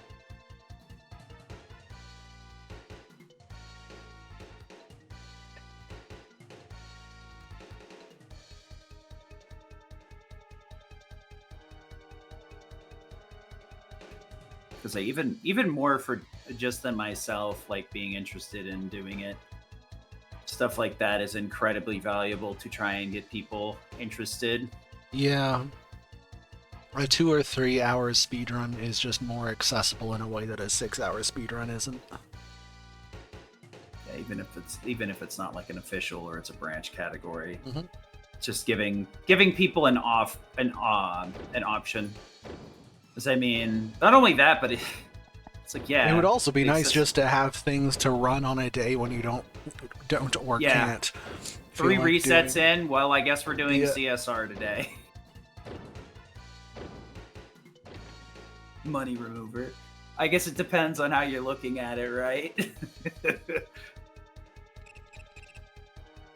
I honestly, like, it's not like I have a fucking a wallet for stupid shit, but I'm more than willing to pay for work, especially if it's something I want, or I feel like it can grow a community. Part of the reason that I ended up getting involved with the relay and stuff like that, because I saw the desire and the drive for it, but nobody really was organizing it. Luckily, Blink just kind of mentioned offhandedly that he was interested, so I already did a bunch of organizational stuff for Limit Break, so it wasn't really outside of my wheelhouse. More than happy to do it.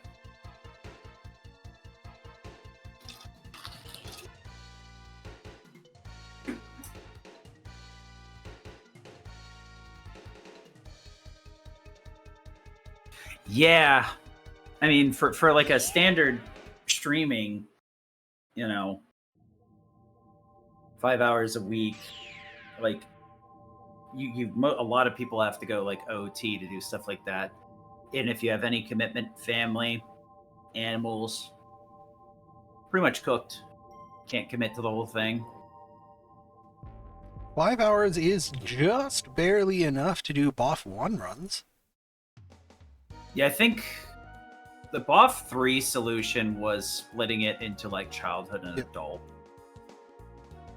Which more or less is equal gameplay experience. Just as unfortunately, it's just like to do full RTA runs is just not viable.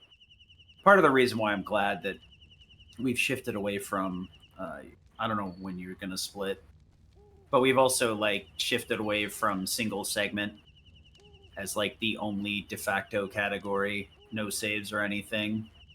First of all, it's toxic as hell in an RPG setting, but also like they're so long that they probably should be split up into segments, and segment runs should be more frequent and more common. Because honestly, that breeds more variety in the community, so other people can be like, well, what if we did this or that? Where if you just have one person that has 8 hours a day, yeah, lost time on splits, fake run, bullshit TAS. Lost time on runner splitting, at least. Yeah. I don't think there's any actual time loss on that split because there's nothing happening. Yeah. Yeah, well, I know. When we do know why we lost time, then is runner fell asleep. Just got bored. Runner was checking his Discord messages. Yeah, it took me like a year to get used to not caring about looking at all of them. So I got a bunch of different channels that I'm in, just so that I can get pinged if X community wants to reach out and propose something. and so that I can be like, oh yeah, I'm already in that community Discord, and I can just make another post.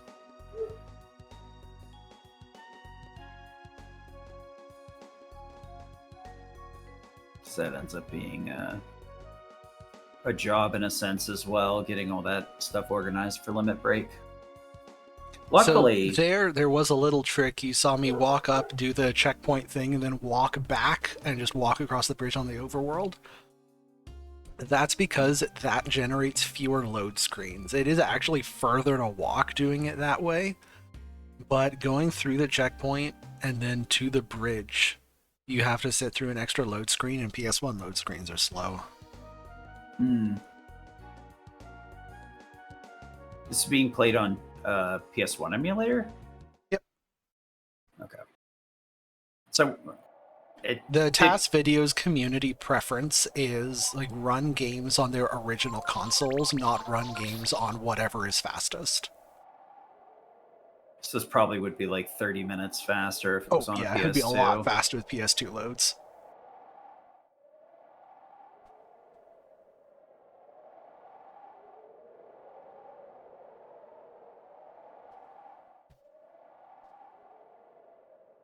I guess they do like to strike their balance between accuracy and entertainment value.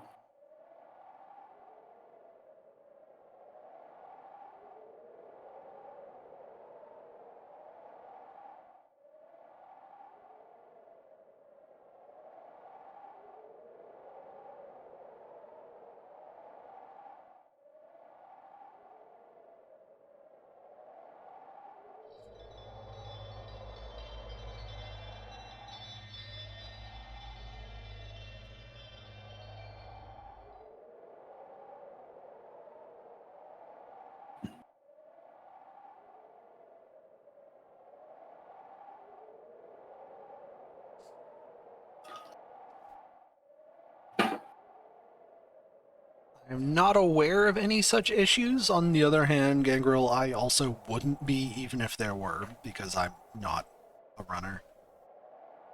Yeah, I know from the Mega Man X community, there are some games that we ran on PlayStation 2 fast disk speed, and every load could just walk up.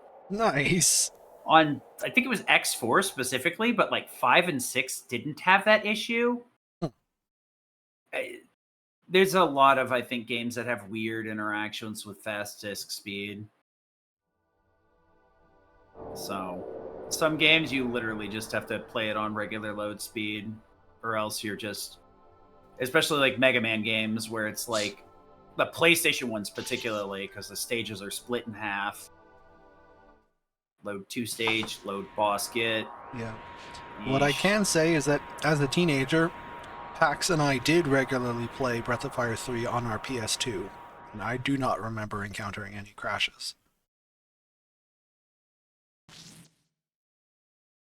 Yeah, I don't know if I ever changed FDS on my own, but I definitely played a lot of stuff on the PS2 as well. Never had any issues.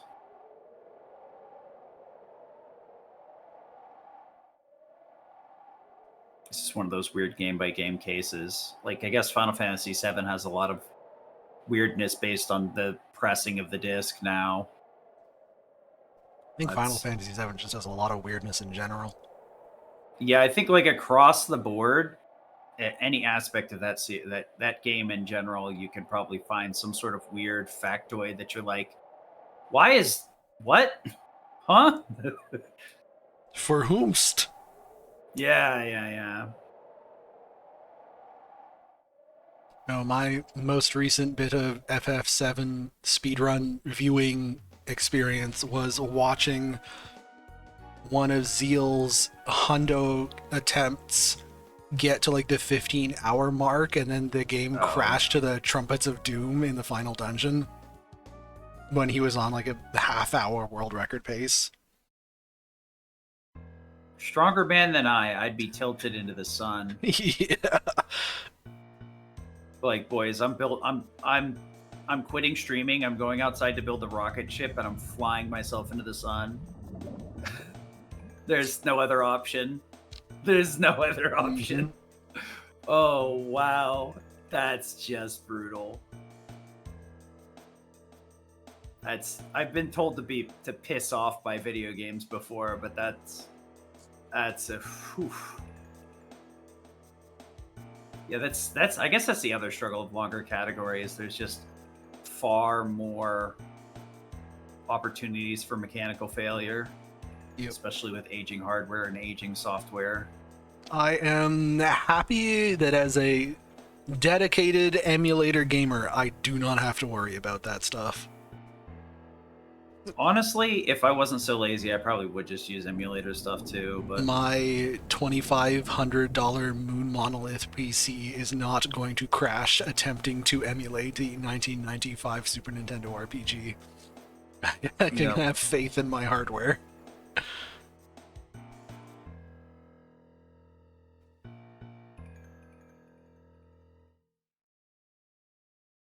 Actually, it's funny. I guess I say $2,500 like that's a lot of money for a computer, and it was when I bought this 5 years ago. I think now that gets you like one corner of a GPU. Yeah, it's like a mid GPU. That's what you get. It's honestly, it's been a topic of discussion for Limit Break, where like we need to upgrade our computers, and who's hooking on the street? Yeah, because we need at least 3 of you out there working the streets nightly. I really hope that this PC lasts me for several more years before any components start failing, because I do not like the prospect of having to buy computer parts at the moment. And I was going to upgrade mine a bit ago, and then I realized that I bottlenecked myself on my motherboard with the CPU. So the CPU is the highest it'll accept, and I'm like, oh, fuck, I do not want to do all that nonsense, and I should have. I really should have. I tell you what, the Rebirth is not a big fan of my computer. I can get it to run without OBS, but as soon as OBS opens up and I'm running that, it's not having it. I have not yet encountered anything that causes this PC grief.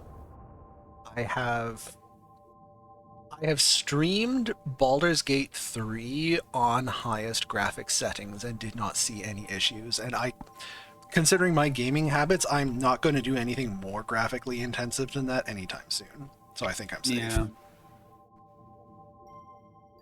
Yeah, unfortunately, action RPGs are a lot more intensive.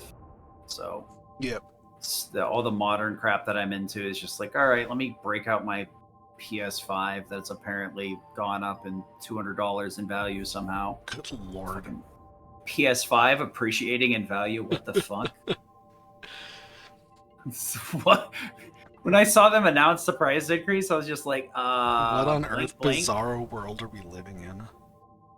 I saw the PS5 Pro price and I was like, you're fucking joking. And then I saw him push it up another $150, whatever it was. And I'm like, no, I'm still not buying. Just not doing it. I'll probably regret it on Revelations, depending on how poorly or well it's optimized. But because like Remake was decent, but once I got a Pro, the load times went way down. But I still got like another year to worry about that. Right now, it's Winds Chapter 5 of Deltarune. Whee! Oh right, Deltarune is still going on. Yeah, for another 5 or 10 years, I'm sure, because it's 5 of 7, I think. That's one of those that like comes and goes, and the cultural zeitgeist gets like a couple of chapters drop or a chapter drops, and then everybody's like, oh yeah, that's right, that's a thing.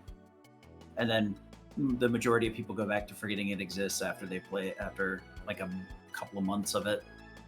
Because it's one of those where the fan base is really vocal, so if you're in any sort of space where people chat, you'll probably hear people talking about it. That's going to be another thing I have to I'm going to have to figure out how to balance that and practicing 16 for the relay.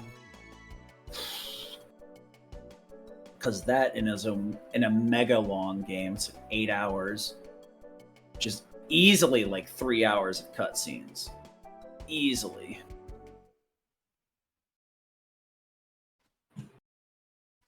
In any other like game, that would be a high ball. I feel like that's a low ball. For 16, you're just like, bruh. You can take pee breaks during boss fights. That's how good it is.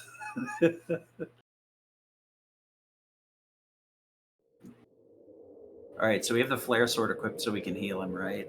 Totally. Yeah. We'll overflow his energy. Now, actually, this fight is very interesting from a routing perspective. Whatever you think I'm going to do here, I'm doing something different.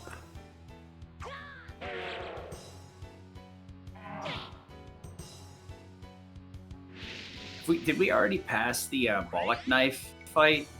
Nope, this is it. We have a dinky little knife from the beginning of the game equipped, not the claymore.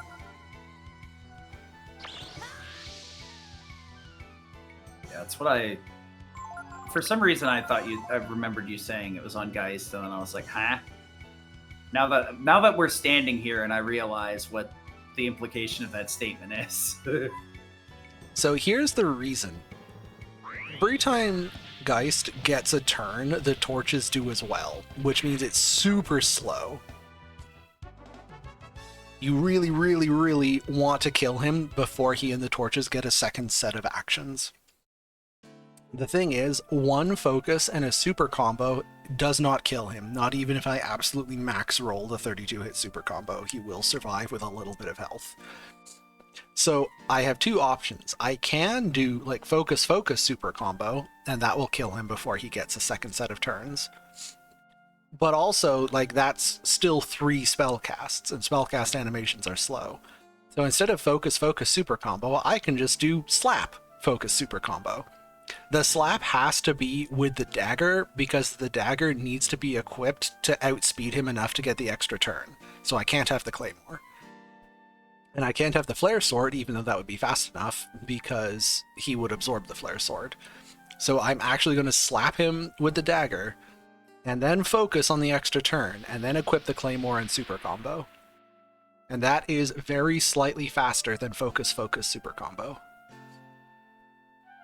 Yeah, that's the one thing I've always appreciated about games that allow you to swap weapons during combat. Mm-hmm.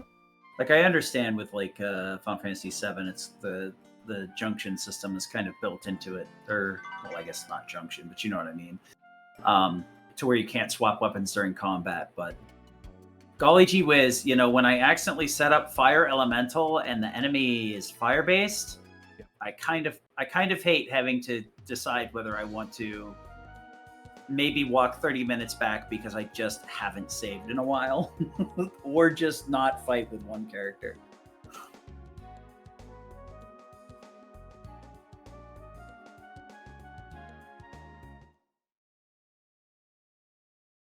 I'm going to take a quick break here and start putting dinner together. Be right back. So unfortunately, I think we have another 20-minute wait before the next boss fight. We have a lot of walking and a lot of talking to do. We also have some mini games to do. This is the mini game section of the mid game. We have to do the flag pulling mini game with Gar at Steel Beach.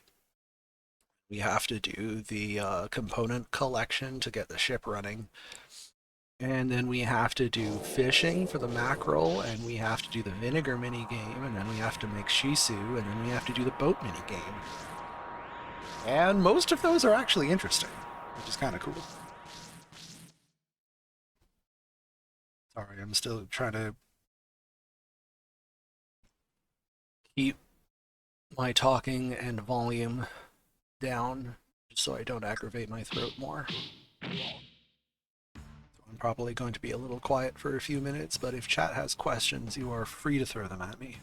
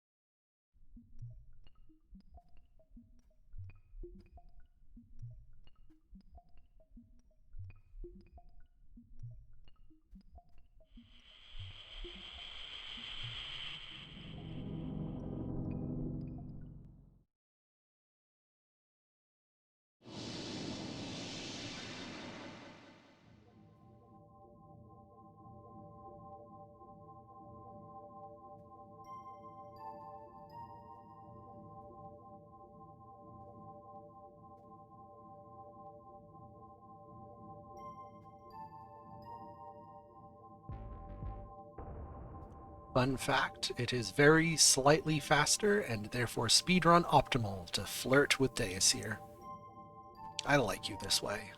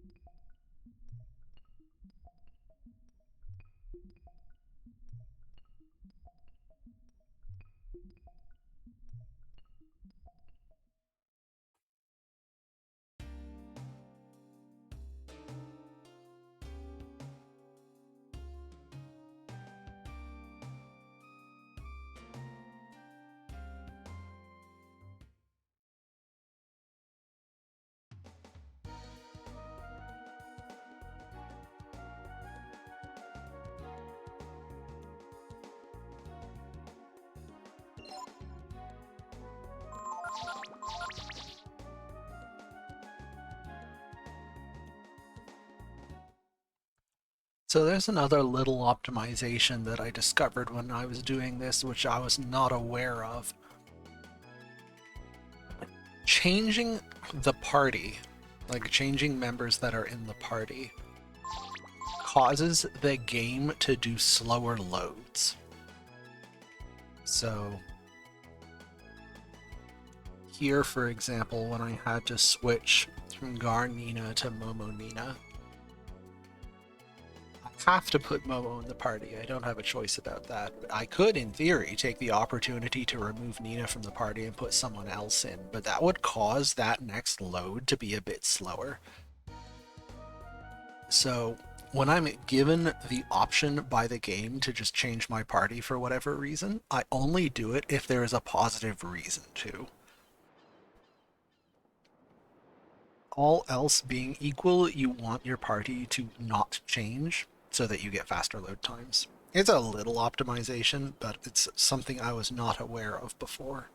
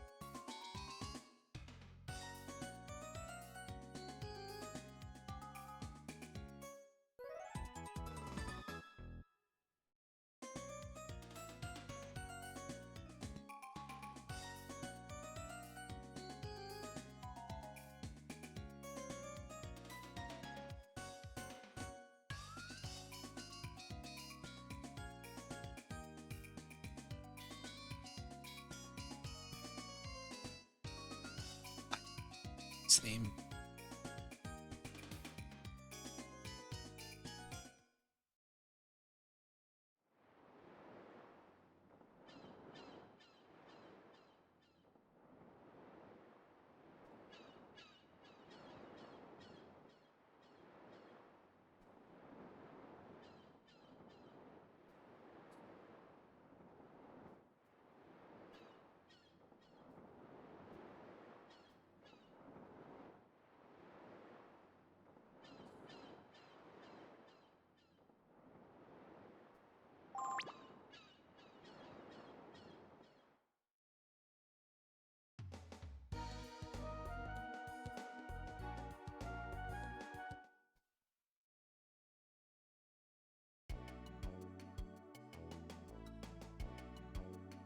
So one thing I didn't mention earlier, but when we were coming through Junktown the first time, we stopped in the weapon shop to buy the Barbarossa.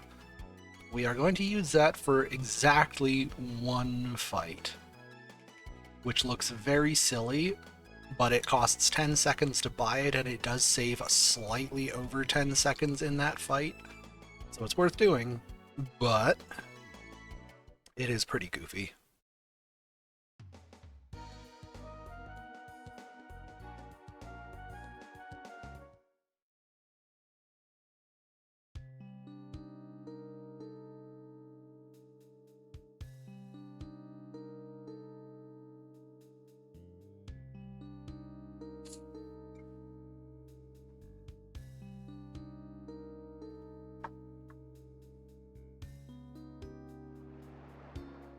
Did I miss anything, or have we just been walking from place to place? Welcome back. Nope, we have not fought a single thing since we beat up Geist. Must be nice to be on Big Boys Club, so we don't have to fight anything unless we want to. Well, we haven't even really been doing much in the way of encounter skipping. This is just a segment with a lot of walking and talking. We do have a minigame here. Speaking of encounter skipping, have you looked to see if any of the encounters have anything of value? I don't know what would be valuable. They don't have weapons. Well, what else would we use besides weapons? Oh. Manly clothes, I guess? Oh. We're only ever going to die when we want to. Fair.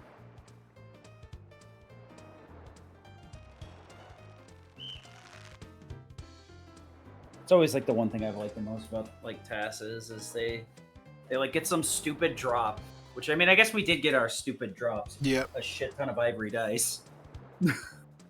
Yeah, the ivory dice and the holy mantle are our stupid drops for the run.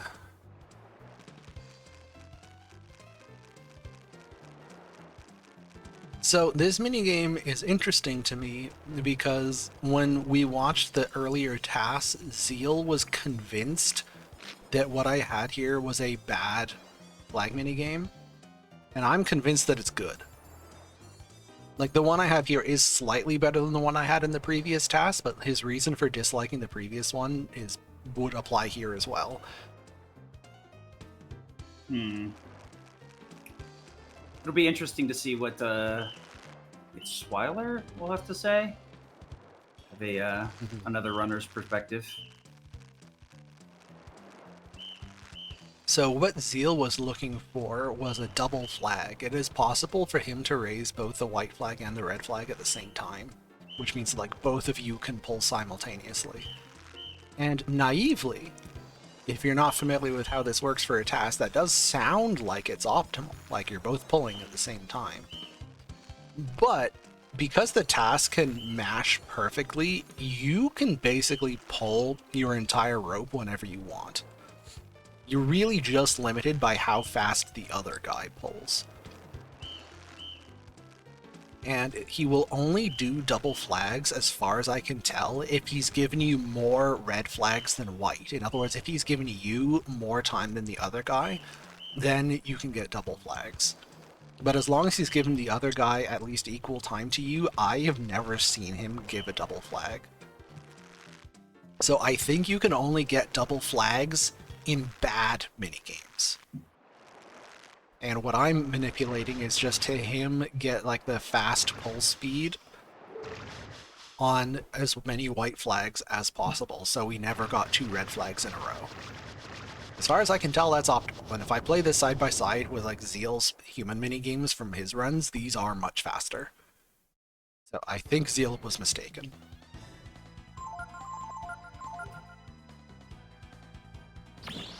Fair. Also, Fish.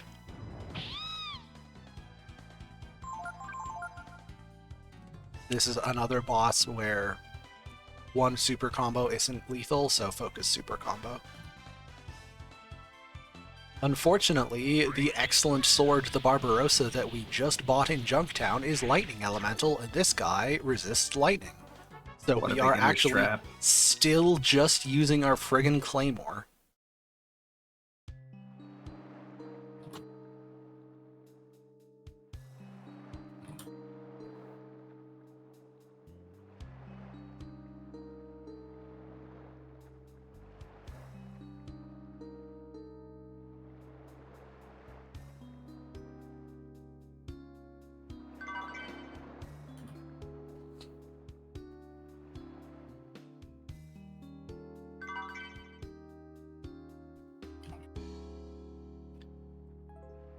So this little mini game here that has you collecting parts, you do not actually need all the parts. Momo gives you a specific list of which ones she needs. It's always the same, right? Yep, there's no randomness. One thing that I found quite funny is that Janus's original TAS from 2010 misunderstood this, and he actually collected all of them. Which, of course, is less than optimal.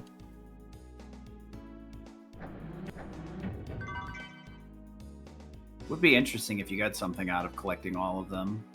Unfortunately, you do not. Mm-hmm. No fun to be had here. Only punishment.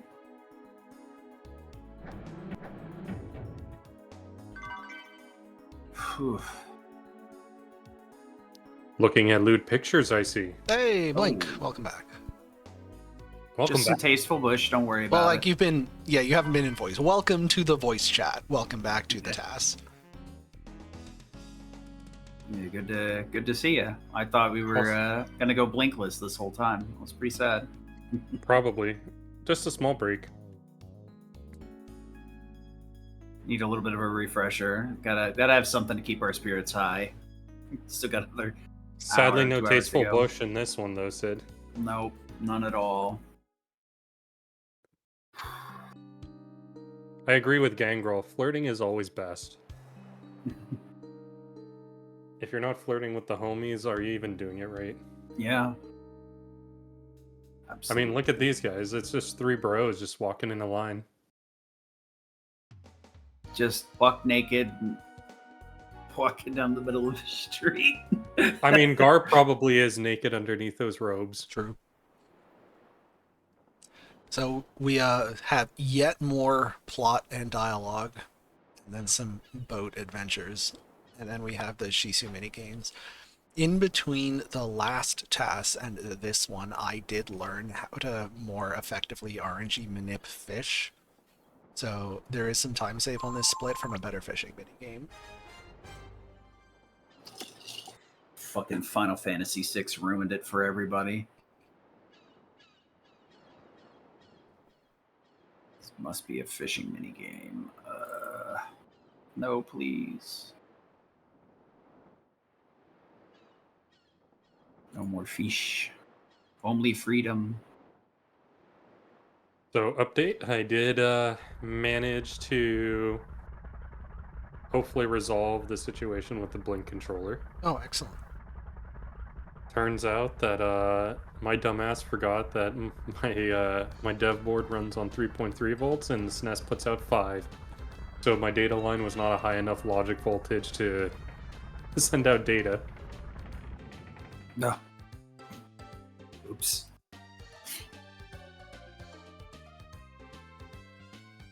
Just a minor oopsies. Yep. So probably resolved.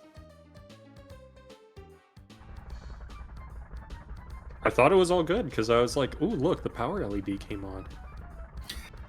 Yeah, that's that'll screw you over. I found with electronics, you're like, the light's on.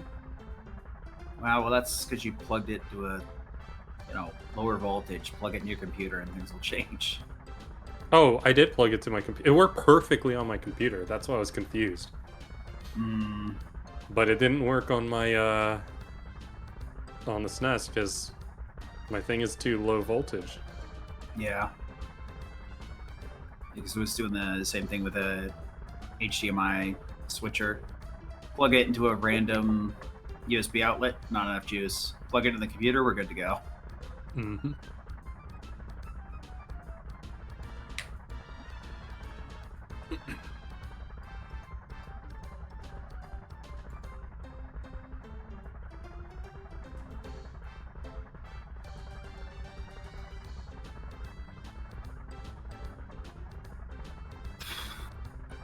You know what? I can foresee this being a thing if it saves enough time. With what you were saying, Charles, that someone might be smart enough to come up with a Stallion RNG manip for the Holy Mantle. Yeah, it's certainly possible. There's a lot of incentive to do it. It's a single drop that saves you a lot of time. Yeah. It's probably like music cue driven and everything too. Like, as long as you do everything perfectly, I will and not you, declare it impossible, but it does sound like a heck of a challenge. yeah. I mean, a lot of the PlayStation games end up having some level of manip, depending on how driven the community is, and Now this has me curious.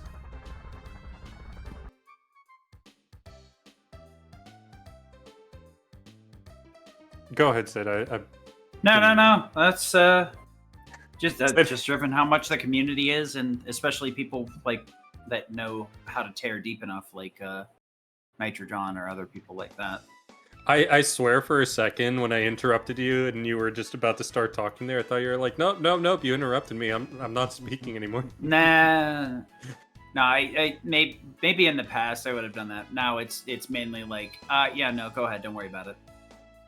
I just find it's easier to do it that way. And then if it's time still allows, it's whatever. Right. Probably a bad habit I picked up from the show because want the commentators and the runners to have priority in discussing things more so than anything else. Where the heck is this equipment fact guide on Breath of Fire 4? Horrible. Okay, I guess I'll check the enemy guide. I was just trying to check to see if anything drops a Holy Mantle in Breath of Fire 4. Ooh. Yes. Better question is, can you generate one with Casp's bullshit? Nope. Unfortunate. Yeah. So apparently, and this is information for Charles, an enemy called Chingle drops Holy Mantle. That will be useful information in the far distant future when I eventually maybe consider making a Fire IV TAS. Definitely not anytime soon. Just trying to check what that is.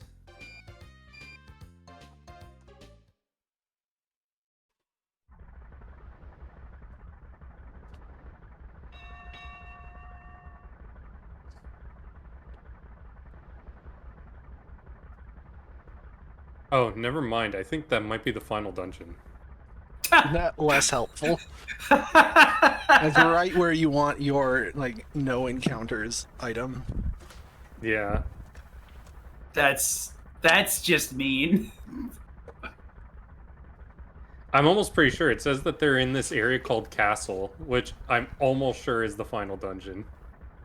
That's very upsetting. At that point, you might as well not have it. That's just a kick in the teeth.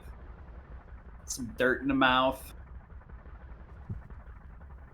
I didn't know you were into that. Oh, buddy. Oh, buddy, how I missed you.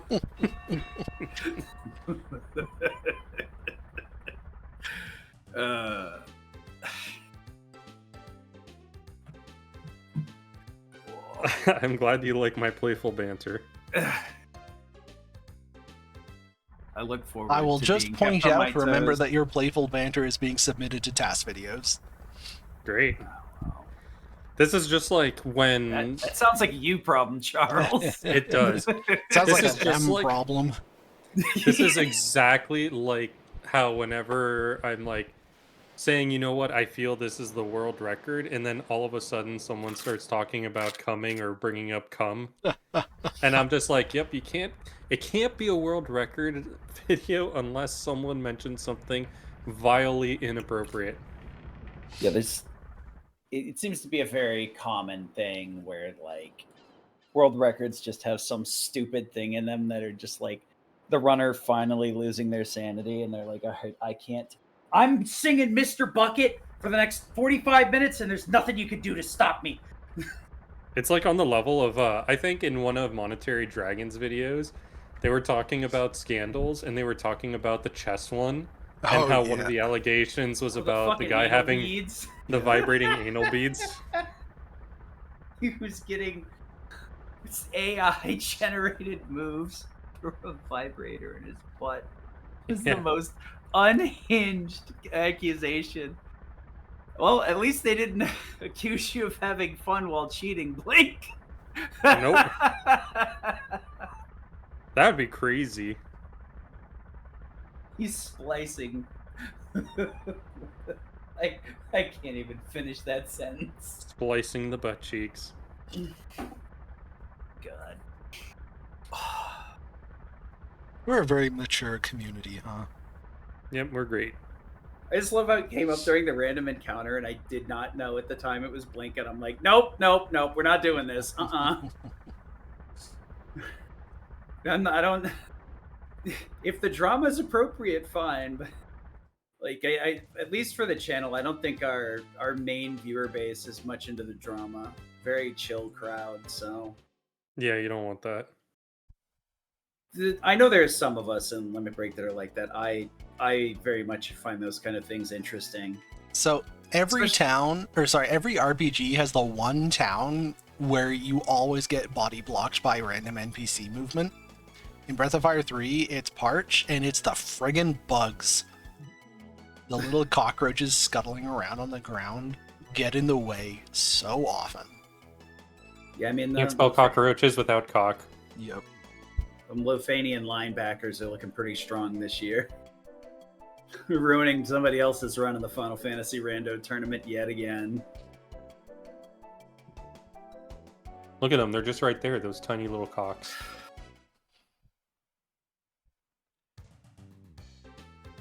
Apparently, just cockroaches are too big to be stepped on in any Breath of Fire game.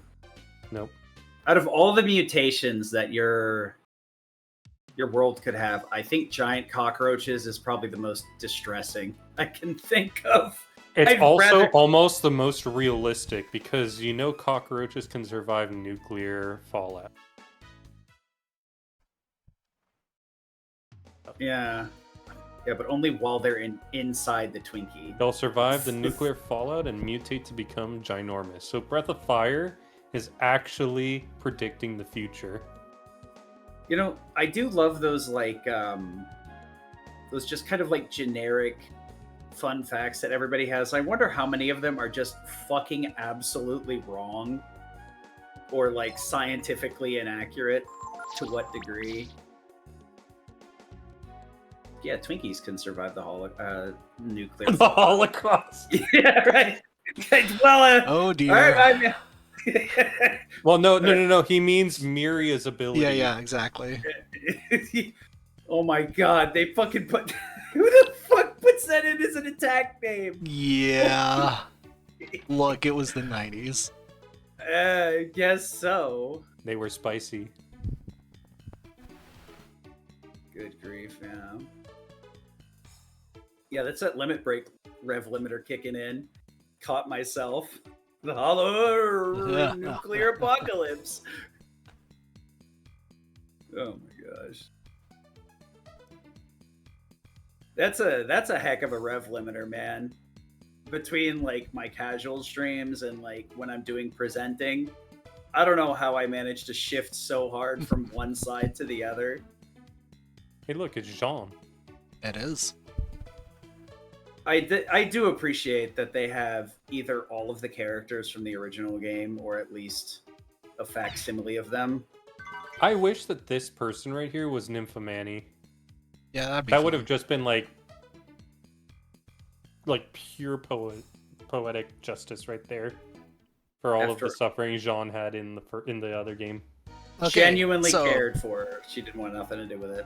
Fun fact, you have to go to the cafe to do the vinegar minigame, and you have to go south to the fishing spot to fish up the mackerel. You can do them in either order. It is technically optimal to do fishing first. It is 2 steps on the overworld more efficient, because if you do the cafe first and then fishing second, then you're entering Makus Gorge from the south, which would spawn you at the bottom of the bridge, and then you'd have to walk all the way through it. So you have to walk past Makus Gorge, turn around, and step back. Mm. However, 2 steps on the overworld is still only like a quarter of a second. It's not a big deal. And it just happens that doing the fishing second gives me better RNG setup for the fishing. So I do it the inefficient way for better RNG. Gotcha. So speaking Anyway, lads, this is where I bow out. All right. Good luck with the rest See of you the later, task. Blink. just showed up long enough to make Yep. me mention the Holocaust and then leave. What an asshole. Yeah, Exactly. Parents, you can turn the volume back up again. Enjoy your thoughts. We'll see ya. Brings out the primal instincts. So correct me if I'm wrong. The fishing, the way that it works in this game is you can't like fish up god tier weapons and stuff. It's you fish things up and then trade them with the mineros, right? Correct. And it's all super inefficient. Yeah, because you have to get like multiples, and some of them are like the fish in this game are complete ass compared to 2. Yeah, I looked at some of Zeal's runs just to see like what his fishing splits look like, and I feel so bad for him. I've seen him do some of the early game fishing, and I'm like, I don't know if I want to learn this. Yeah, no, same. There's a lot of things I'm willing to do, and getting my run killed by a mini game that isn't required is not on the top of my list. But I mean, the fish do, whether you're even if you're trading them or grabbing the good ones, there's some really powerful effects that you can get out of fish, which is, I mean, it's a well incentivized mini game, but blah. I remember as a teenager, I did a Nina only run of Breath of Fire 3, and I remember spending a long time fishing up rainbow trouts before Momo's Tower so that I would have enough AP items to get through all the random encounters. Oh, so you've just been a sadist forever. Oh then. yeah, Got no, it. I came this way out of the box. It's like Nina only as a kid. Good grief. Keep it up, and we can get you some. We'll get you a good challenge video YouTube channel. You do the gameplay, and I'll do the snarky commentary, and Sounds together good. we'll make. Here is the fishing. So the manip is in 2 bits. First of all, we pick a frame that enters where there is a mackerel very close to the shore, and we hook him, and then we manip him to not put up any resistance. That load was so fucking long. I thought it crashed for a minute. Nope, PS1. So that is the fastest mackerel I think probably you will ever see. Imagine if we had a PC version of the game. Right? Capcom, please. I know Resident Evil is selling, but you have more than one dev team. We're starving out here. I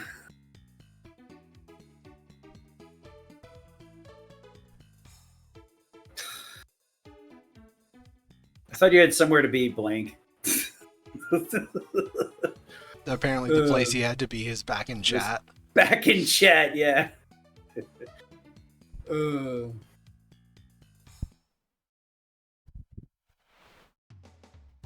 I do love the way that this party ends up skipping fights, but it's super funny when Gar just gets stuck on everything.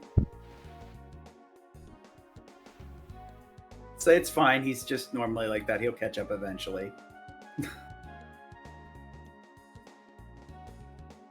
You gotta wonder how he killed so many dragons when he couldn't even avoid running into walls. Good question.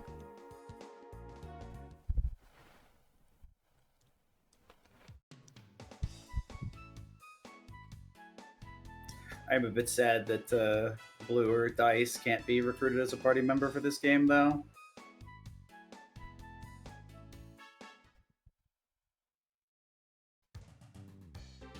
I don't think she's available in 4 either.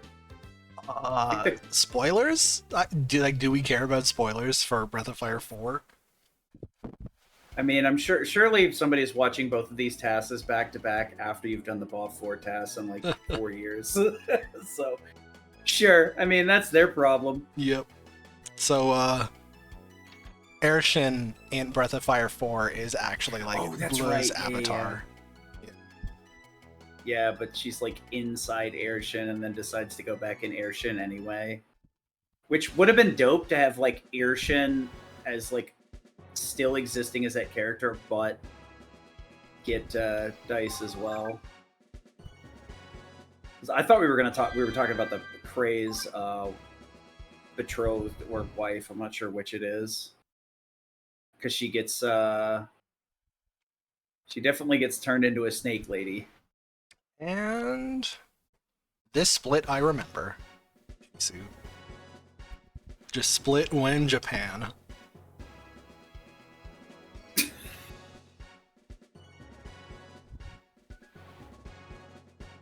Yeah, just a little bit of vinegar and a little bit of rice. How's the rice cooked? Doesn't matter, just with rice. Yeah, you can do that with as little as just a couple of chaly seeds. If you do too few, it will actually fail. I think it's 4 that I use, if I'm remembering right. But the vinegar and the horseradish can be omitted entirely and it will still work. Interesting. I do appreciate that we have to get water out of a well to get vinegar, though. How else would you get vinegar? At Walmart, probably. Or, I mean, if we're being more realistic, ordering it from Amazon, depending on what my current needs are. Do I need it now, or do I need it in 3 days?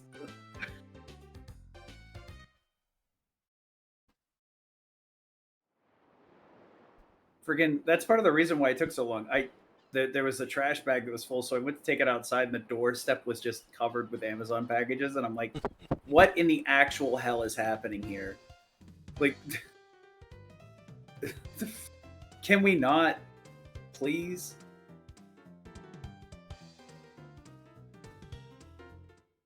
I am a dedicated old person. I do all of my shopping by physically walking to a store and picking things up with my hands.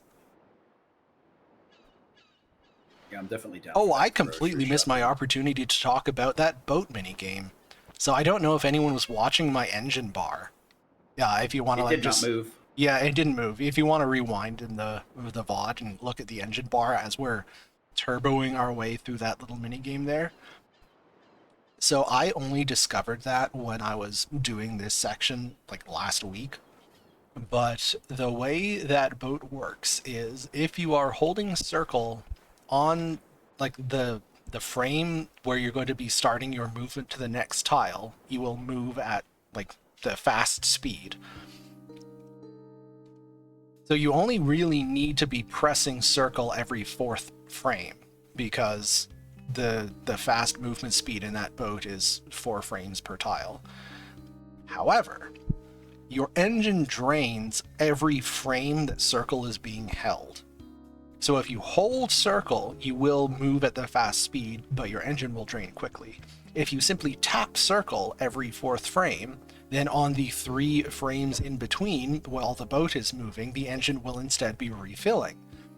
Which means that if you actually just tap circle every 4th frame, the engine bar never decreases, and you can just turbo through the whole thing.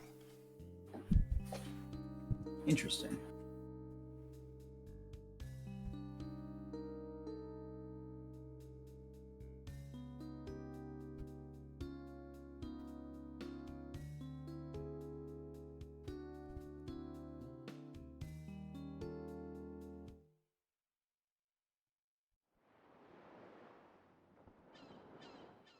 You must find a certain ship.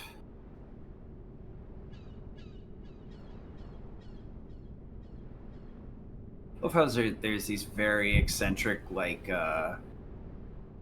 tertiary, secondary characters that you see, like, once and never again.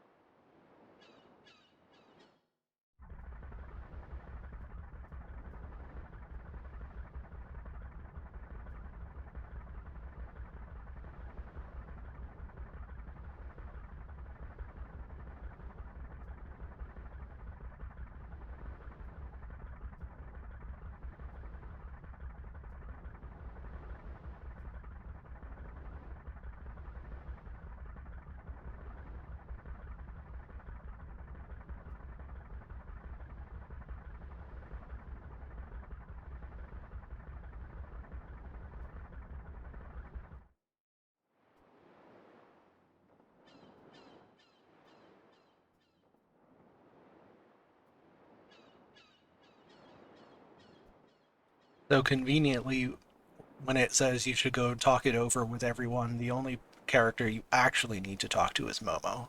Everyone else is optional.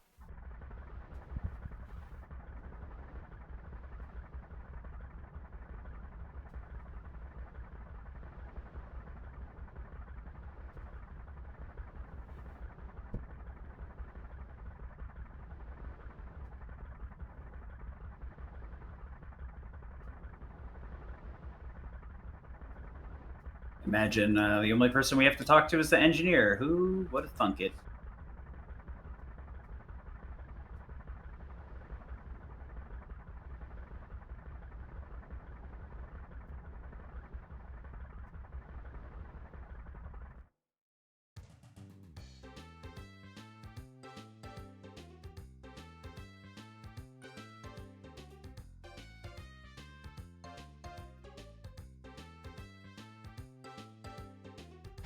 That looks kind of goofy, but I actually hit it on the first frame that you can hit it. Even if you run into the correct part of the black ship earlier than that, you just bounce off.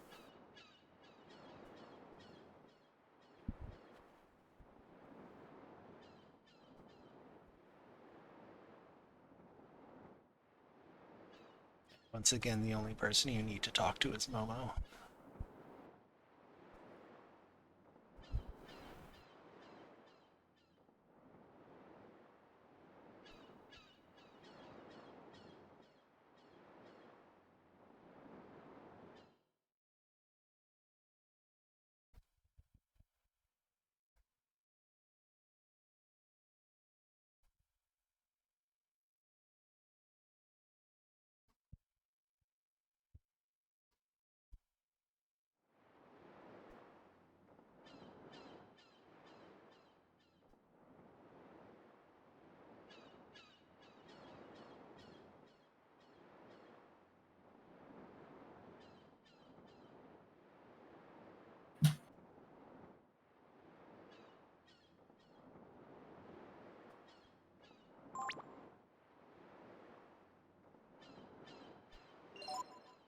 Once again, we need Momo to actually complete the dungeon, and we need Peko to avoid fights.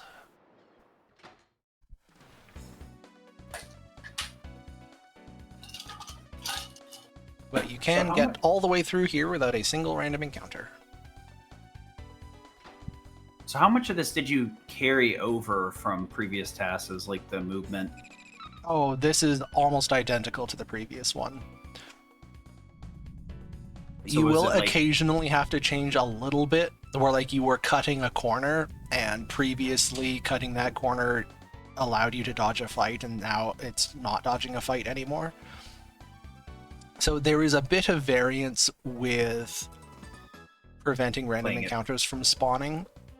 Playing it through and making sure that it actually Yeah. still does what it's supposed to. If you're walking like flat along a wall, then a fight will definitely never spawn. But because it's a task, of course, I'm trying to cut every corner possible, and I will do things that sometimes spawn a fight and sometimes don't, depending on like exactly where the game tries to spawn what fight. So it was mainly just finding your way from boss to boss, and that was where a lot of the tweaks were. Yep. Correct. At least at this point now, it's just from boss to boss. So we ride in the Claymore all the way to the end? Not all the way. We have the Barbarossa, which we're using for the next boss fight, and then we actually get to buy a better upgrade. So I guess we're done with the Claymore now, yes.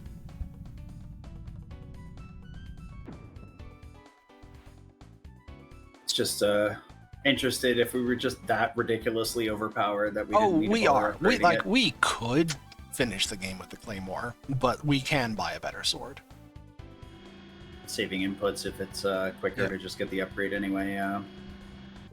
Especially with how long the extended super combos can get. Yeah. I'd imagine a second or two spent on grabbing another sword and equipping it versus an extra. Also, at this point, like the upgrade from the Claymore is truly gigantic. That's an early game sword. Yeah, first couple of hours. You can buy it as soon as you get to Windia the first time.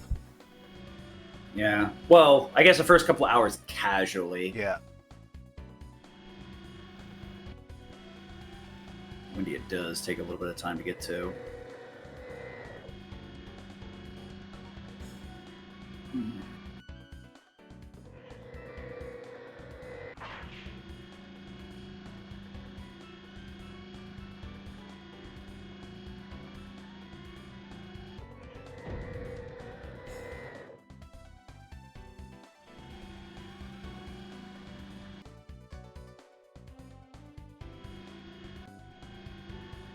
This little minigame is tediously slow, but there's nothing you can do about it.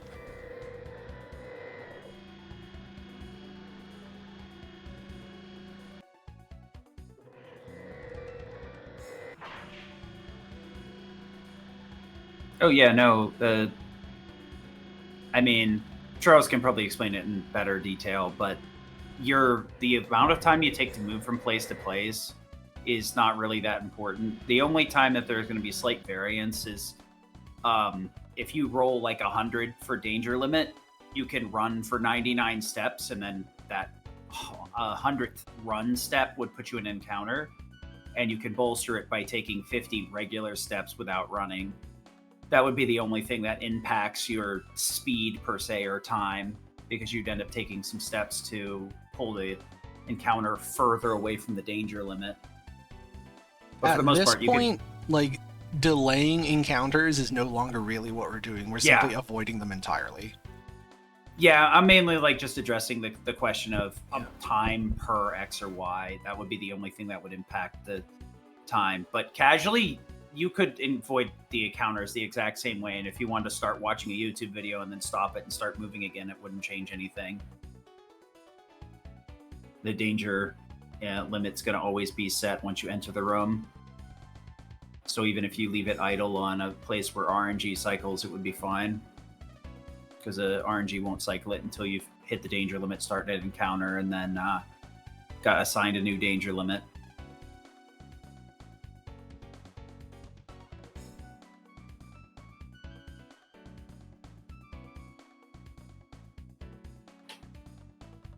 It is an interesting question, though, because sometimes things The are... only thing that is happening as time passes is the RNG continues to just update itself.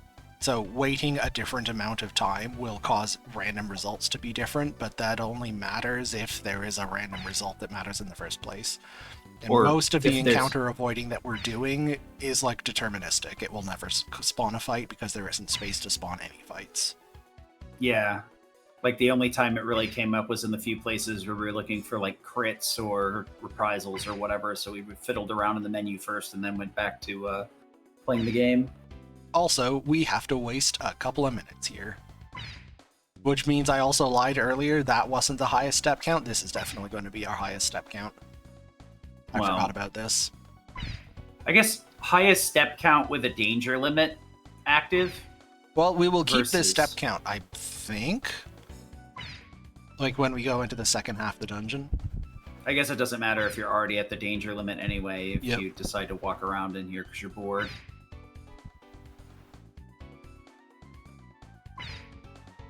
I'm glad that we can wait, and it just kind of seems like Momo's just kind of standing there Yep, Momo's having a great questioning time. life. I thought you would be like, Momo, shouldn't you be like working on the thingy?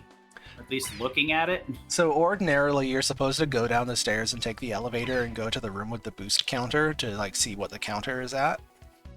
Now, But we already the know. counter does continue running during the screen transitions, but not quite perfectly.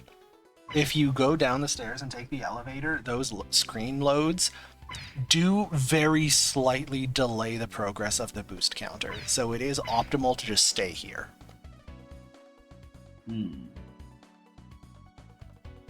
Did it end up being the same boost counter, or did you have to figure it out again? Oh, I mean, the boost counter is only ever exactly one of two things. It Okay. either ticks every second or it ticks every second and a third. And it's the minigame tells you have to talk to Momo when it's exactly 100, but actually I think it's anywhere from 98 to 102 will work. So as soon as the internal count... First of all, I manip it to use the faster tick timer, and then I just wait until tick 98 and then talk to her. So yes, I did not have to okay, redo okay. anything with that section. I wasn't sure if it was a matter of like there's a random answer displayed on the boost timer and you have to like grab it and bring it back. Nope. The boost timer a is just timing minigame. reporting the internal counter, and the internal counter always starts at 0, and the internal counter has to get to 98. Hey, it's like the middleman minigame if it didn't suck.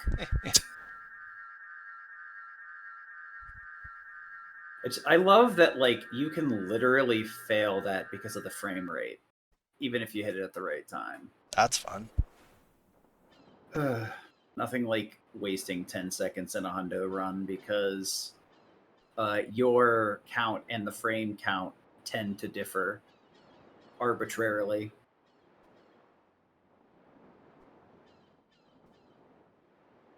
It's a lot of like Zelda mini games that like sound good on paper, and then when you put them into practice and push them to their limit, you're like, oh god, why? 2,365. All right, yeah, And counting. and counting.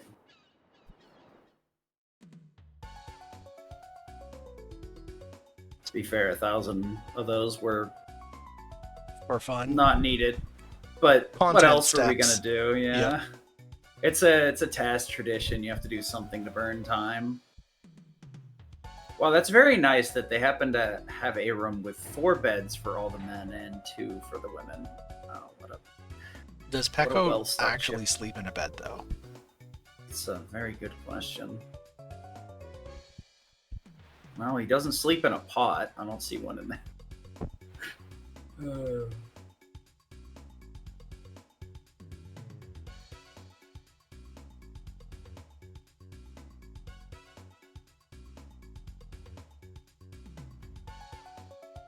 I love that this trip is so long that like the only contrivance they could give is be like, oh yeah, there's a warp panel on the other side of the planet, so don't worry about it.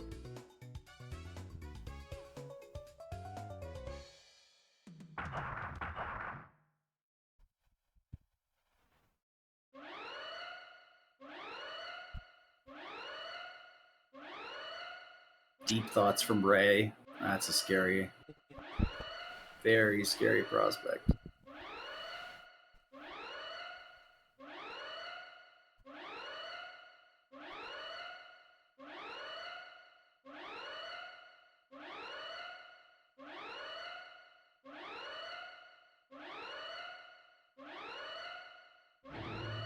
Hey, Darkness, this is the new Breath of Fire 3 TAS, yes. I updated it because I clearly have nothing better to do with my life. Has an addiction for the fiction.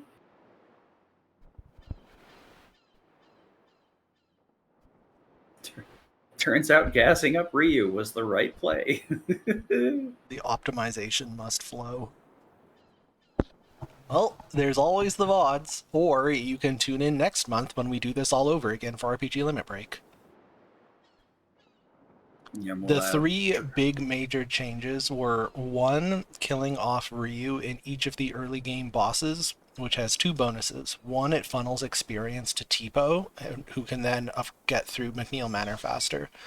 It also means that Ryu apprentices under Bunyan at level 1 rather than at level 5, so he gets 4 extra levels of boosted strength growth. The second thing is killing 5 bombers in the dump to farm 5 ivory dice, which are then all thrust upon the Dodai, which causes Ryu to get 65,535 experience, the integer cap, from the Dodai. So rather than leaving the Dodai with a level 17 Ryu, we leave with a level 32 Ryu, who then proceeds to absolutely demolish the entire rest of the game. And the third thing is we manipulate a Holy Mantle drop from the Stallion, which, like, it saves a random encounter or 2.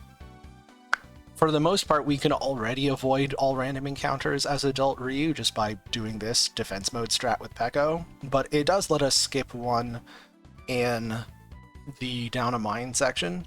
The bigger deal, which I did not appreciate when I was doing it, was that the Holy Mantle doubles all randomly rolled danger limits, including the ones generated in the Desert of Death. Which means that you can cut the number of camp screens you have to do in the Desert of Death in half, which is the large majority of the time save. Sucks that there's no, like, decent backup option to grab before the desert, because it sounds like it really doesn't end up being a super big deal until then. Dave, all that is stopping me from doing that is that, like, it would take a long time and there would be very little value. The reason that the 5 work rather than, like, continually grabbing more is the Dodai just gives like 3 grand experience or something. Everything else is experience until the end game is like sub 1,000.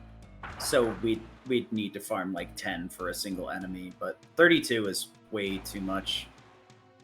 Theoretically, it is actually what we need, but it's more than what we need. Yeah, level 32 is already enough to either literally or almost one-shot every boss fight for the remainder of the game. So doing another 65,000 experience grind that early in the game wouldn't have that much upside.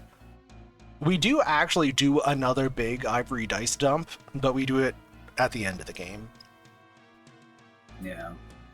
I actually That's the whole party, or does that get funneled into Ryu? It's all funneled into Ryu again. It's Ryu and 5 houseplants. Nobody else is helping. I kind of figured, yeah. I actually walked past an ivory dice in the Black Ship. I only need 2 ivory dice for the Dragon Lord, and there are 3 available. The one in the Black Ship is the slowest by about a second. So this is the one I'm skipping.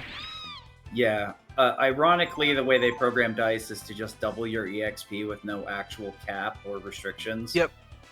You can layer them until you hit cap, which is what we did for the Dodai.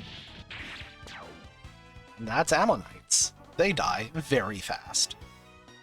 These things are weak to lightning, so the Barbarossa kills them extremely quickly, which is why it is worth buying the Barbarossa, even though this is literally the only fight we use it for. Why was one a 10-hit combo 1-9? Random damage variance. Okay. I guess like, if I had waited enough frames, I could have made the other one a 9 hit as well, but like the 10 hit was faster than a 9 hit in a big weight. So It's the same Dodai for that wave of fights. So there's Yep. only two: one under you, and then the one under your enemy that allows you to and win. if you kill the one under you, you lose the fight. So there's really only one you can kill. Yeah. The setup on it's a bit funny too, because you need to have a bunch of turns with Momo to just like chip away at the Dodai and not have Claw hit her. And then, like, in a speed run, the other struggle is getting her to actually hit her target because Momo's got really bad accuracy. We do not switch masters. We put a level 1 Ryu under Bunyan, and he will end the game under Bunyan. Most of the masters have like a deficit. Bunyan like lowers your speed, I think. Nope. Or It's a good thing he doesn't lower your speed, or he would be much worse than he is. He lowers your your AP and your intelligence. Two stats that we do not care about at all. I mean, if we're not dragoning, yeah. Yep. And even then, most of the good dragon moves are physical anyway. The only time you really want to use dragon magic is when you're trying to take down a group of enemies, and wasting a turn on transforming is usually not so hot. Actually, now that I think about it, there's really not a lot of good AoE stuff in this game.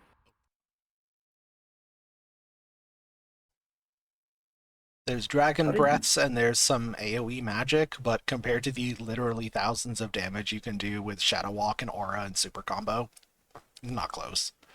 Okay, this is truly Breath of the Sword.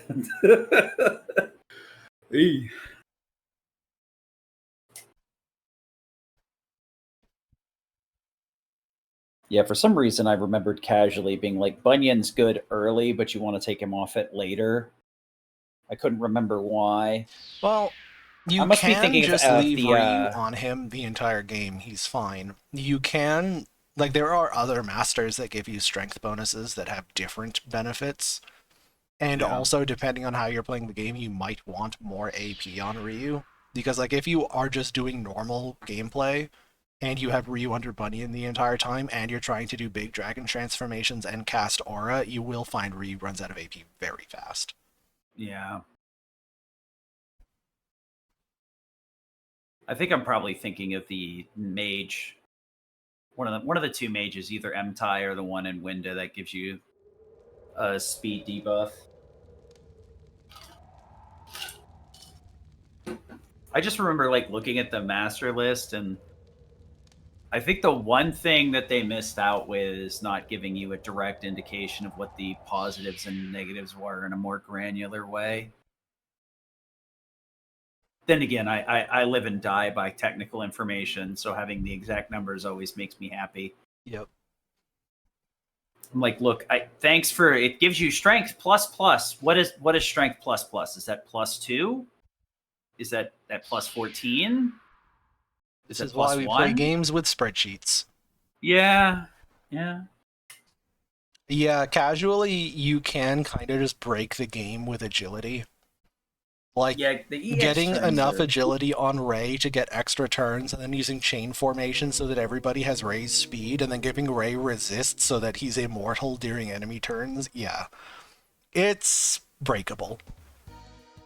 Oh god, I forgot about the chain. That's like the only reason you wouldn't use the attack formation. Giving everybody turbo speed.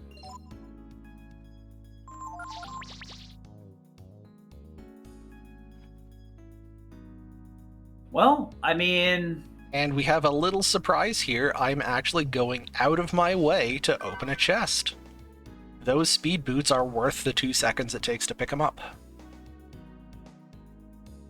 Well, if you haven't played it yet, Dave, it is available on GOG. I think they recently added it to Steam as well, but I heard the Resident Evil games, they added DRM to, and I don't know if they do the same GOG thing. version is recommended.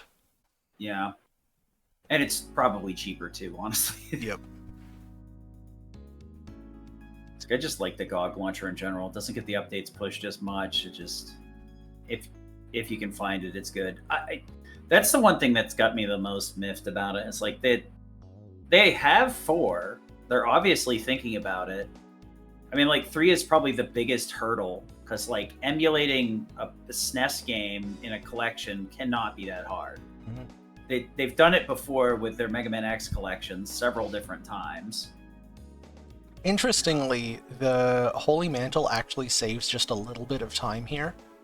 It doesn't skip an entire encounter because you can avoid all encounters with wall walking, but getting those first 48 tiles of movement rather than only 24 does mean that you can take a more direct route because you don't have to start wall walking until a little further in. That is a very particular amount for a bit of information, Dave. I have a friend who I got into Dokkan Battle, which is one of the DBZ mobile games. And for a while, whenever he's like, oh, important thing happened, and I can remember it was this date because this banner of the character came out, and I'm like, I have ruined your life. I am a piece of shit. He just recently realized that he can't remember anymore. He's like, wait a minute, what happened? What date was that? And I'm like, oh, thank God. The addiction is breaking.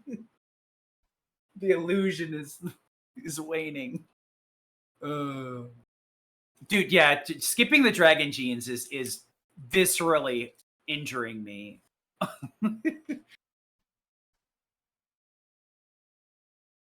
Yeah, I mean, I run the RPG Limit Break channel for like random encounters and stuff, and we're always interested in like Capcom creator stuff. We've been trying to get more sponsorships with them.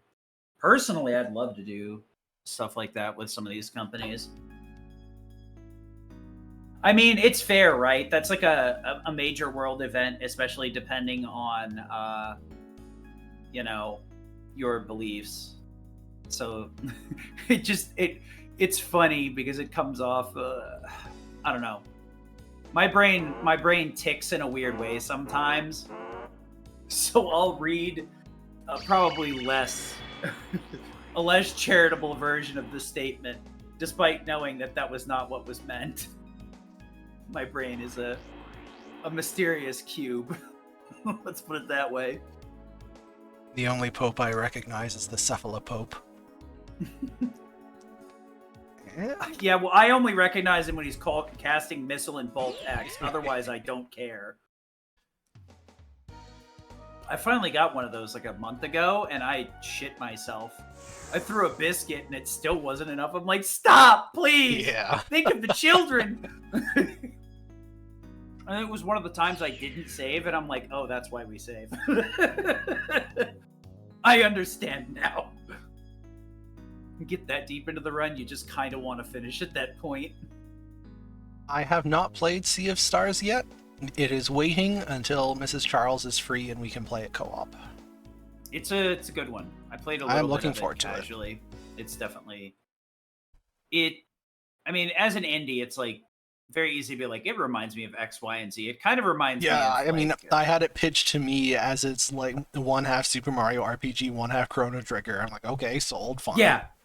Timed inputs plus like the Chrono Trigger aesthetic. Mm-hmm. Even, like I tend to fall in and out of playing things real quick, but like I did enjoy the first few hours and wasn't. I just that's a nasty habit. ADHD is a hell of a thing. Some days ADHD and autism are great because you will focus on something and you will not have any problems thinking about it. Some days you will look up and realize that you can't remember the last 3.5 weeks of your life, and there's a new Breath of Fire 3 TAS posted on YouTube. Yeah. Like weekly updates, daily updates sometimes. Woo! I mean, I ended up putting the date so far out because I didn't want to pressure you, but it looks like maybe I should have made it sooner.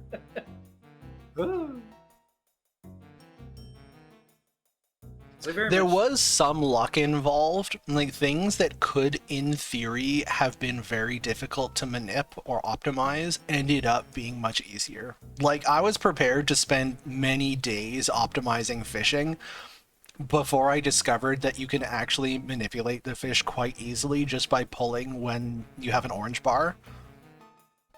And that made it much easier to optimize, so I ended up just taking like an evening. nice. It was good to give a generous buffer because it might have been required. It just ended up not being required. I mean, it's one of those things too where not having a deep understanding of it, it's one of those where it's like I don't know how much is reasonable, and I for these shows specifically, I want to make sure that the runner is comfortable, and it's same idea with the TAS too, that there's a comfortable deadline, and I haven't, made it unenjoyable of a process. Unsurprisingly, this is going to be another dungeon with no random encounters because we have Peko. Peko is a big little guy. There any particular reason we take Peko over Gar? Short answer, mostly no. I think Okay. there are one or two places where there's dialogue differences. Like each party member is assigned a line of dialogue for a particular scene. And of course, Peko has the shortest dialogue lines. Now, that Gotcha. only applies in a couple of places, and honestly, I do not remember which. Most of the time, they're interchangeable. Okay. I kind of figured that was the case. It was kind of like dealer's choice situation for the most part. Probably the more relevant consideration is for optimizing boss fights. Peko and Gar, neither one is strictly better than the other. Peko is easier to kill off than Gar. However, Peko must be killed off if a fight is going to take more than one turn, because Peko regenerates health between each combat round, and of course that animation takes time. Gotcha. Spend less time party swapping. So there are cases where just like whoever's currently in the party, you take them, because like there's no real reason to switch between them.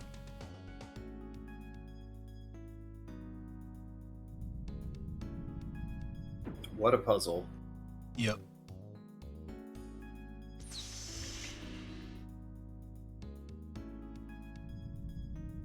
I'd have been fine hitting like 4 switches and just making a bridge spawn, but all right.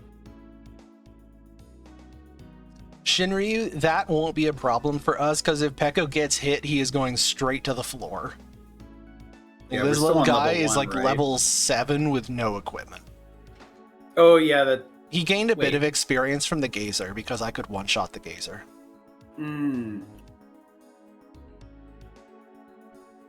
For a moment there, I was like, oh yeah, he got EXP during the dump fight, and I'm like, no, he's the boss in the dump. Yep. What am I talking about?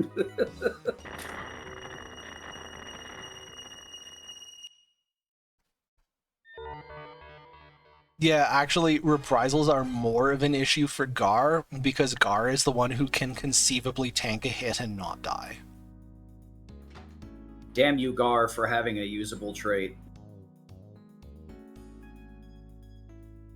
I mean, I think the whole party is... Well, Ryu is assuredly naked because he's faster when he's naked. Yep. Gar still has his scale mail on because there was no reason to take it off and clutter my inventory.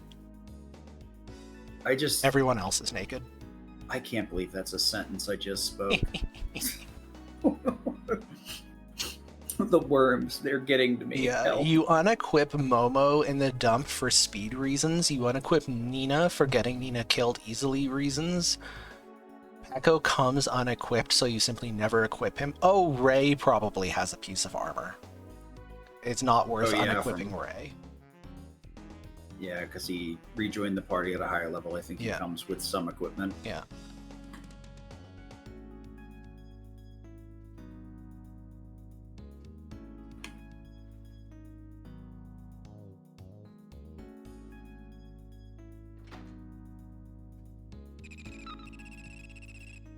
No, he's the only reason Gar isn't naked was just to make sure that Blink's joke about Gar being naked was inaccurate while everybody else was actually naked. So interestingly, I actually actively do not want armor in my inventory that Ryu can be equipped. Because I have to change Ryu's weapon fairly often. Like, I want to go to the Flare Sword, then the Claymore, then the Balak Knife, and back to the Claymore, and then the Barbarossa. And the equipping directly, like going equip, selecting Ryu, selecting sword, selecting a new sword, and then canceling back out, is reasonably fast, but it does take like a third to a half a second. And if your inventory is suitably set up, then rather than that, you can use either the Opti or the Fast buttons in the equipment menu to either equip Ryu's Optimal, as in just like highest stat equipments, or his fastest equipment. But both of those will equip something if possible. Armor. It won't just leave an armor slot blank unless you have nothing to equip. I see. The good old optimal versus remove struggle. Yep. So, for example, when I'm coming to the Geist fight after doing the plant, I have the Claymore on Ryu, and I can go into the equip menu and just hit fast to switch to the Balak Knife, which I need at the beginning of the Geist fight. And that won't work if I have armor in my inventory, because then it will also put the armor on Ryu, which I don't want. So the scale armor stays on Gar so that is not happening. Also, another nice big step count, just a little 2,438 over 96. Now we're just doing this on purpose. Yep.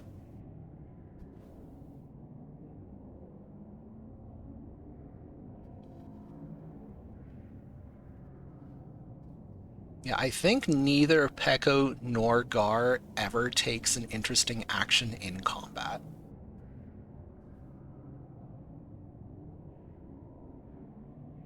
Nina does. Nina casts Jolt to help Momo kill a couple of the bombers in the dump. And Nina also uses an ivory dice later. Momo, of course, has done stuff. Ray did stuff in childhood, but comically, Ray has one job left. Ray will yet contribute. And of course, Momo will have might in time to fight Miria. Might is an important part of the Miria strat, so we need Momo to be level 20 by the end of the game, which she will be. We do not need to go out of her way for that, fortunately. Just by leaving Momo alive in the boss fights that she's naturally with us for anyway, she will get to level 20.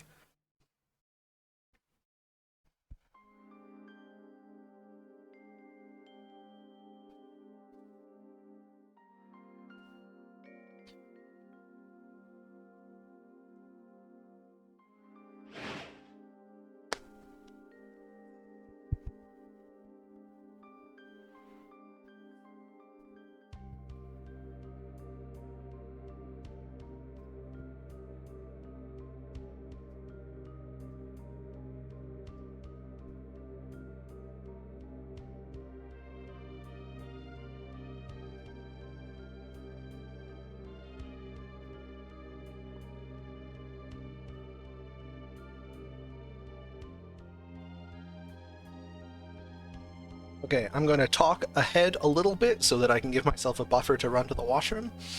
After some yapping here, we are stopping at the armor shop because we're buying one final sword for Ryu. That is our last purchase of the game.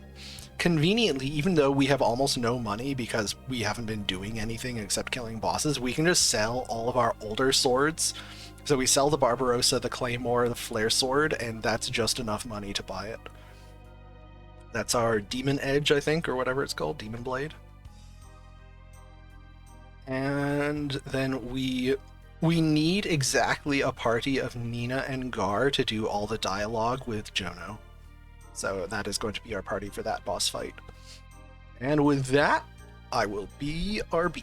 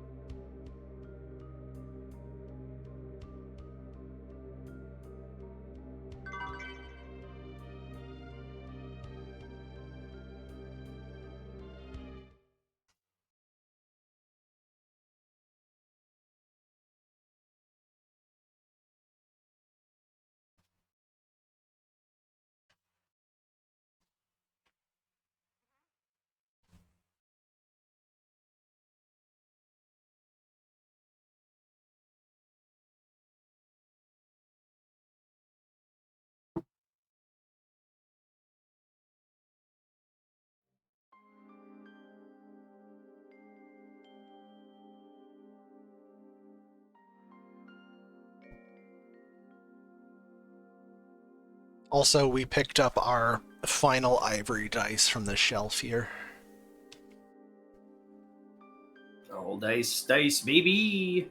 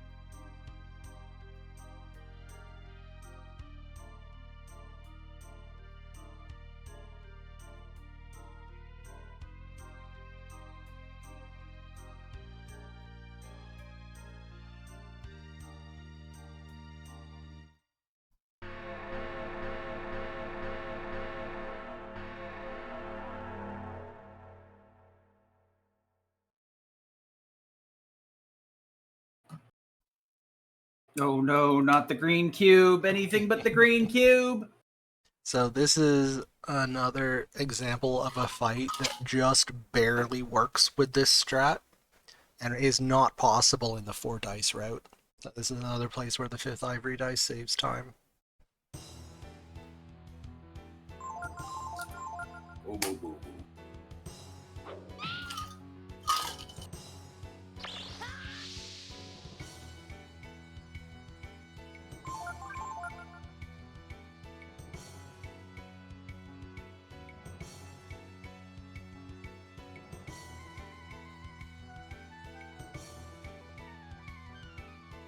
One full 32 super combo, nothing less will do.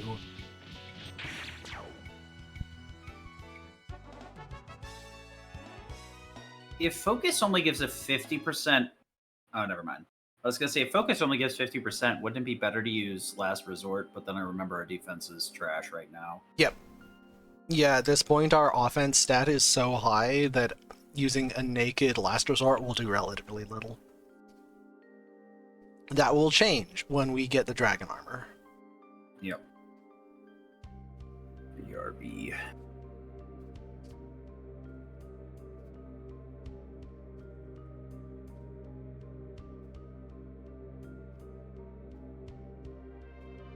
So we have been very, very slowly creeping our way up with the time saves.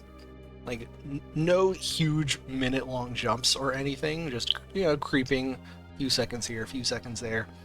We will save a lot of time on the Manmo split.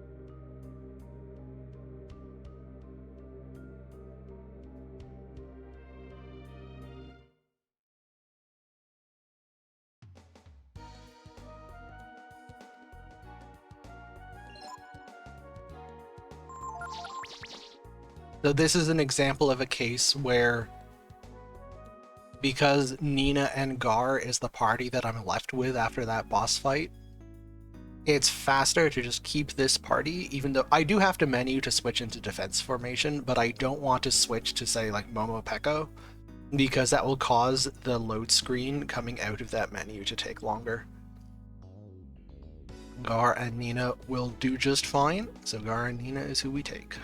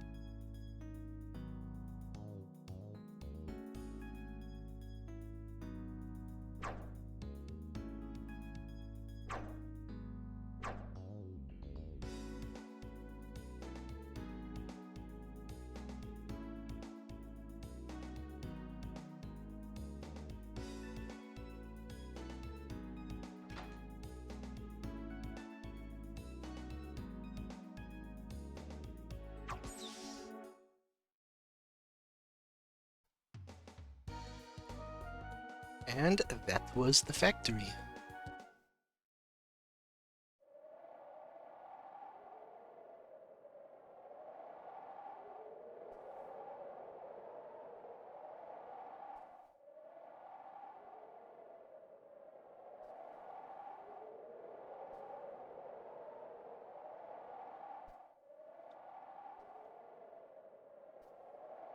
Oh boy. Yep, The it's time to desert. walk. So I'm definitely going to use the desert as an opportunity to go and get a snack. But some explanation first. The desert uses a step count and a danger limit the same way like regular dungeons do. The difference is that when you hit the danger limit, you're not spawning a random encounter, you are spawning a random encounter area. It will force you into a random encounter area, which you then have to walk out of, and in the process of walking out of it, you will be forced into a fight. However, the danger limits you get are nice and big, particularly because we have the Holy Bangle doubling them, or the Holy Mantle, sorry. So here you can see our first danger limit is just shy of 360. We're going to get to do a nice long walk. And then right before we hit our danger limit, we're going to bust open the camp screen, because loading into and then leaving the camp screen is much faster than loading into a random encounter area, getting a random encounter, running, and leaving the random encounter area. But we are also going to save a large amount of time relative to my previous task, because the previous task did not have the Holy Mantle. It had to do twice as many camp screens to cover the same amount of distance, because its danger limits were half the size.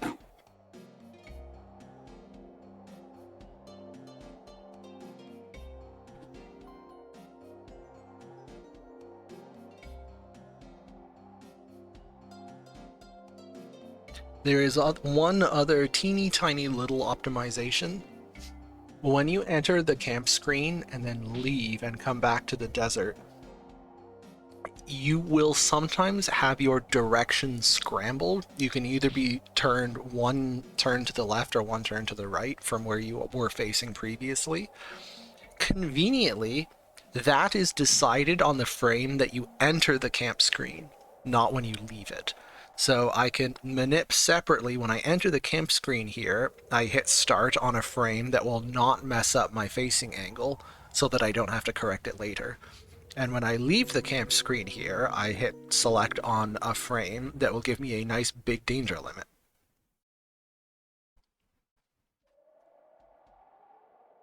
I believe the first one I get here, 688, is actually not the biggest. You can get up to about 720, but this is good enough. You can actually get more distance out of 3 camp screens than you need, so I take things that are fast rather than things that are maximum number. Alright, and with that, it's snack time. We'll reconvene in like 5 minutes when we're done walking through the desert.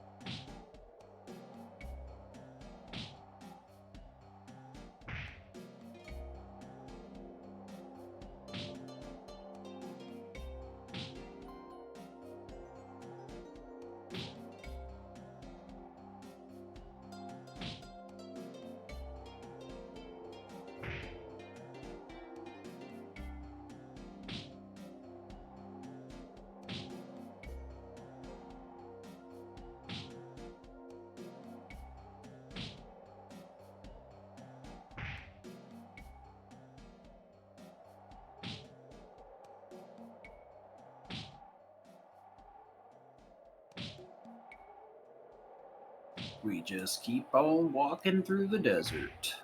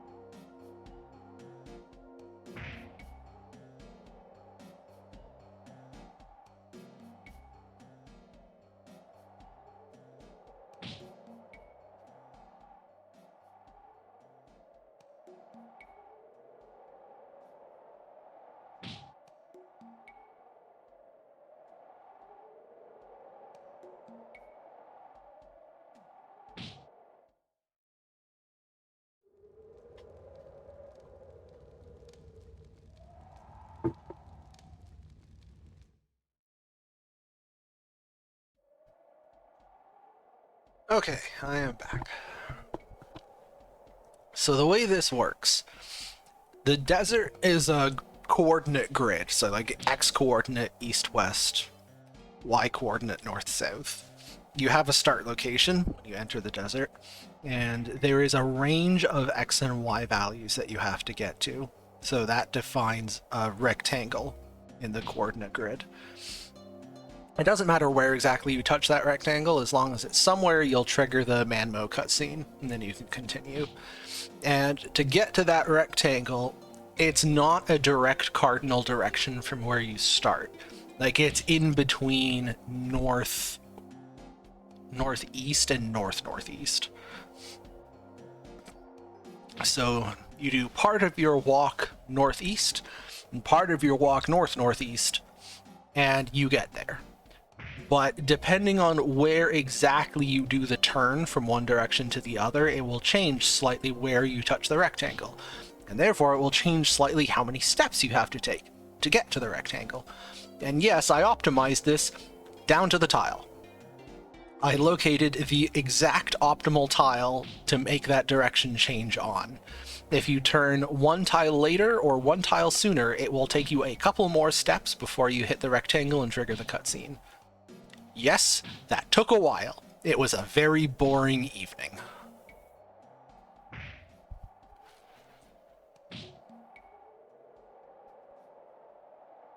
Oh, thank you, Neo. And here is that cutscene.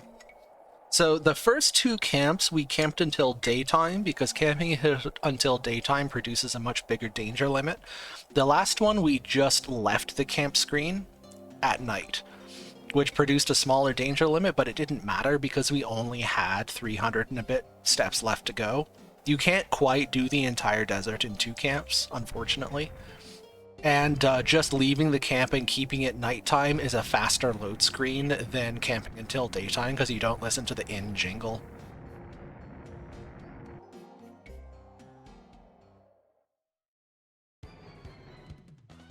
Also, Manmo boss.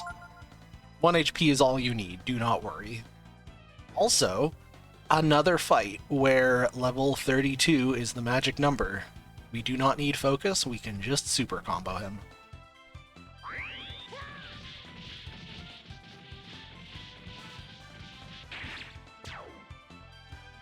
So yeah, we save a full minute on the desert by having the Holy Mantle.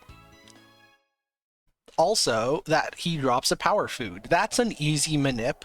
I think it's a 50-50 to drop the power food, but the power food actually ends up being relevant. That is so depressing that we have like 200 to 300 power between our base strength and our weapon, and +1 strength from a power food is still relevant. But there is upcoming a damage range that we are just barely, by the skin of our teeth, gonna hit. So that +1 strength matters.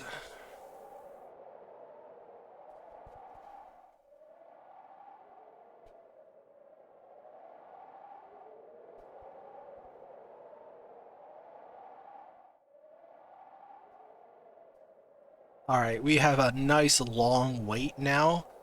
The next fight is the Chimera, 20 minutes in the future, so we have a couple people who just joined in. If you have questions, now is a great time.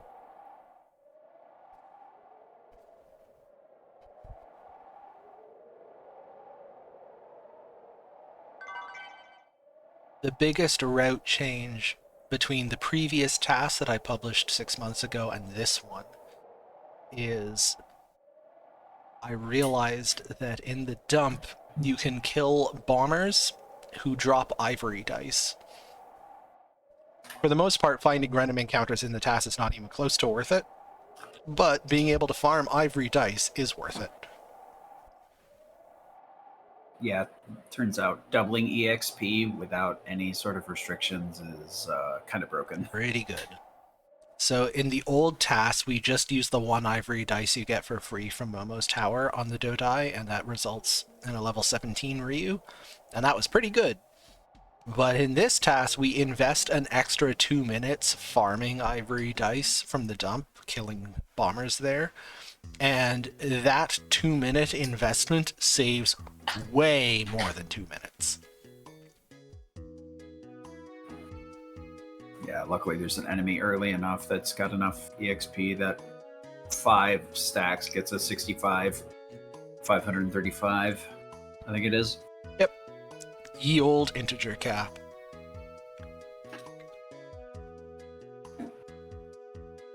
Two to the power of 16 minus 1.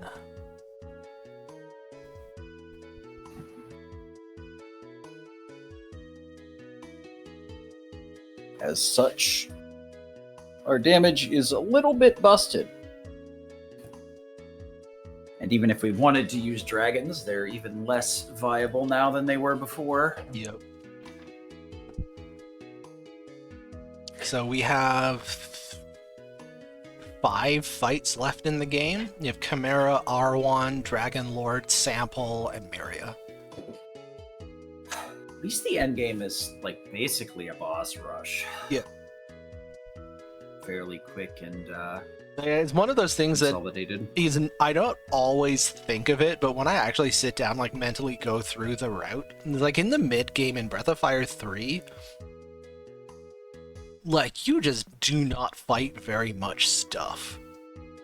In between the plant, because you kill the dragon zombie, you fight the were-tiger, and then you fight Mikba and the huge slug and Pallet, the shroom. All of those happen in fairly quick succession. And then you have a huge segment where you fight Geist, and then you fight the Angler, and then you fight the Ammonites on the Black Ship, and then you fight the Elder. And they're all like 20 to 30 minutes apart. So you have like a 2-hour segment of the game where you fight 4 bosses and that's it.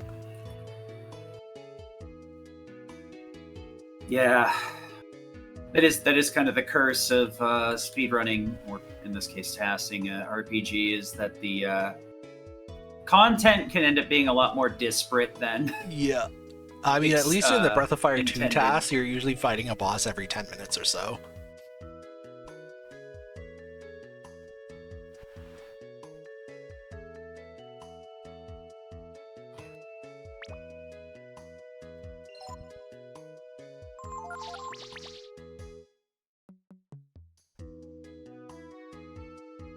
So another thing that is going to become relevant quite soon is this game has a damage cap.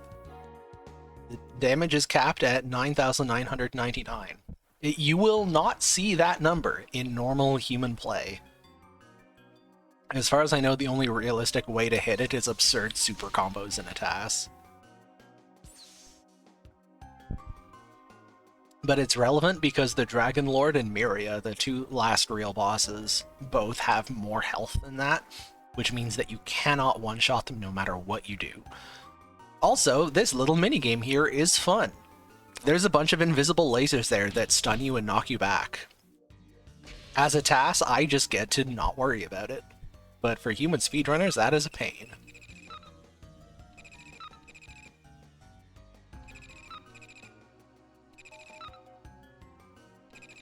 All it takes is waiting a few frames until you get a favorable RNG result entering the room as a TAS, and then you can just walk straight through them.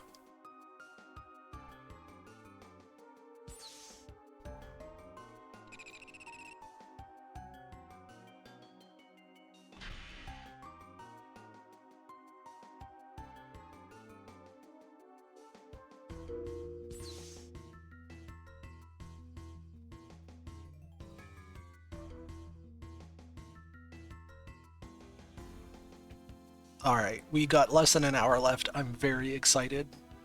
My voice is kind of sore. Yeah, it's definitely a yapper trait you gotta get used to for. Yeah, no, this is absolutely my fault. I did not account for the fact that, one, I haven't streamed in a couple of weeks, and two, I only just got over a sore throat a couple of days ago. I should have thought of that, and I should have gone much easier on my voice at the start of the stream. Like, the first 2 hours were great. It's just I used it all up too fast. Should have spread it out. Anyway, we've got less than an hour to go. We are getting there.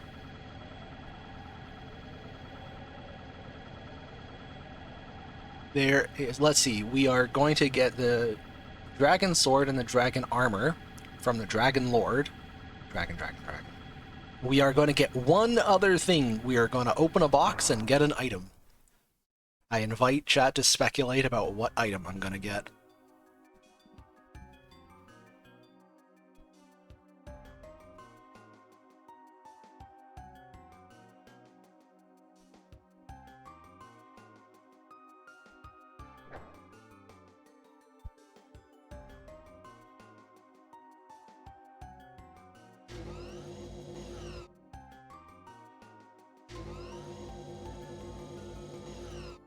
Also, just checking in, we have not seen a random encounter in over 3 hours at this point.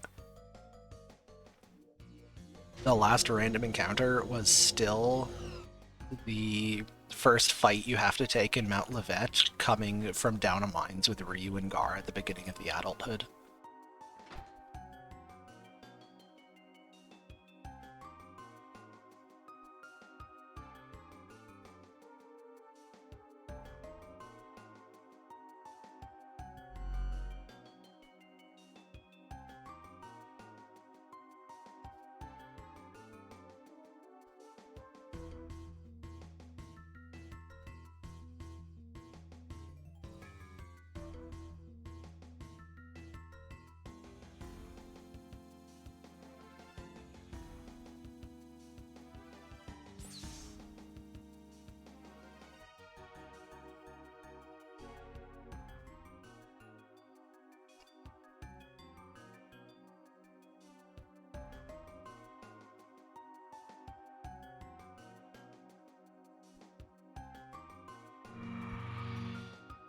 So looking ahead to the Chimera fight, here's the challenge.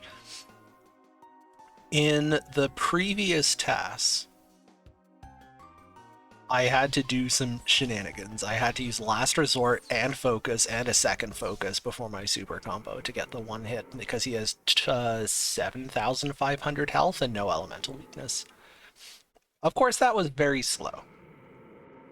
What we have been doing for high health bosses so far has just been like one focus and then a super combo. But we saw the one focus super combo against the Elder. We just capped out at barely over 5,000 damage. So one focus super combo will not get us there against the Chimera. We can do two focus super combo. that certainly will work. The question is there anything better I can do than a 2-focus super combo?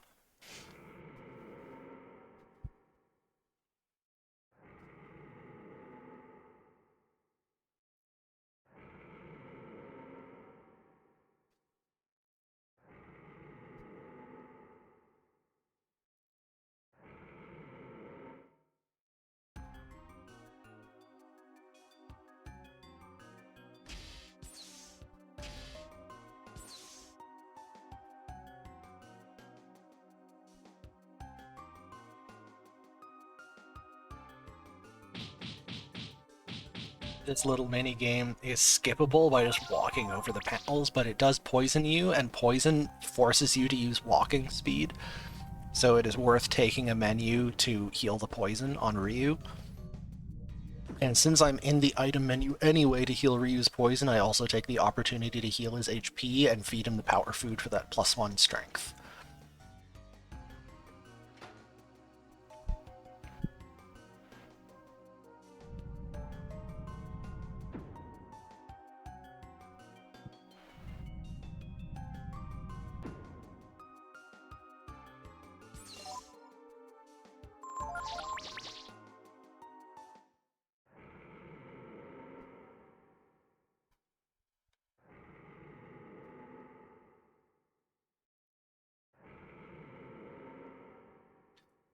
The other restriction of this Chimera fight is we need Momo to survive. This is Momo's last opportunity to get experience, and she's not level 20 yet. Echo, of course, can be introduced to the ground.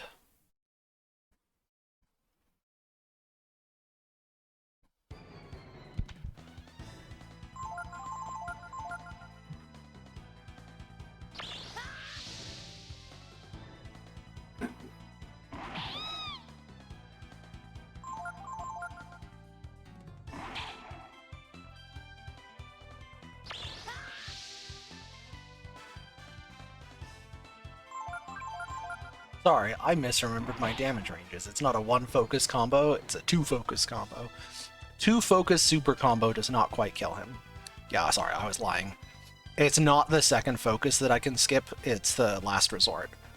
So 2-focus 32-hit super combo caps out at a tragic 7-30-17. So you get that funny looking, just finish him off with a love tap.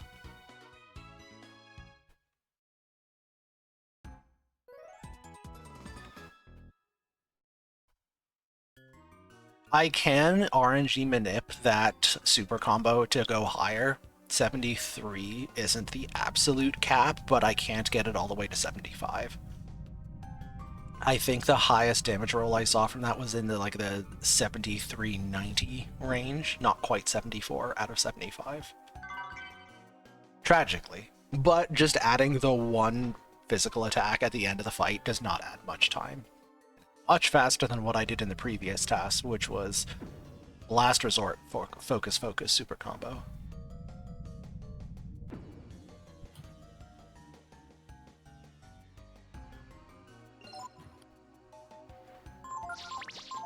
We need the HE shells for Momo, not for combat reasons, but just they're necessary to progress through the dungeon. Annoyingly.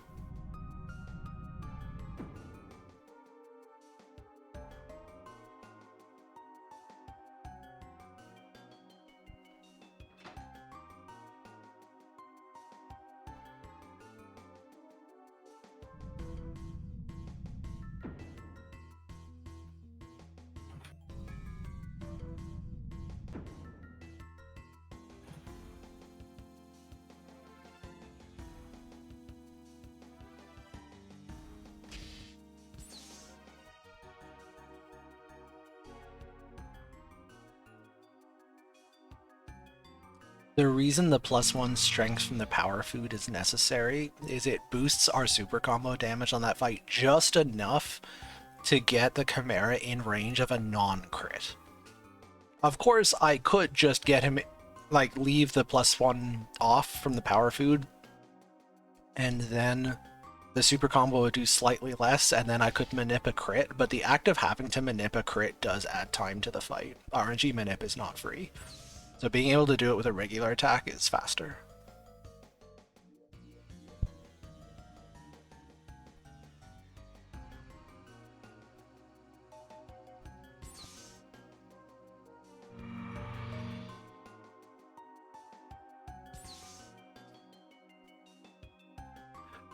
The +1 strength is also relevant for the Dragon Lord and Myria.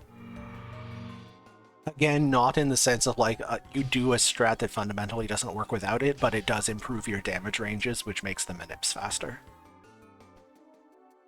This is a funny little bit of routing. We need Ray in our party for the next segment, but we also want to keep Pekko to avoid random encounters, but we also need Momo to blow up the vines. So you walk there with Momo, Pekko, blow up the vines, backtrack all the way here, pick up this hourglass, that's the one item from a box that we get, and then put Ray over Momo. And even though this is like almost a full minute of backtracking, it is faster to do this than it is to leave Pekko out of the party and have to deal with random encounters.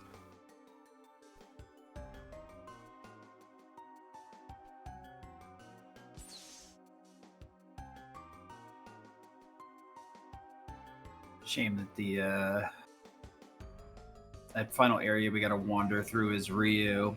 The Holy Scarf does nothing in, or Holy Mantle.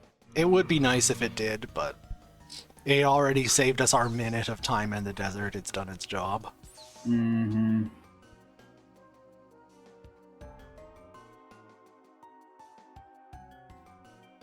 I swear it feels like Smoke's only working in Finny on GBA. Like I watch you guys going through Infinity, and I'm like, they've got the Holy Scarf on, right? Right? I've had more than a few people be like, no, it's not a placebo effect. There was a older runner, Dragon Darsh, who did some routing initially during SDA days, and he's like, smokes do stuff, right? I'm like, yeah, they do. They do actually lower the encounter rate. When I was at Limit Break, I just like that was a really thing that tickled me, because we always have that random chatter, and like even older speedrunners are like, "You're sure this does something?" I'm like, yes. Mm-hmm. All right. I guarantee you it does. 3 hours later, we finally have our next random encounter, and it's also the dumbest random encounter in the entire run. This elevator drops you off smack in the middle of the room with like no level geography whatsoever. There's simply nothing you can do about this encounter. Defense formation doesn't help you when there are no walls.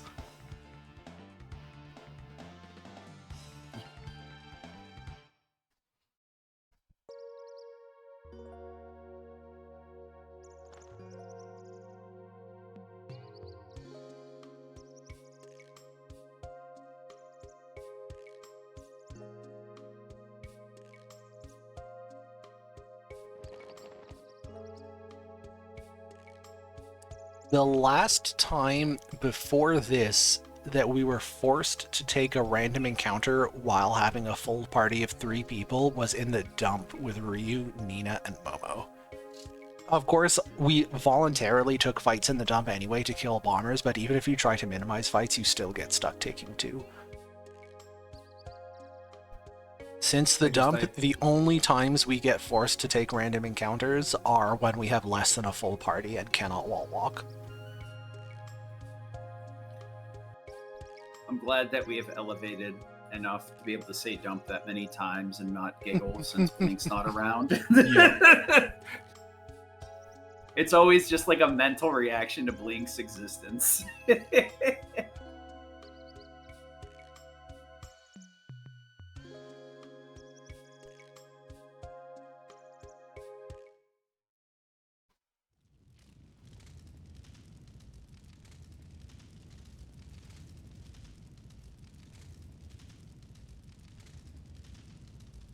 So upcoming, when Tipo forces me into the dream with just Ryu, you can watch the danger limit, when I run from a random encounter, it will roll a normal random danger limit. And the value will be nice and big because of the Holy Mantle. And then before I get anywhere near that danger limit, I will have a screen transition of some kind, and it will force my danger limit back down to 96, which is very irritating.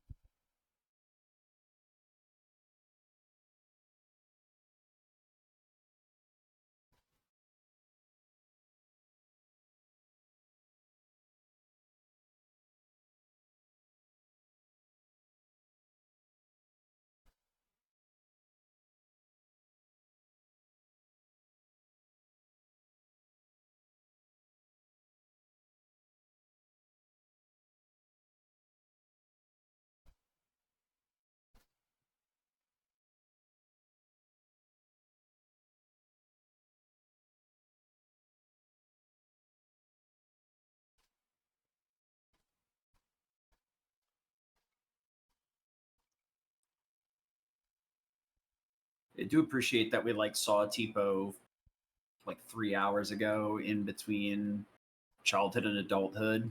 Mm-hmm. Just like, who's that? Anyway,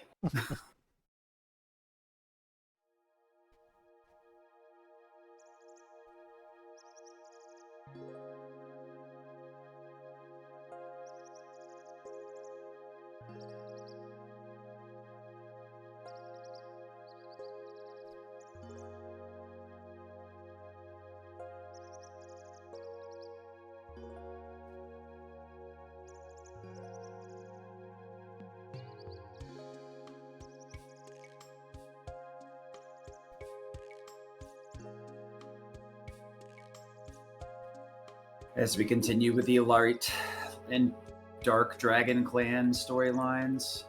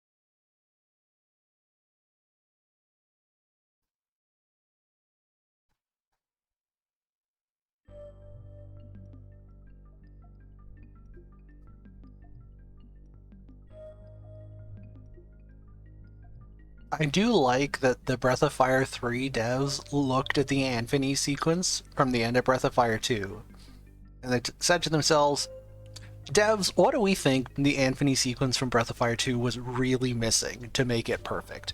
I know, it needs random encounters. yep.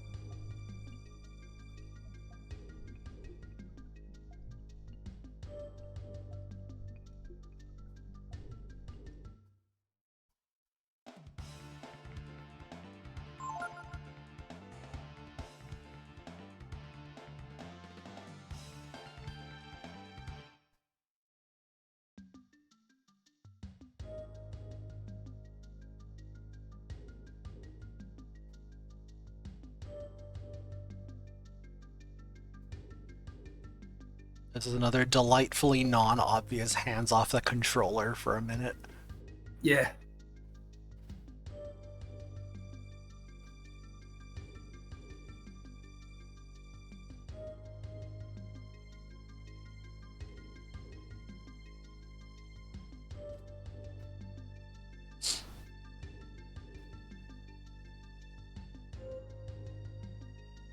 Yeah, it does not give you good directions whatsoever.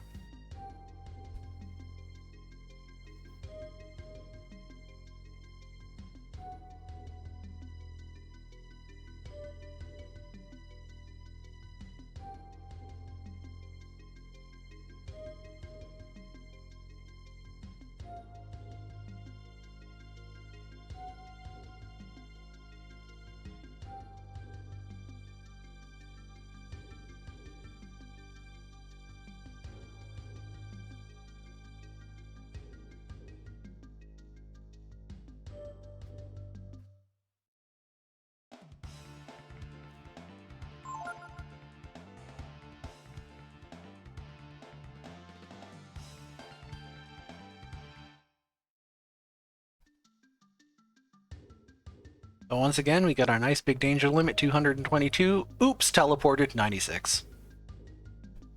Get wrecked. You're not allowed to have fun around your brother.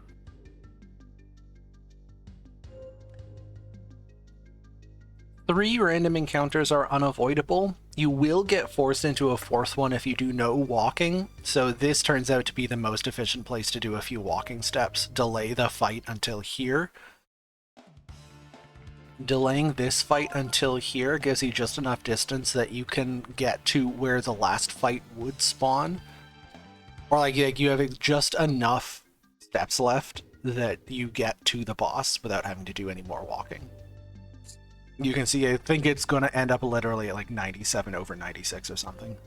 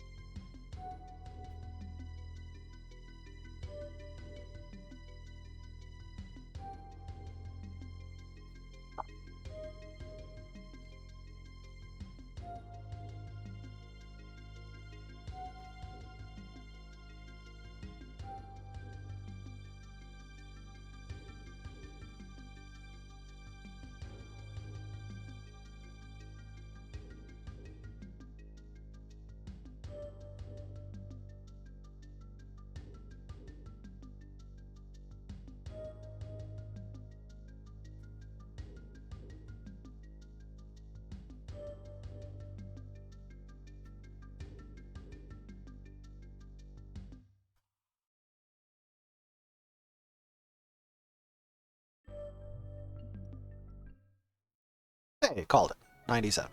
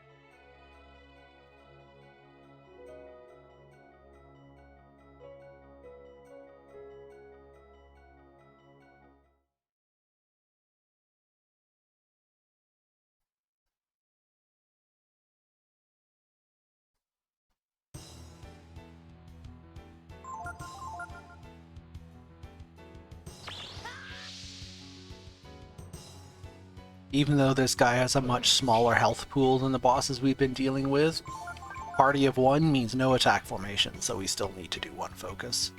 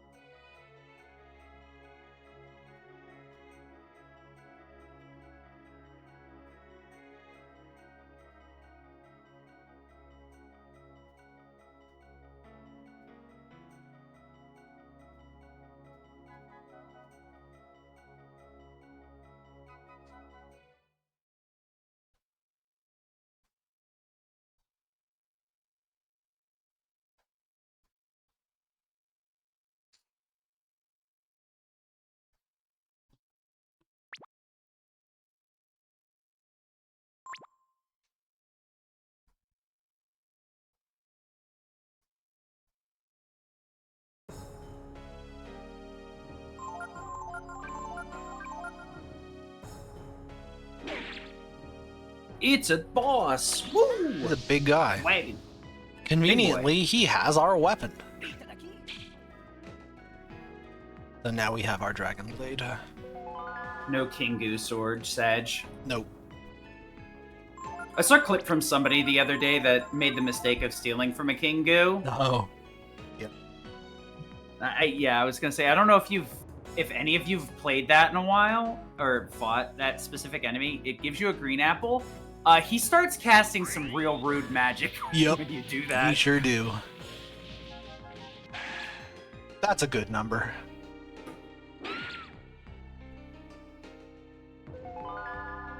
So conveniently, the Dragon Blade does bonus damage to dragons, which Tipo is. So we get our Gasp would be one big proud. super combo, one crit, get Ray killed off, and then a second crit. Risky blow. Yeah, the risky blow in the second turn there is just because there wasn't a good crit frame that I could find, so risky blow does the job. Yeah, it is nice that Risky Blow basically drops a crit, but it lets you avoid the frame fishing or RNG fishing, whatever you want to call it. This was a good warm up for my the limit break choke tomorrow. Give me plenty of time to get back in the swing of things.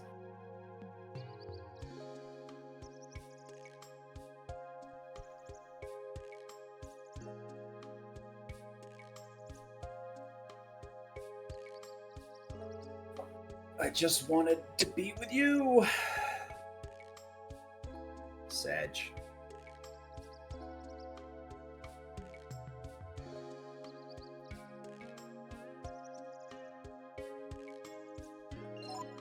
Feels like this was more what they wanted Ray's storyline to be like.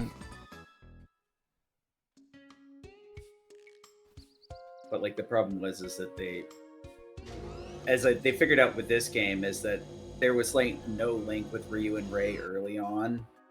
So you're just kind of like, oh, this guy doesn't seem like a real prick. It's really more so how you end up looking at Ray.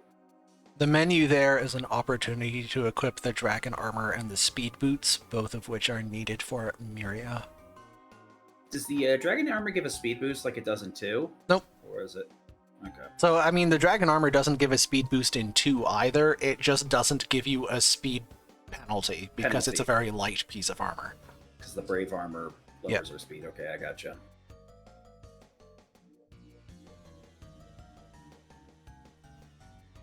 The Dragon Armor in this game is also very light, but it does way more than 0.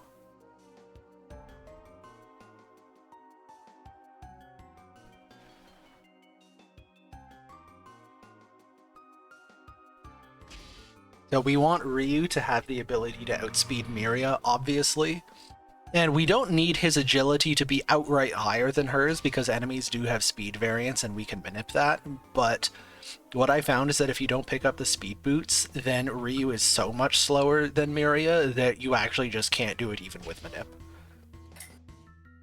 So it's 2 seconds to pick up the speed boots versus quite a bit more than 2 seconds to sit through an extra action from Miria.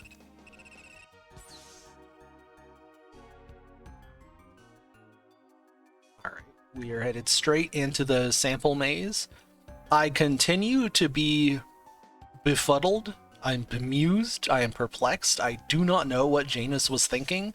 He took such a suboptimal path through here. He fought 3 News and 2 Mikbas. For like no reason, because there's a path where you just fight a single Manmo. Maybe you decided to take that path for EXP. Though. But you don't even get experience because they're just early game bosses. True, yeah. Maybe he was just playing under a different rule set. I think he or just didn't something. know this route was possible. It's hard to tell sometimes. Yep. Even if you could ask the person nowadays, they'd be like, oh. 15 years ago, yeah. Yeah. So we fight this guy.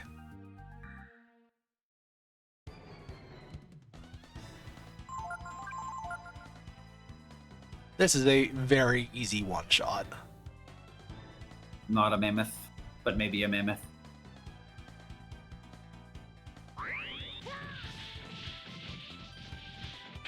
Can we get another power me out of this little guy? I actually don't know. I didn't.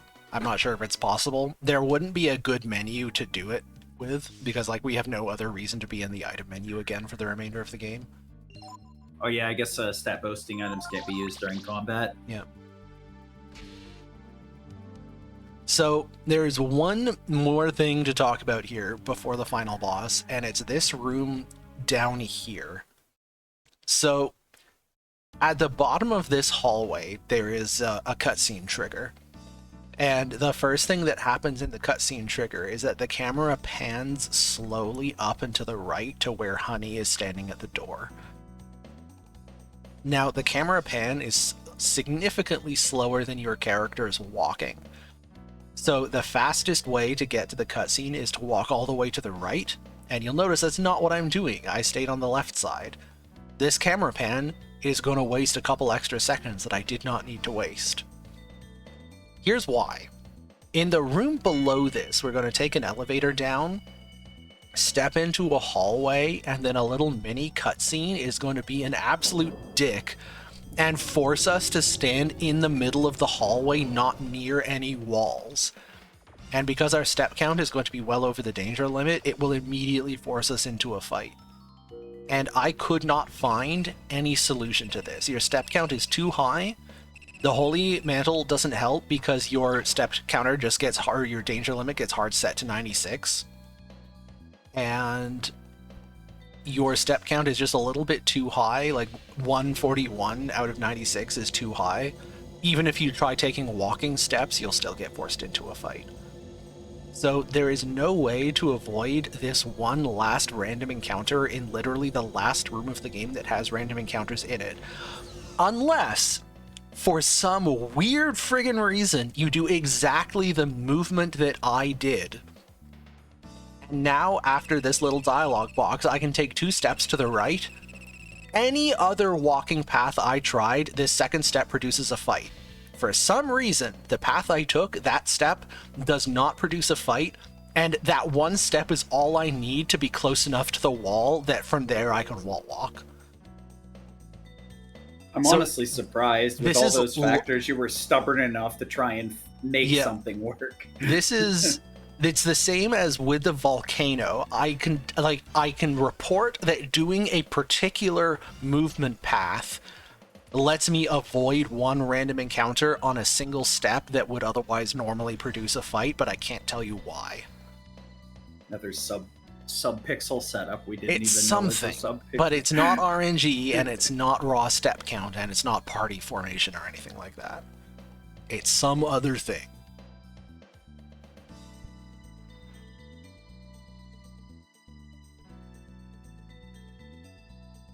Anyway, fortunately, this big room here has no random encounters in it, so if you can dodge that one last encounter, then you're fine.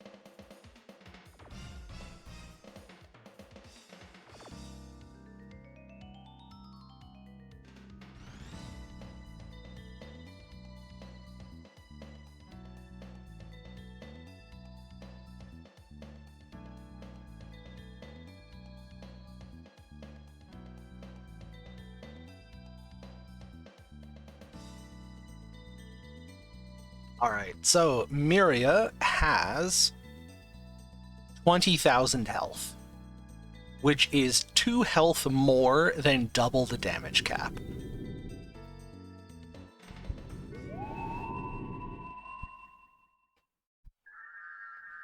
The old Janus strat was to just do 3 super combos, each of which dealt about 7,000, which works. But it's 3 super combos. Super combos are slow. In the previous TAS, what I did was, first of all, Last Resort and Might, which is what gets you to about a 7,000 super combo. But if you also use a Focus, you can get up to like a low 9,000 super combo. And Focus Super Combo is actually faster than 3 super combos, even though it's 4 turns, because Focus is just that much faster than Super Combo. The problem is that still leaves Miria with like 1,000 health and change, so then Ryu needs to crit her again. And the problem is, since it's Ryu, like it's Ryu's turns, that means that Miria gets 1 extra action. And like Miria's animations are slow, and trying to manip her is annoying because she doesn't like to regular attack very often. She wants to spellcast. I guess nobody can get even close to cutting that last little bit of damage besides Ryu. Well, you see, that's with the old route. My new route has Ryu. He has just a couple extra levels left over. Just a few. Well, no, it is down to just a couple. I think he ends the previous run at level 36 or 37, and now my Ryu here is level 39. The thing is, like, experience scales throughout the game. So, like, what used to be the difference between 17 and 32 now is just the difference between 37 and 39.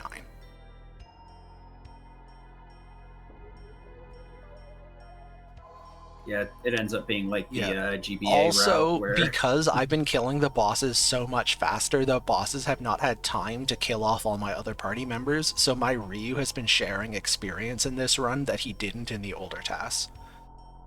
So can the characters not kill themselves, or? I mean, they can, but it's wasted time. Those animations take time. I could spend several seconds. Well, I mean, I guess if we're hitting hard damage cap anyway, it doesn't matter if Ryu gets like 1 extra level anyway. Yeah. So okay, the question is those extra 2 levels plus the 8 strength from having Bunyan from level 1 rather than starting only at level 5, plus the power food, is all of that together with some RNG manip enough to damage cap Miria? And of course, like, if you've been looking at my Discord lately, you know the answer is yes. So, in theory, the 2 ivory dice I use on Tipo aren't necessary. You can just not do them and do a different Miria strat. The thing is if you don't do them, you're never getting anywhere close to the damage cap, so you have to revert to like a 3 combo strat of some kind. It will be much slower.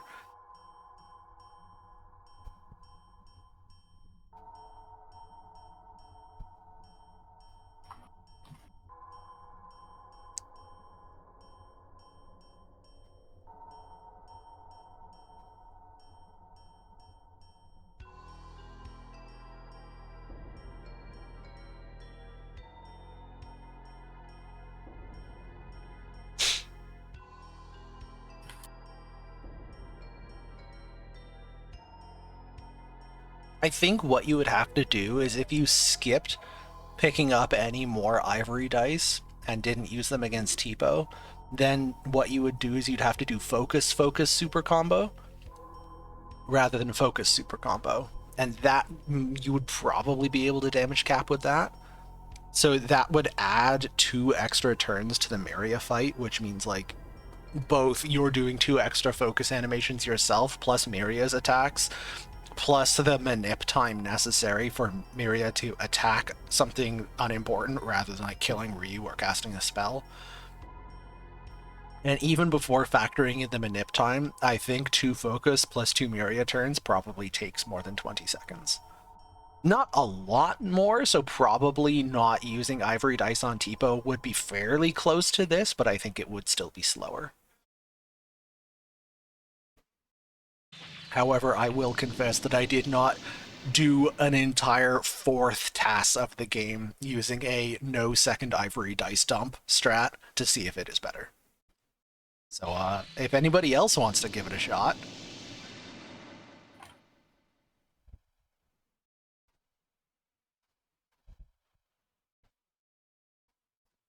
I mean, I was almost on the cope train that Casp did for their can you one shot everything, where it was gonna be like, you could just like weaken with Nina, smile. That's got like a 3% hit chance, I'm sure. Better odds of landing freaking meteorite on her head. Or getting her to cast Holocaust, because apparently that's a thing.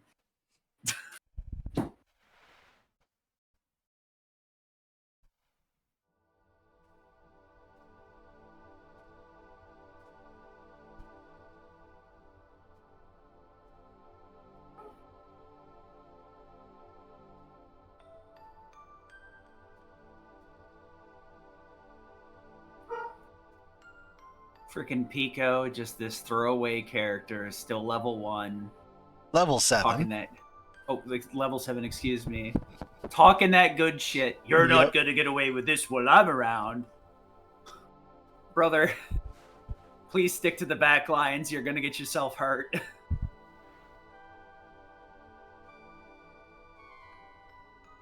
You did your job. You kept us out of encounters. It's more than anyone else can say. He's a marble 3 with a health bar.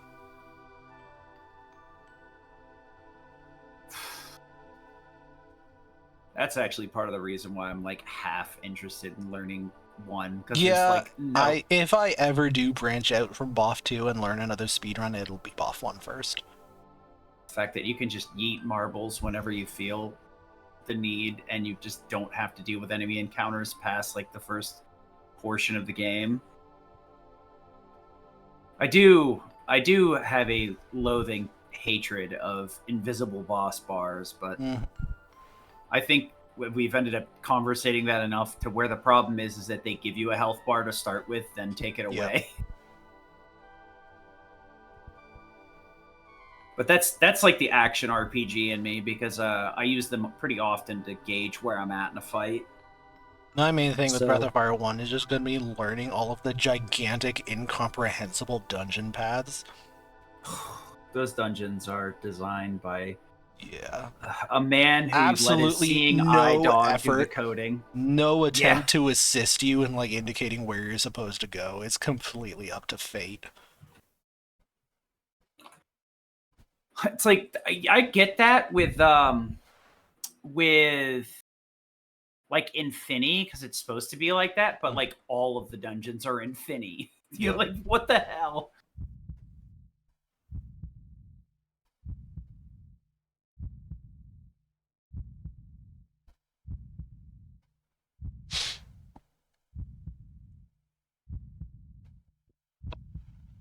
Oh, that's right. This has a fail state too if you select the wrong option. Yep.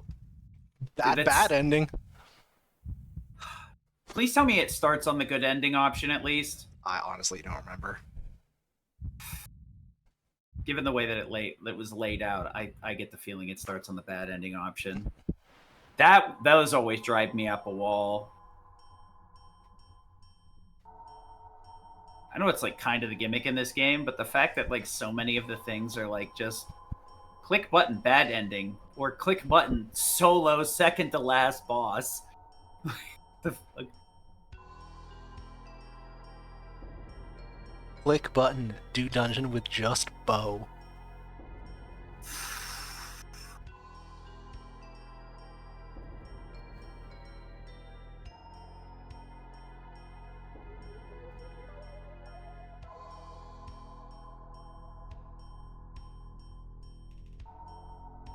I guess if we could get 100% shot command, it wouldn't be too bad. Trout would be the annoying part. Charles, rewind the tape. I ain't touching the tape. We're so close. Yeah,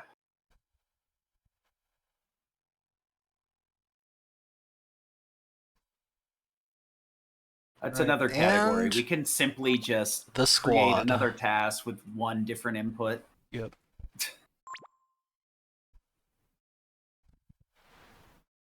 That reminds me, I don't think I ever submitted my sub 70 to frickin' for Dragon Quarter. Should probably do that. I accidentally deleted the video, but Oh. luckily my Twitch still had the VOD, so I Oops. clipped it out of that. Yeah. So I've got it on the YouTube channel. I just don't remember if I ever submitted it to the leaderboards. I do love the very first turn of this fight. I guess I can look it up real quick and see if oh yeah, I didn't. I'll submit that now, I guess. There's really no downside to this one.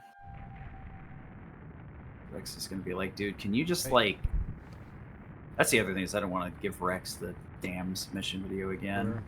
Heads up everyone, banger alert, we've got final boss music. Bro, I haven't had music the entire fucking time. I have had not a drop of music. I've been sitting here in silence. You're like, well, I guess I'll get it in a month. Ryu can tank a hit, because he's buff.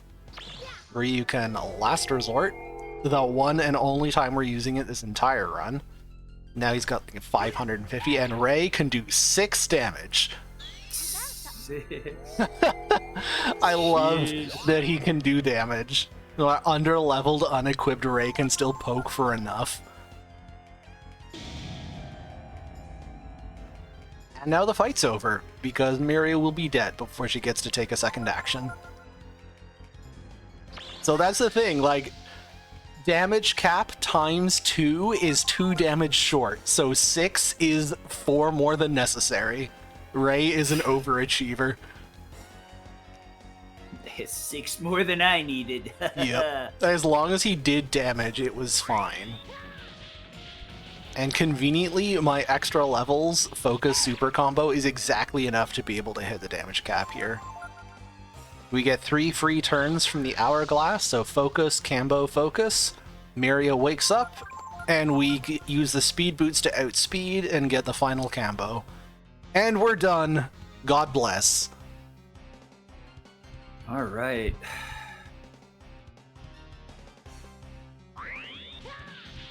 Super combo. So I guess we're going to last meaningful input or whatever. That's Yes. how task timing works now. Yep, task timing. The 20-second time loss on that is fake. That's just because I split at a different point in the sample. Gotcha. Ignore that. So we saved just shy of 6 minutes. Nice. And yeah, the final input is on Deus's dialogue in the elevator when she slithers over to stand beside Miria.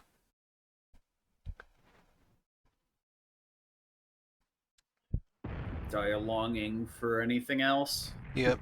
So there is a little weirdness here. There's an inconsistency that I cannot explain. The reported time based on the input file on taskvideos.org is 7 hours, 20 minutes, and 21 seconds. And the actual time this run will have taken to play out will be 20 to 30 seconds less than that. I do not know why there's a discrepancy. That is very interesting. I don't have enough experience with tasks to even venture a guess on that. Yeah, I don't know if it's that this BizHawk build for some reason is animating very slightly too fast, and that task videos accounts for that and corrects or whatever, or if task videos does a frame count to time conversion, and there's enough of a rounding error that over the course of a 7-hour run it accumulates a handful of seconds. I don't know. It could be either one. They would both explain it. I don't know which one is the case. Yeah. It's not critical. The task is what it is. The exact time at the end is not really important. I mean, yeah, it's not like it's a super competitive game or category where it's like Mega Man X or something where that inaccuracy kind of screws up and skews informative nature of it. With a longer run like this, it's like a rounding error, yeah. Who knows? Maybe they're running on a older version or something that who knows? emulates slower. Just barely fairy though. It wouldn't surprise me because like general wisdom on the internet is don't fucking update unless you have to. So Yep. if they're running the website, they probably aren't updating there are certain things unless it's an absolute necessity. Metadata must be explained. All right, here we No. go. Time. And then I will hit play again. The movie automatically pauses the emulator on final input there, so now I'll get us running again and we can listen to the credits. So according to real timing with a timer during the run, that is just sub 720. And according to the submission on task videos, it's just over 720. So I'm going to round it and say it's 720. Breath of Fire 3 in 7 hours, 20 minutes, a 6-minute improvement. I am not going to touch this again for a while.